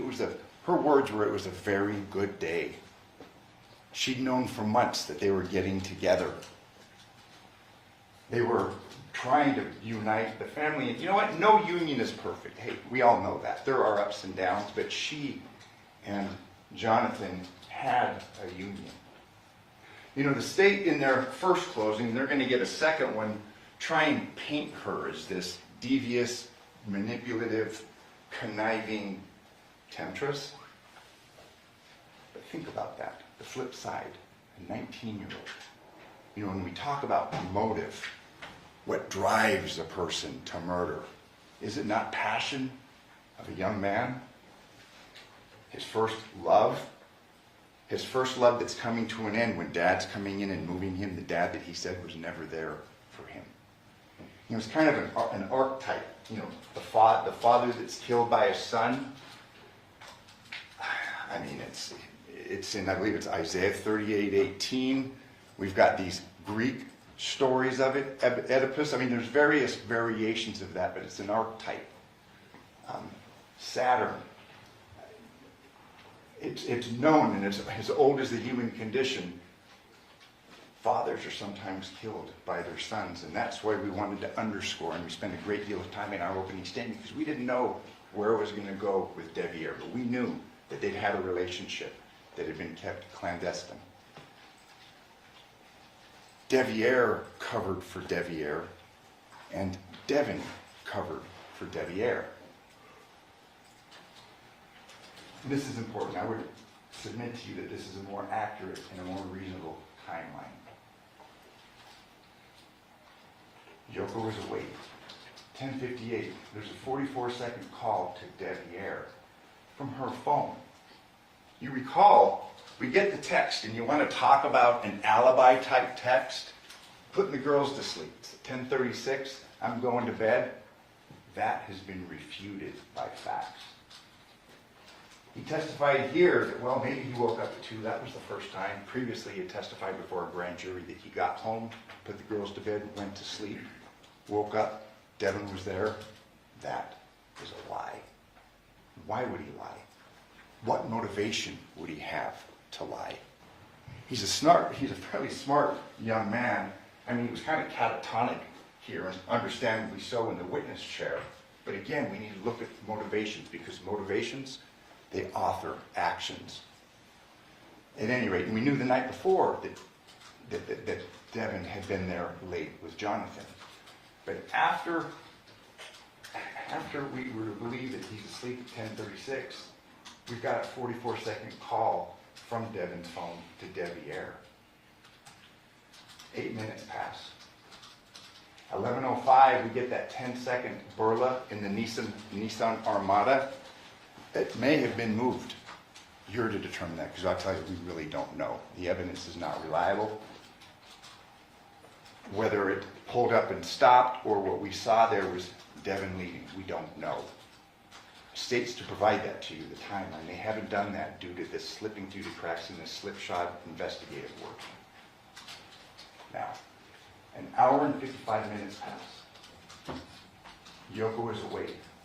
There's no suspicious noises or activities. And we have a 15-minute timeline. Because you recall, Yoko's into time. She corrected me. She looks at the clock. They talked for 15 minutes. And it was kind of like pulling teeth. She admitted about the dishes and the alcohol. They talked for 15 minutes. We're to believe that, and again, this goes to Devyn's statement and reliability after she's subjected to interview after interview. Yoko says the lights are on. The state would have you believe, apparently, that Johnathan's dead. She struck him in the head, and he's dead. Meanwhile, she has this 15-minute communication. Again, no blood, gloves, chemical smell, any of that on Devyn. At 1:15, Yoko goes back upstairs. And you recall yesterday, that was kind of rebutted Lana's testimony. They kept hitting her with that hour and 4 minutes. That's why you don't talk to the police. That's why you have a right to remain silent. One thing that we have learned is don't talk to the cops, especially if you're the target, because they're going to take what you say and they're going to twist it. Yoko was equivocal in her testimony when she testified before us. This time, and she's just testified once before a grand jury, she's equivocal. She was awake the whole time. She looked at YouTube. She went to sleep. It's equivocal. But at 2 a.m., for the first time here, she says she hears the bang. And I think we had the prosecutor bang his hand. She'd never talked about that before. But still, may have happened. 2:04, Devyn's leaving. Maybe it was the door closing. We don't know. That's her testimony. But you have to evaluate her testimony. But again, this is really kind of shedding light on this timeline. She previously testified that she heard dogs at 3 a.m. She brought it up 3 times during her police interview. Apparently she felt it was noteworthy, and she testified to that September 14th before the grand jury. Yeah, the dogs are barking. It's 3 a.m. Someone's put the dogs outside. The facts, taken as a whole, and not this little piece here and this little piece there, show that this murder, and it's silly to say a murder didn't occur, obviously it did. It happened after Devyn left. The facts, taken as a whole, bear that out. Again, you've heard, and it's uncontroverted, Devyn leaves at 2:04. What's of note is that presumably Yoko went to sleep after she went upstairs. Part of her testimony previously is that she was awake during this whole time. Where's the testimony of a mechanical powered saw? It happened. It's more reasonable to believe that that happened after 3 a.m. We don't know when it happened. She didn't do it. The dogs were outside barking. Somebody's in that house. Somebody has killed Johnathan, and somebody is cutting his head off. Again, what kind of passion does that take? Not an on-again, off-again relationship that Devyn had with him. It's a person that's enraged. Well, watch the TV, the police stories. They talk about stabbings are personal versus a shooting. What's it going to take to cut a head off? And what kind of anger and what kind of resentment is that going to cause for someone to do that? There's been a great deal of argument made and points attempted to be scored that Devyn did that because she'd do anything to get her kids. It was uncontroverted that regardless of what was going on with the family workers, she had those girls from May 27th on. She had them all summer. And when we talk about motivations, we know that Johnathan was moving in. There was talk of marriage. And, they want you to believe that the rings weren't there. Look at this investigation. Look at the photographs of the trash cans. I believe one was Exhibit 68. We have no evidence and nothing to show that they emptied that. And why would they take a picture or preserve a ring? They didn't preserve anything else in those trash cans. It's easy for them to come in years later and say, I didn't see a ring. There was no notations, and they'd go through hundreds of crime scenes. When they were there, when Miss Wilson was there, they were looking for weapons. They were looking for evidence of a murder. They weren't looking for rings, and they're asking you to convict her on this shoddy police work and have you believe that Devyn's lying about these rings when there is no indication that they were looking for rings. This is the state's only evidence that she committed this murder and this decapitation. Because you got to put them together. Common sense would dictate whoever did one did the other.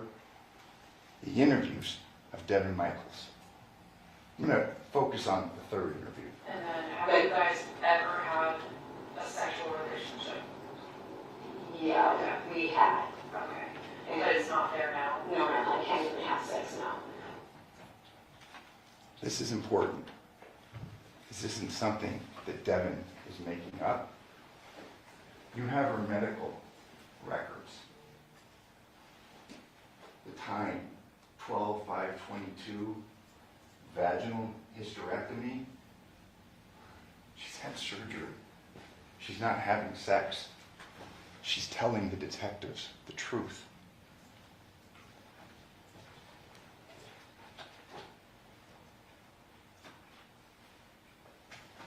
We've got that.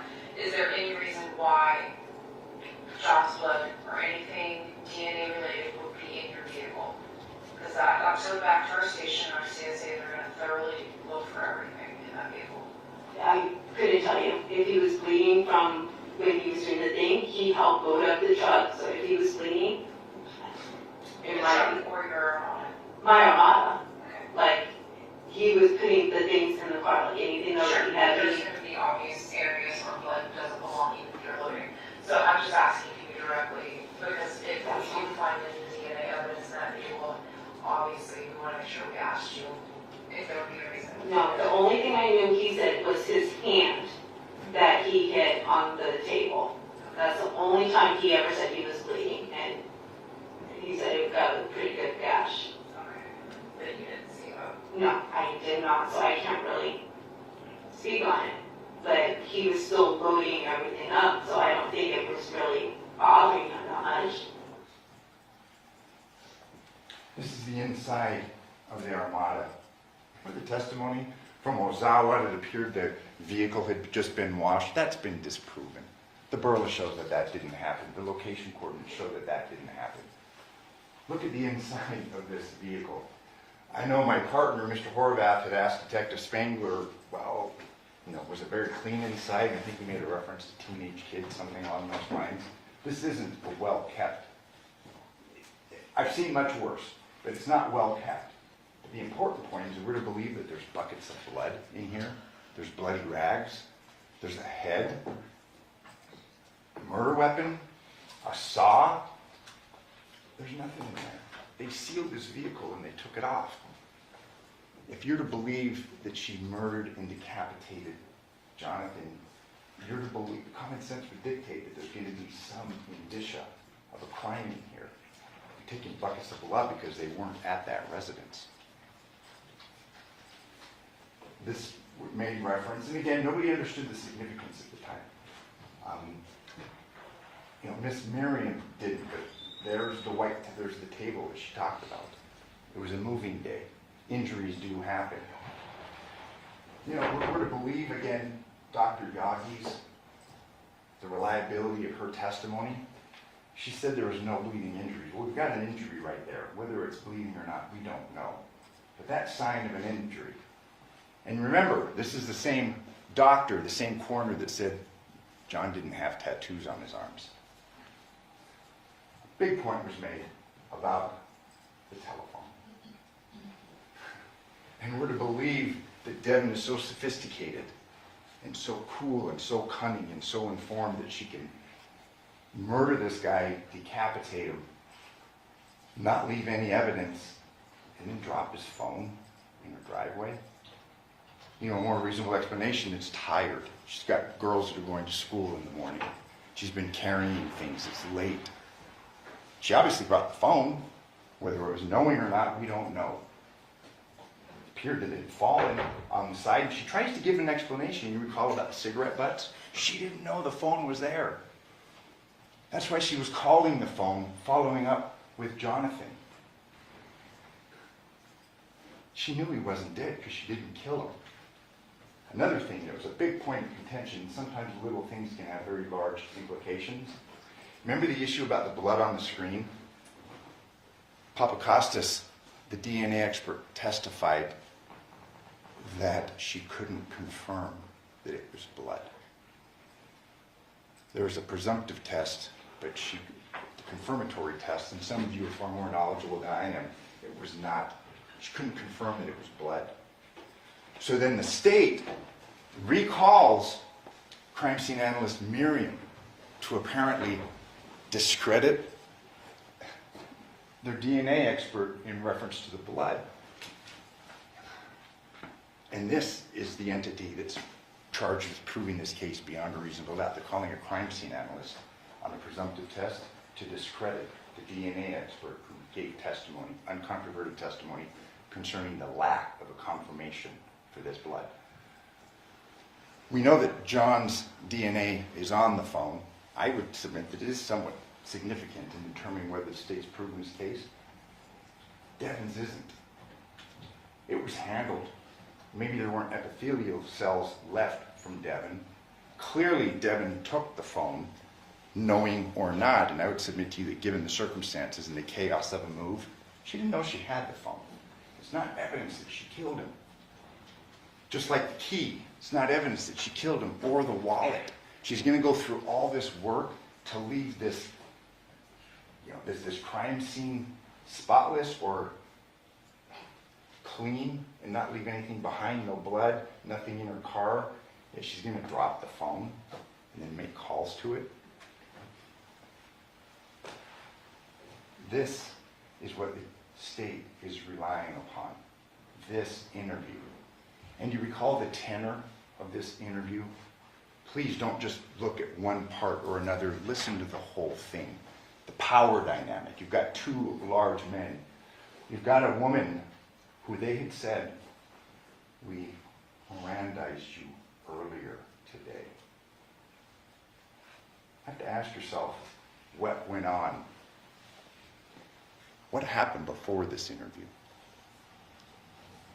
John? This is Johnathan in last song? Yeah, but he had his boxers on. Okay, he had his boxers on. I don't know, he had his boxers on. His boxers were black boxer briefs. He had boxer briefs on. That's what I'm talking about. What she's getting rid of. Keep looking at that. Take another look at this.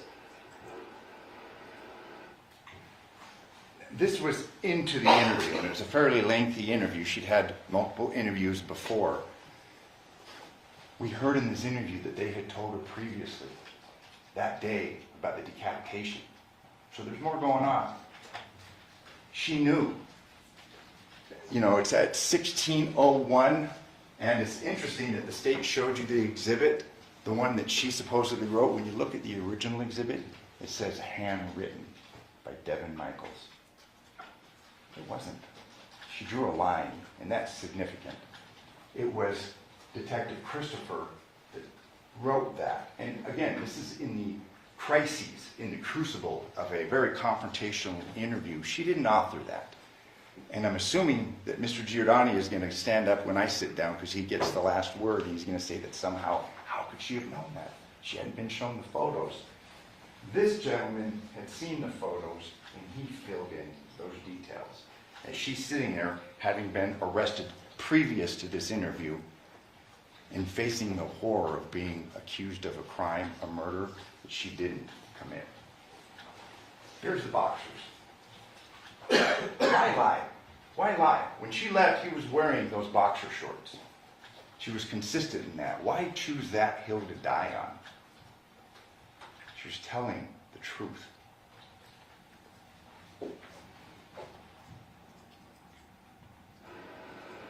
Have you had moments in the past where you have been stuff where this happened? Yes, there's things in my past where I cannot remember. And yes, I have talked to my doctor about it. Yes, they're trying to figure out what's going on with me. Yes.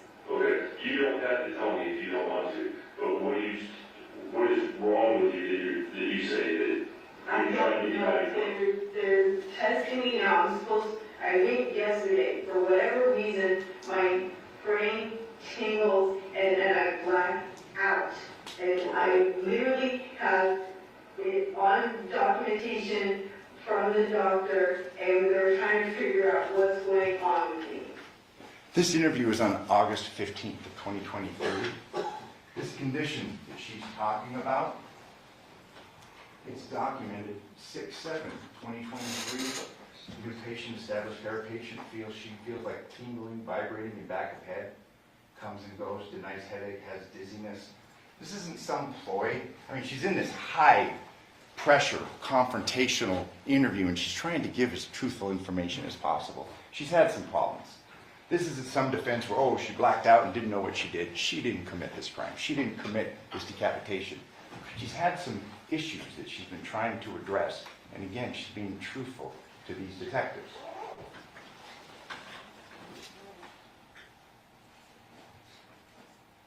It's confirmed. Absolutely.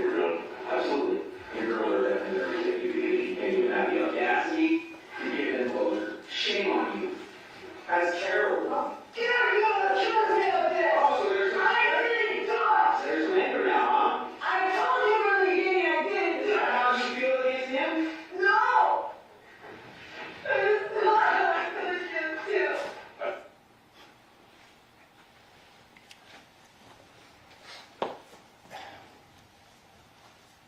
She's pushing back.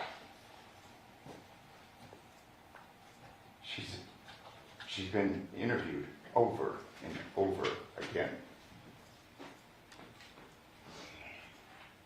She's telling him, I've told you I haven't done this.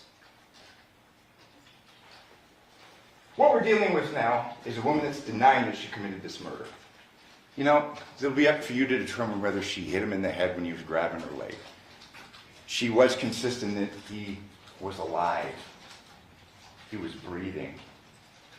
There's no evidence that she hit him in the head. And again, given this, we know that when people are confronted, they'll try and give something to appease the other party, this power dynamic. She was trying to give. In this interview, you'll read, they threaten.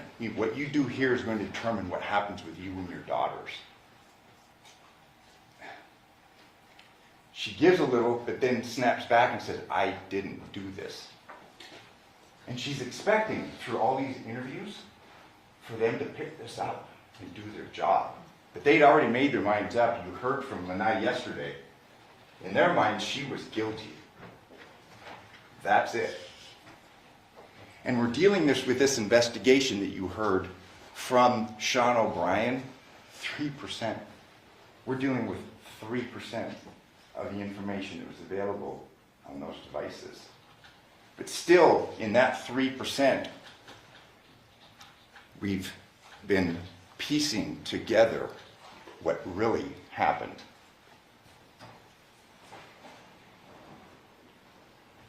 We do know, and it's clear, incomplete Celebrite reader files. Critical database files are missing from the phones.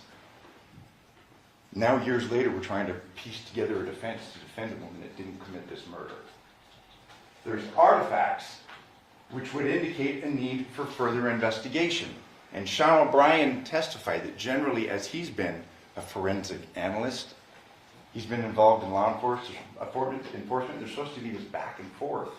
Hey, get us this. You know, as this investigation develops, we need more information. There was no indication that that occurred in this case. She's at the house. She's the low-hanging fruit. She's guilty. The end. All investigation stops. Image of Devyn and Devyn. And again, we would like to have more, but we can show you this image. Now, of all the images that are available on a cell phone, I think I probably have 4,000. You know, it's going to be the state's position, well, this is just randomly popping up. Devyn had said that he was asleep, or Devyn had said that he was asleep at this time. He testified under oath. He lied under oath. Look. There's a Discord chat application, 231. This is telling. You know, the state can play 3 phone calls from the girls who are adorable. Those were all after 11 o'clock. We have no proof where Devyn is. But we have 2 indications of 2 artifacts at 2:12 a.m. and 2:31 a.m. that he's up and he is engaged. There's a deliberately deleted file. This is the image. 2:12:38 a.m. This is after there's been 3 calls from the home phone that night to Devyn. 3 of them were the girls. What about the other 8? But of all images, at 2:12:38 a.m., this is being looked at on Devyn's phone.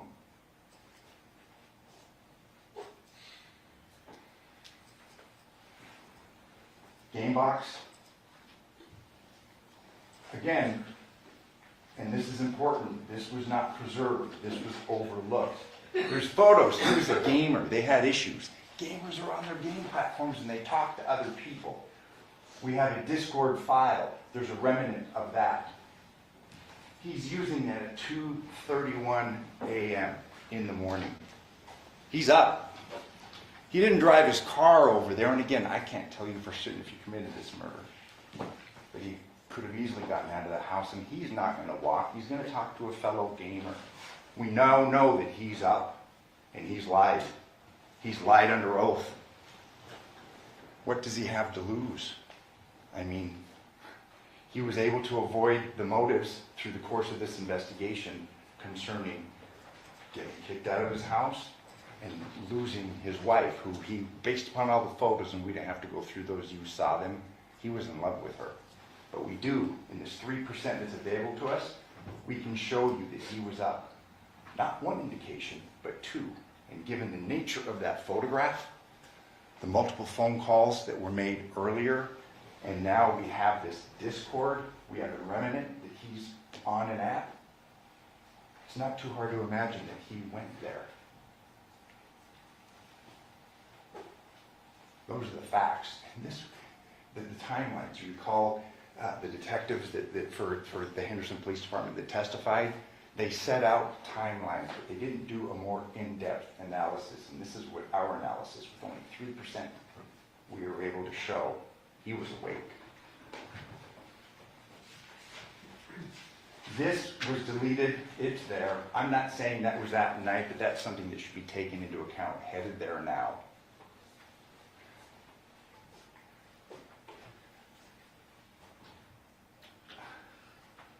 He's there in this area, and you'll have the exhibit. He's next to a remote area. Don't know if he had a job there or not. This is the morning after, 8/7/10/25. You know, when detectives interviewed him, he'd said, hey, I've been drinking. We don't know if he'd been drinking all night. We don't. He's a drinker. He's in a remote area where, and obviously there's been no testimony, there's been no investigation in those wash areas. We know he was over there. We know he was up. We know that he was looking at a picture of him and Devyn. You know, it's, you see on the crime TV shows about motive, means, and opportunity. He had all three. He had the motive. He had the means. He didn't walk there, but he was talking to somebody. Clearly, he had the opportunity given the timeline. But again, I'm not going to stand before you and say he did it. We don't know. She didn't. These were texts that were between him and his father. You have nothing to tell me, WTH or TF. I thought you were my seed. If what I can know, I can't fuck with you. Boy, that's true. Devil shit. It was clear, and he tried to smooth things over through the course of his testimony, but Devyn did not like his dad. He had an affair with his dad's girlfriend. You know, these things don't reflect too good on her, okay? They reflect poorly on Devyn. But Devyn's not here for good moral character. You can despise the choices that she made, but you can't convict her for murder, for a murder that she didn't commit.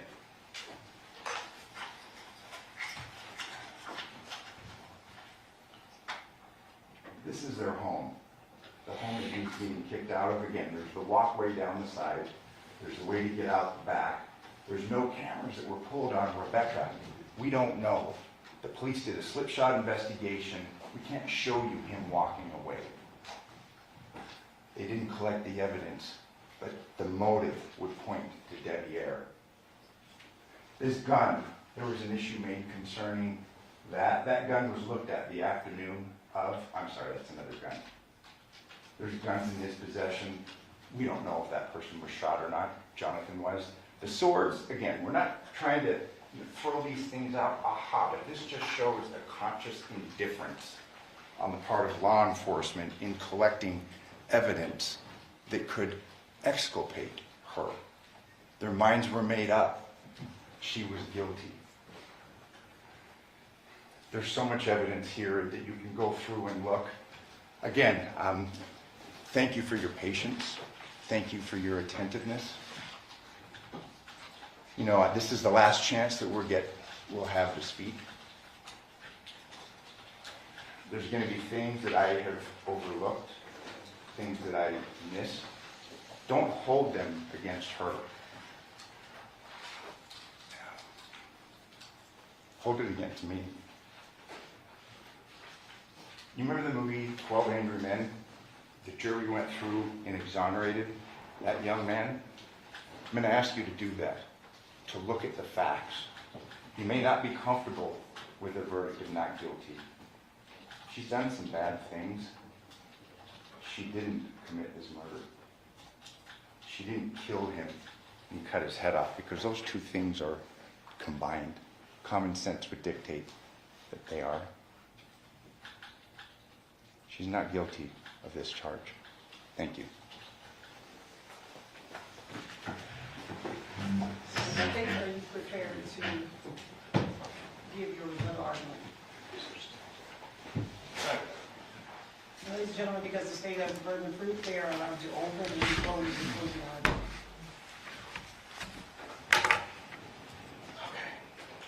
Let's talk about reality now. I want to commend my colleagues over here who represented Ms. Michaels first, because they've done an exceptional job, and Ms. Michaels is entitled to a fair trial like we talked about in jury selection. They've done a good job of coming through and poking as many holes as they can in the evidence, and I commend them on that. But make absolutely no mistake, that woman is guilty as sin. That family deserves justice. Those girls deserve justice. Do not take this lightly just because a real polished defense attorney gets up here and spins a yarn for you. Do not take this lightly. Those people deserve justice. If I were to tell you that a defendant confessed to a crime, described how she did it, everything she said matches the crime scene, except for the part where she minimizes or potentially blacks out the aftermath, you would say, well, that's pretty damn obvious. And some of you were probably sitting there when we played that confession the other day, yesterday maybe it was, or the day before, and go, why didn't you guys play this 2 weeks ago? We could have kind of sped this process up. Maybe you're thinking that. Because we have to show you that the cops did their job and she is overwhelmingly guilty. We wouldn't be doing justice to that family right there if we just played that confession and walked. And we didn't. We put 2 weeks worth of evidence up here to show you Devyn sure didn't do it, and she did. There is no reasonable doubt in this case whatsoever. And I want to address kind of an elephant in the room. You know, Mr. Draskovich just got up here at the very end and he told you those two things, common sense dictates those two things go together. And I kind of agree with that, right? The person who killed him, probably decapitated. But make no mistake, she's not on trial for decapitation. She's on trial for murder. She told you she did the murder. Now, she minimized it. She told the detectives that she hit him over the head and he was still breathing. Of course she did. But she admitted to the act that caused his death. Are we really, as reasonable men and women, going to believe this was a fatty liver or a marijuana overdose? Are you kidding me? That guy was murdered. And then his head was chopped off. And here's the elephant in the room. I don't care if you for some reason believe Devyn somehow snuck out of his home like a ninja, crossed town, and cleaned up the job. I don't care. She's not charged with decapitation. Look at the pleading document. She's charged with killing John. That is it. That is your job. Did she kill him or not? And the answer is absolutely yes. I need to show you a couple instructions because they're important. Bear with me. I know you're probably tired because we all are. But this is too important to just gloss over. This is the beyond reasonable doubt instruction. Mr. Draskovich addressed it. I want to tie this into another instruction. Doubt to be reasonable must be actual, not mere possibility or speculation. Instruction 31, direct versus circumstantial evidence. The top part is really important. I'm going to address that in a minute. But this one down here that's underlined is also important.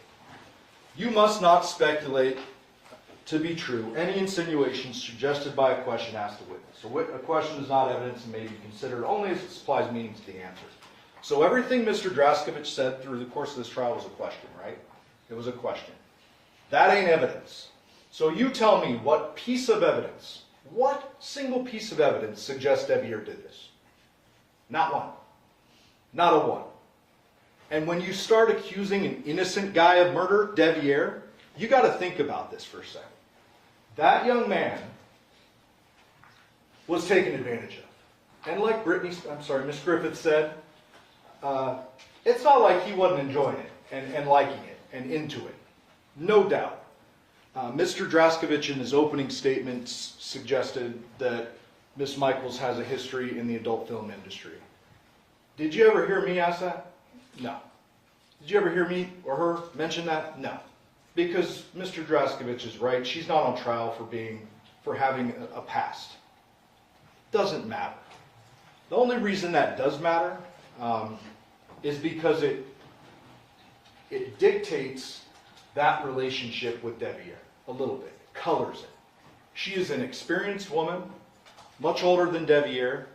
He's a young knucklehead, and I would submit to you that when you heard from him, no disrespect, but that guy's not a criminal mastermind.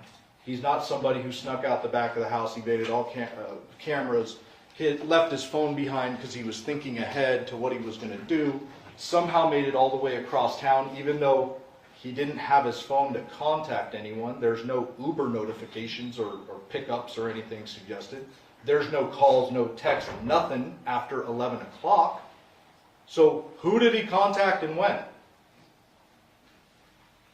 There's no evidence that Devier was involved in this. None. There's actually evidence to clearly refute it.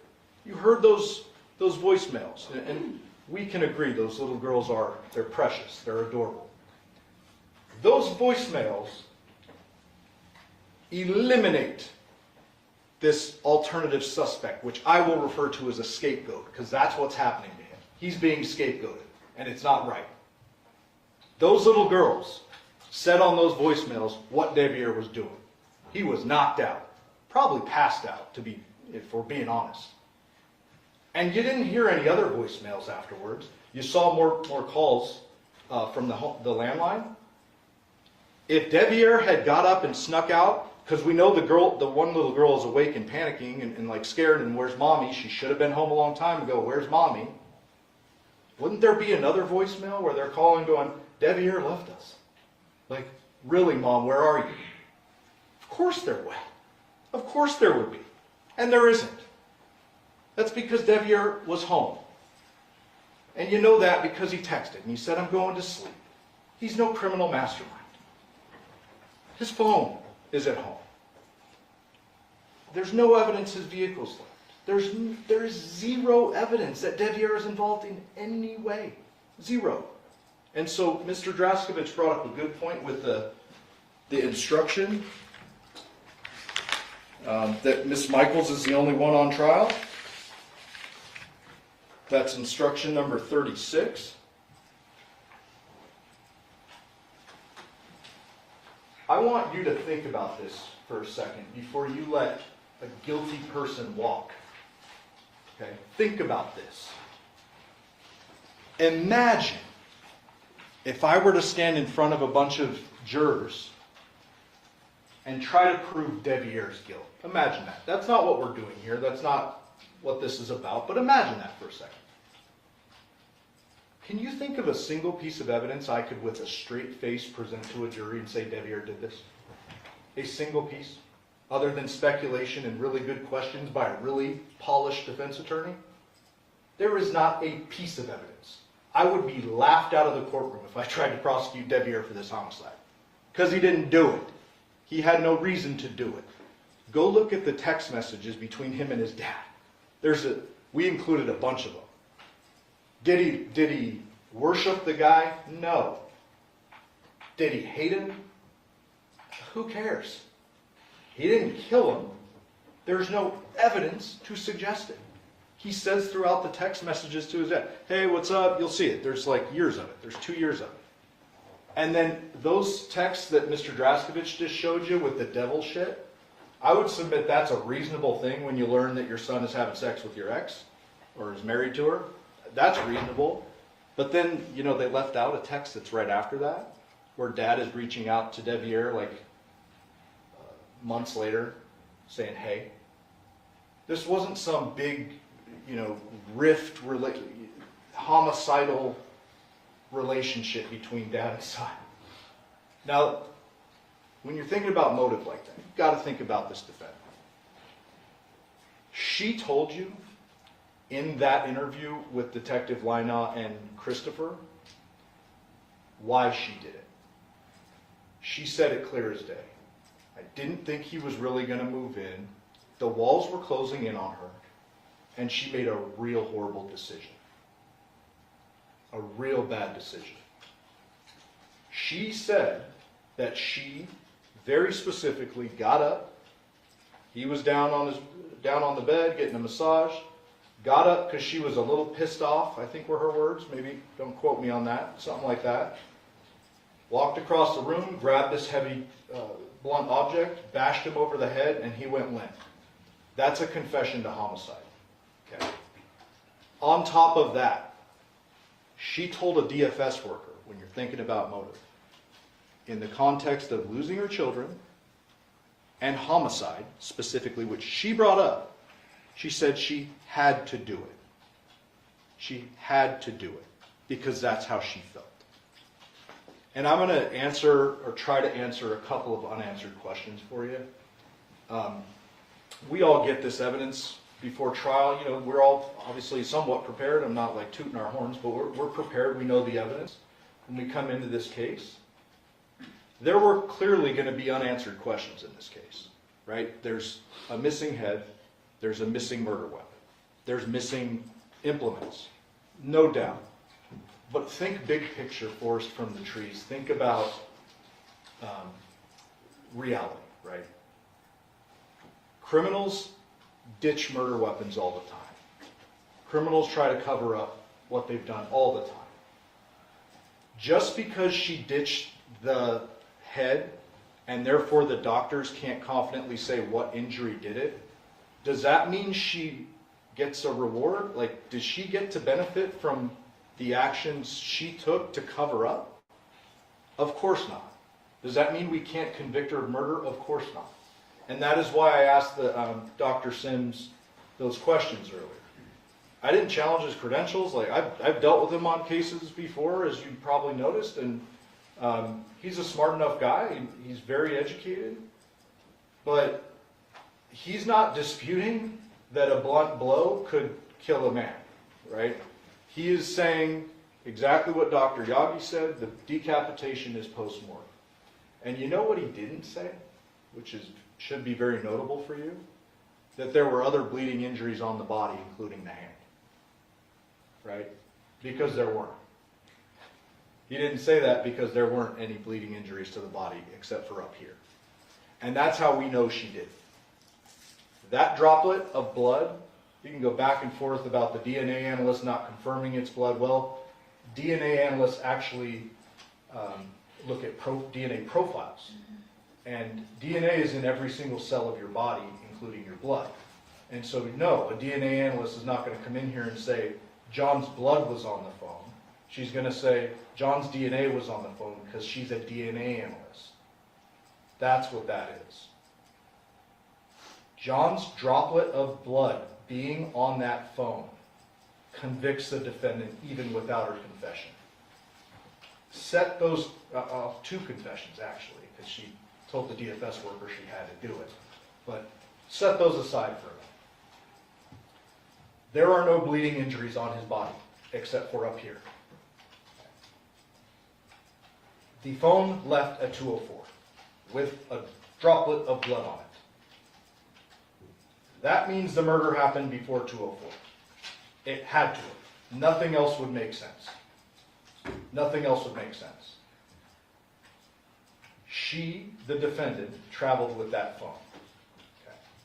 So then you got this other big glaring unanswered question. How could someone be capable of doing that? That question, I can't answer for you. Okay? This is reality. It happened. I would submit to you that there is a chance that what she said about that hour and 4 minutes is true. Maybe our psychology major could talk about this. But I would submit to you that she may have been genuinely telling those detectives the truth that she didn't remember chopping John's head off. Because this is beyond anyone's wildest dreams, violent beyond all imagination. And there is a good chance she blocked it out. That doesn't mean that she walks out the door because she says she can't remember. It convicts her. There is no way she didn't do this. The evidence is absolutely overwhelming. And I need to address a few points because I just can't leave them unsaid, so please bear with me. Mr. Draskovich called into question Devier's testimony, and I want to bring this back for a minute. I think Devier is pretty well excluded, but he walked into this courtroom, and I want you to remember that I asked him the question, did we bring you back? We didn't have to arrest you or anything. He came back willingly. He flew here, right? He brought his girlfriend, a little more age appropriate now. I guess he's learned his lesson, but walked in the courtroom willingly with that big old camera and all you strange faces to him. And he sat on this witness stand. He swore an oath to tell the truth. He got up here. He testified. He looked at his wife. He looked at all of you. He looked at me. He looked at the marshal with the gun and the badge. And he testified to the best of his ability. Now, I am not and will not endorse his character. I don't know the guy. I've met him a couple times because he's a witness. But you got to see him tell you the most intimate details of his life. And I asked him straight up for a reason, and I did this early in the trial because we just learned he's the defense. Put him up early, and I asked him, did you kill your dad? And he said no. Now, I know he's a stranger to you, and you can't just accept his word, but you've got to consider the circumstances and what it took for him to do that, to put himself in front of the world, and testify about all this. Willingly. He came back. We flew him back from California, and he came in here and he answered questions from a very skilled defense attorney for however long he was on the stand. Think back to that. Did that kid strike you as someone who snuck out of his home, plotted this big old thing, and killed his dad and then somehow covered it up? Or did he strike you as someone who got himself in a bad spot, his words, tried to fill some shoes he had no business filling, and made a series of mistakes in relationships? His testimony from the stand has to be considered in context. And it's all corroborated. Now, I would submit to you that if he came up here and he said every word consistent, precise with everything he said over the last 2 years, then you might rightfully be a little suspicious. Like, oh, what is he studying for this? He had some inconsistencies. We don't shy away from that. He's not perfect. I asked him a question. I think the word I used was tumultuous, and he's like, what does that mean, sir? I don't know what that means. He's not a criminal mastermind. No disrespect to Devier, but he's not a criminal mastermind. He's a scapegoat. Don't let that happen. Need to address our pleading document. Mr. Draskovich brought this up, so I just have to address it. So you heard in the beyond a reasonable doubt instruction, it says the state must prove every element of the offense beyond a reasonable doubt. This is a legal pleading in Nevada. We are permitted to use unknown means and manner of death and unknown deadly weapon. This goes back to what I was saying earlier and what Ms. Griffith said about the deadly weapon instruction, where it says the state is not required to recover the deadly weapon used and presented in trial. There's a reason for that, because like I said earlier, this happens all the time. We don't reward criminals who are smart enough to get rid of the weapon. In addition, we don't reward criminals who are smart enough to get rid of the head after they've crushed it.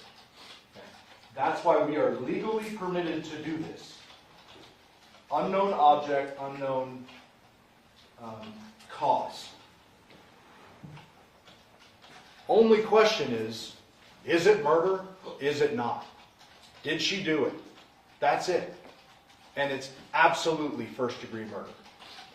Mr. Draskovich brought up the robbery instruction, or the robbery pleading felony murder stuff. So I need to address that as well.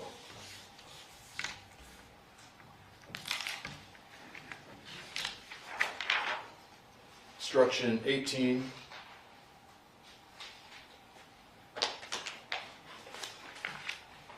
So, when you first heard the charge read by the clerk, I'm sure you're like, what do you mean by robbery? This doesn't really,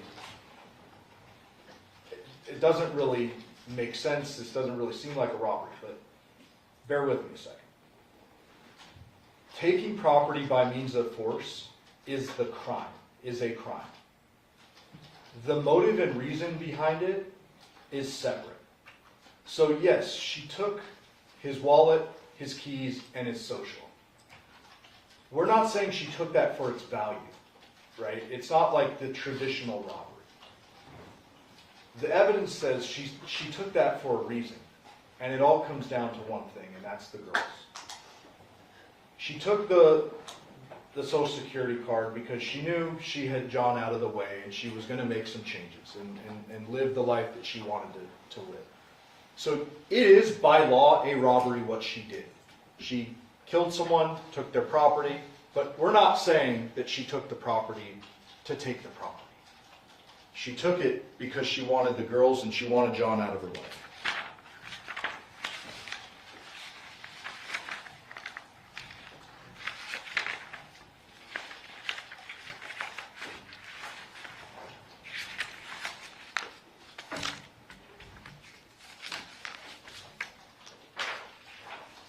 Instruction 29 is the motive instruction, or we call it the motive instruction. Motive is not an element of the offense or the crime charge. We're not ever required to prove motive, but you're permitted to use it to color kind of the facts of the case and determine whether there was a motive that could lead you to convicting on the crime. I've addressed motive a little bit. I just want to kind of wrap up that idea with this. John and Yoko and his side, they had a very different understanding of the moving situation than the defendant. Okay.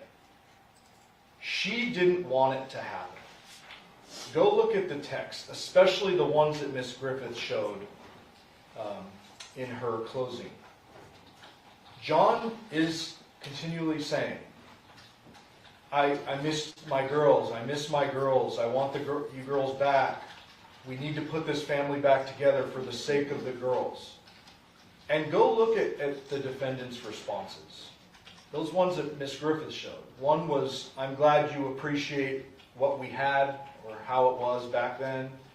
And then that last text she put up where John is saying we need to do this, we need to have them under the same roof, she doesn't respond. So go look at those when you're thinking about motive and tie it in with the last statement, the confession. There is no doubt that both sides have been aware of this potential for a move. What I would suggest to you the evidence says is that she didn't want John moving in, and John did. John wanted that. And it didn't become real until that night. And you know that because of the conversations with Devyn. He's still there. He's literally still living there. So if he was going to be moving out for John to move in, why isn't he moved out already? That's because no one expected John to try to make the move that night. And that's when the walls started closing in on her. She's thinking in her head, I want my girls back. I want my girls. That's it. This guy can't move into my house. That's not what I want. She wanted him out of the way. And she did what most reasonable people wouldn't do. She made the decision to take a blunt object and bash him in the head and kill him.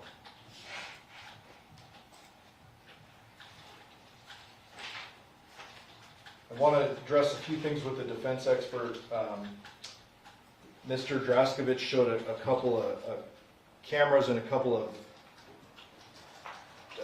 texts or activity, 212 and 230. One's a Discord, one's a photograph. Remember what their own expert said. That wasn't active activity. That could have been background activity. It could have been active. He can't say that. So whether Devier woke up and activated his phone at 212 or 230, well, that just tells you he's still at home. And if it's just background activity, then who cares? Either way, it's not good for the defendant because it rules out Devier. It's either with his phone or it's a nothing burger.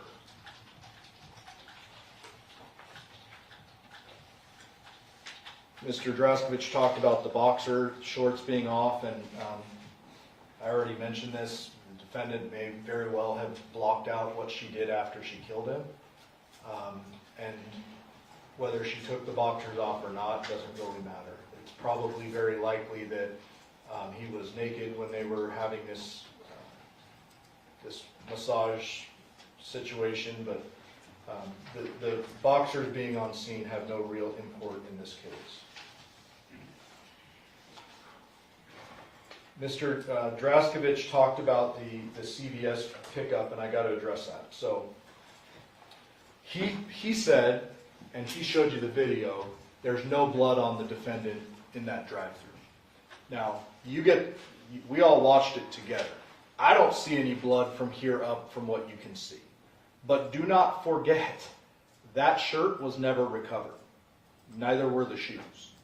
Now, I'm not arguing to you or suggesting that I know what the defendant was wearing when she decapitated him. She could have been naked. She could have put John's shirt on. She could have changed her clothes, a number of things. But what I am telling you is that white shirt, from here up, maybe no blood on it, but it's never recovered. So we don't know if there's actual blood on it. Mr. Draskovich asked you a question, and I need to provide an answer. He said, is that a woman picking up this medication for her girls that's just done this, has the wherewithal to have just done this and go pick up medication? Yes. Yeah. That's reality. You heard the voicemails. The little girl was saying, you were going to get my medication. I'm not saying that the defendant is a bad mother.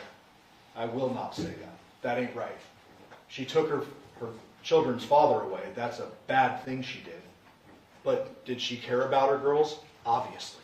She stopped to get medication? Obviously. That doesn't exonerate her in any possible way. And neither does the post-homicide messages she sent to the victim's phone in the early morning hours.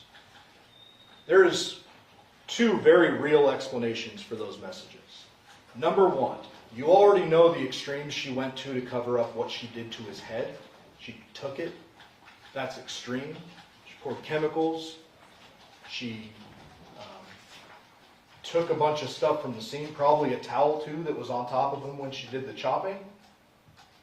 It's not outside the realm of possibility that she sent a text and made it look like she thought he was alive. That's certainly not unreasonable. The other explanation, as I've intimated to and pretty much said directly, is that she doesn't remember the real bad stuff, and legitimately in her mind, he was still alive after she hit him. Because from then on, she blocked it out. So take those text messages for what they are. They're either she's alibying herself or covering up, or she genuinely doesn't remember the wet work. That's what that is.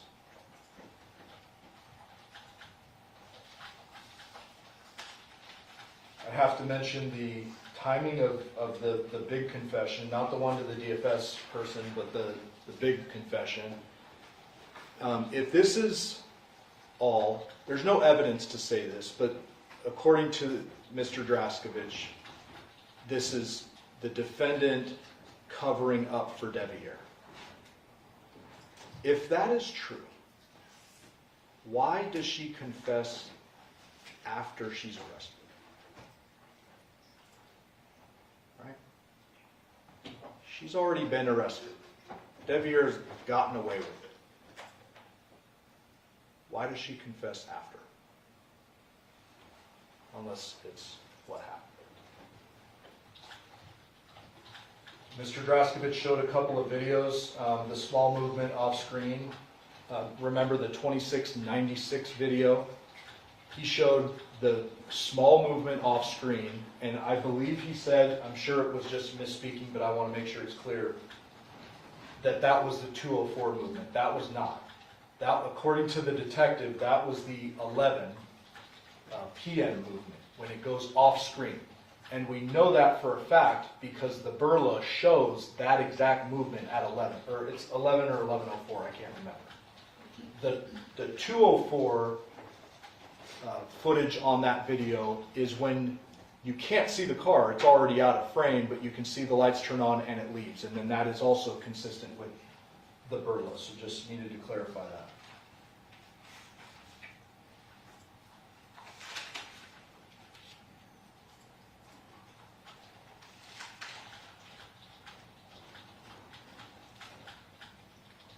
I want to briefly address the girls. So, you didn't hear from them in this trial. You can probably imagine why we wouldn't want to put them through anything more than what they've been through. I would just ask you to, that's my decision. I live with that decision to not call them. But I would submit to you that you heard everything you needed to hear from the girls in those voicemails. Devier was home. Devier was asleep. That's it.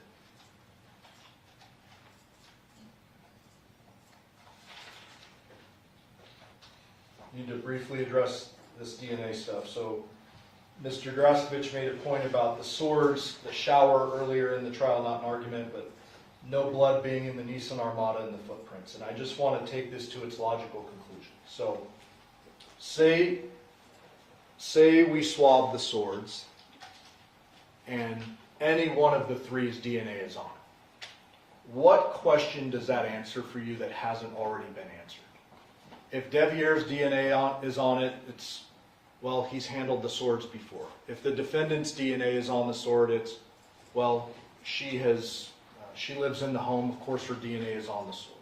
If John's DNA is on the sword, it's, well, yeah, those are his swords and they were just moved from his house in the move, right?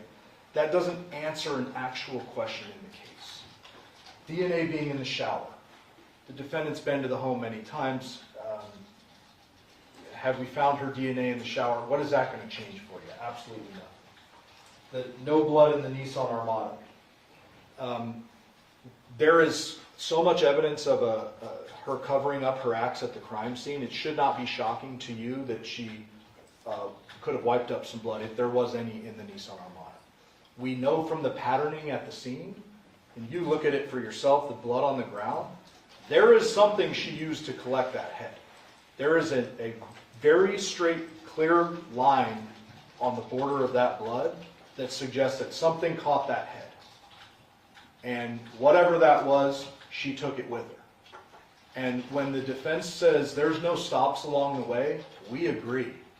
But what they can't say, no one can say, is what she did when she got home. And you may remember that many times different witnesses talked about it being trash day. It is not very hard to walk over 2 homes or 3 homes and dump a bag or basket or whatever it is in a trash can. And, I got to address the investigation. Now, the detectives are all learning this stuff as the investigation goes along.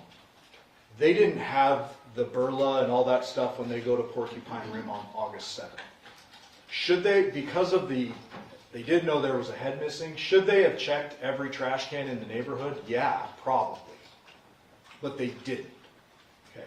That doesn't mean that she didn't dump the head in the trash can. And that doesn't mean that this investigation gets the case thrown out or the defendant acquitted. These detectives actually did a pretty darn good job of follow-up investigation. When they suggest that she was the convenient, shortest distance between two lines, I disagree with that. Because remember, they found all that stuff in her home on August 7th.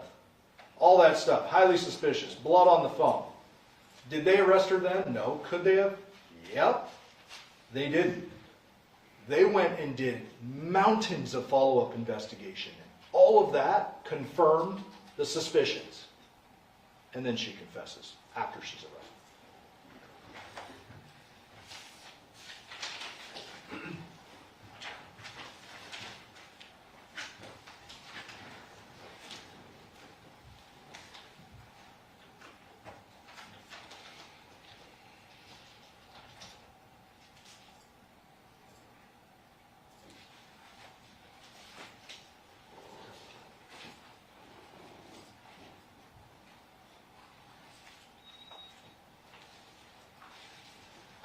Too important to miss anything, so bear with me. I know it's getting late.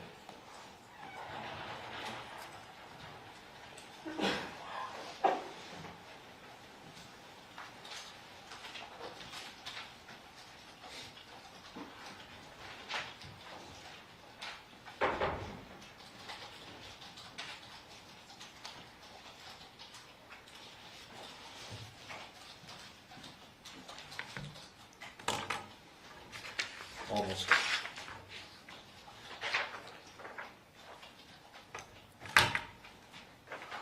Instruction number 35 is important. In arriving at a verdict in this case as to whether the defendant is guilty or not, the subject of penalty or punishment is not to be discussed or considered by you and should in no way influence your verdict. I want you to take that to heart. There's a phrase that's commonly thrown around in this courthouse. It goes, admit what you can't deny what you can't admit. I'll say it again. Admit what you can't deny what you can't admit. I want you to think big picture, forest from the trees, just one more time. When there is a confession and DNA and mountains of phone evidence and video surveillance, what could the defense possibly be? She's covering up. The only thing that these very skilled defense attorneys could say in this case.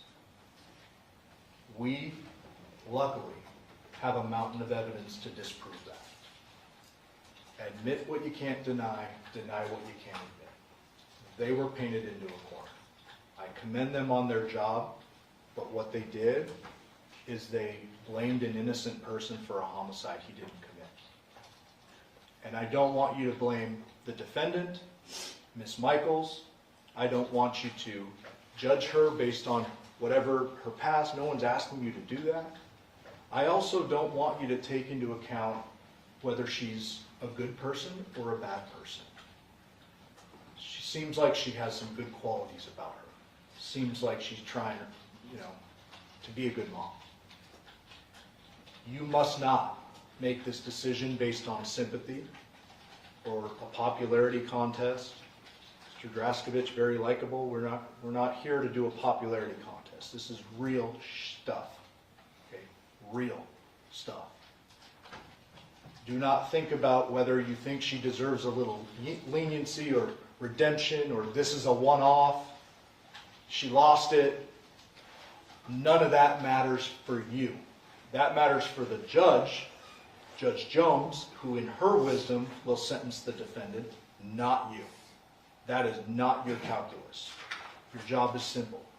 Did the defendant do it or not? That's it. Please remember your oath to follow the law. It's my understanding the judge is going to let you stay a little bit after to deliberate tonight. I'm sure you might get instruction on that, but please don't take this lightly. This is important to more people than just the defendant. She is guilty beyond a reasonable doubt. Guilty of homicide. Thank you for your time and attention these 2 weeks. We really appreciate it.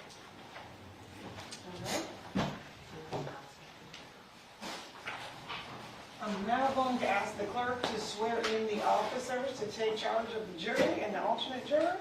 You do solemnly swear that you will keep this jury together in some private and convenient place, that you will not permit any person to speak to them, nor speak to them yourself, unless it be by order of the court, except to ask them whether they have agreed upon a verdict, and that you will return them into court when they have so agreed, so help you God.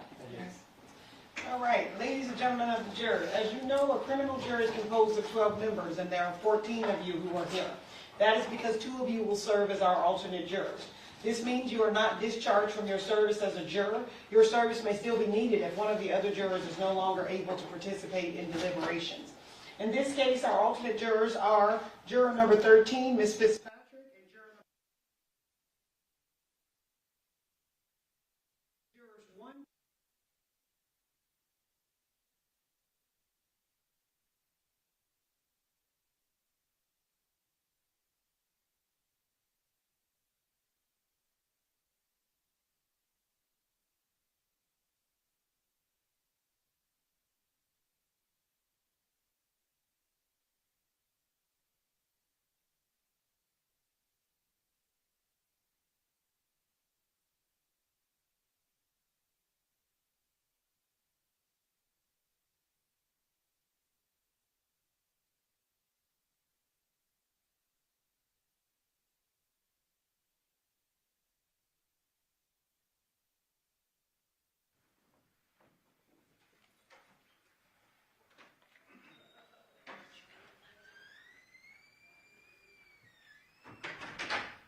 May the record reflect we are outside the presence of our jury. Do you guys have any further matters of fact?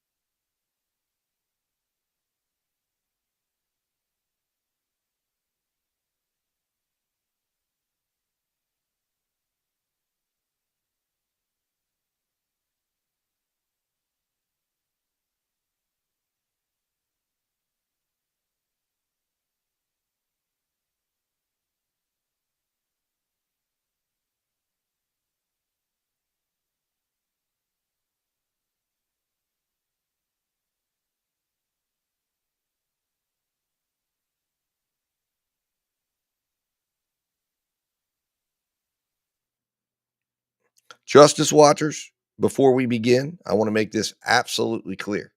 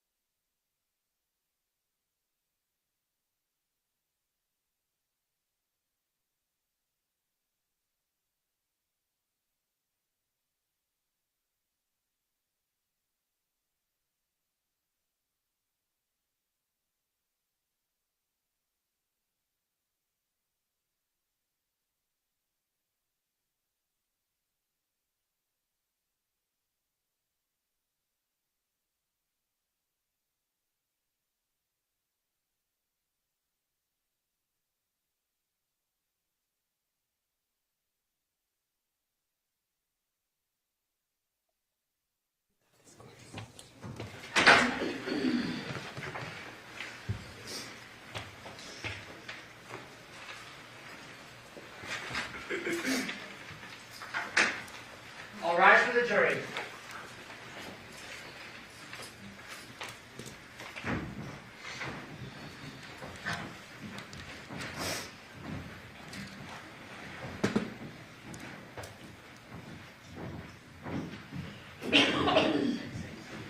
No, I'll wait. It's a great seat.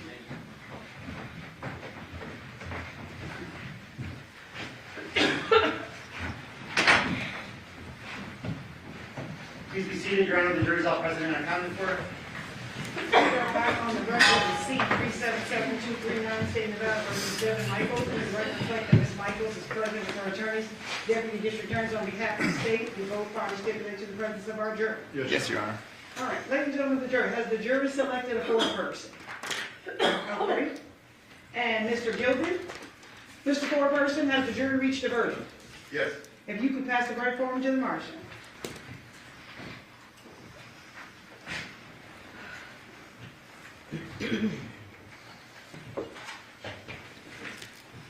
All right, the clerk will now read the verdict into the record.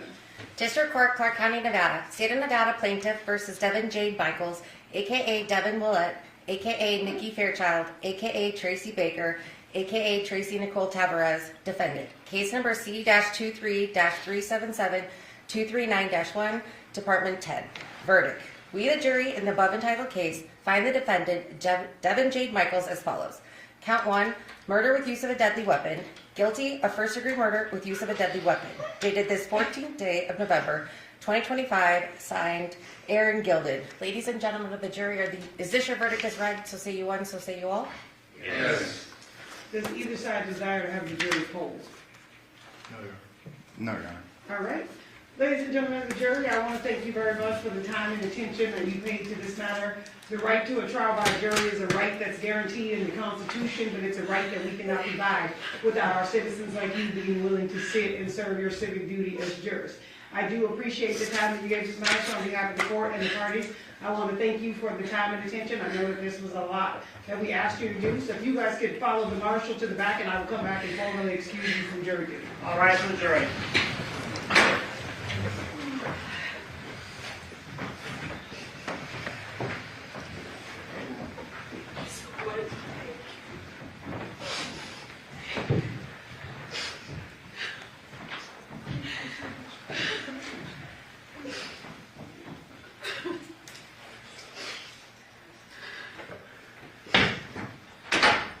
Okay, this matter is going to be referred to the Division of Parole and Probation, set down for sentencing on.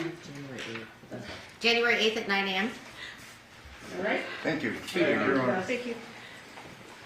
And I'm going to go back and talk to the jury in the least that they desire to speak to you guys. I'll come back and let you know. It's late. I'm going to wrap it up. Thank you.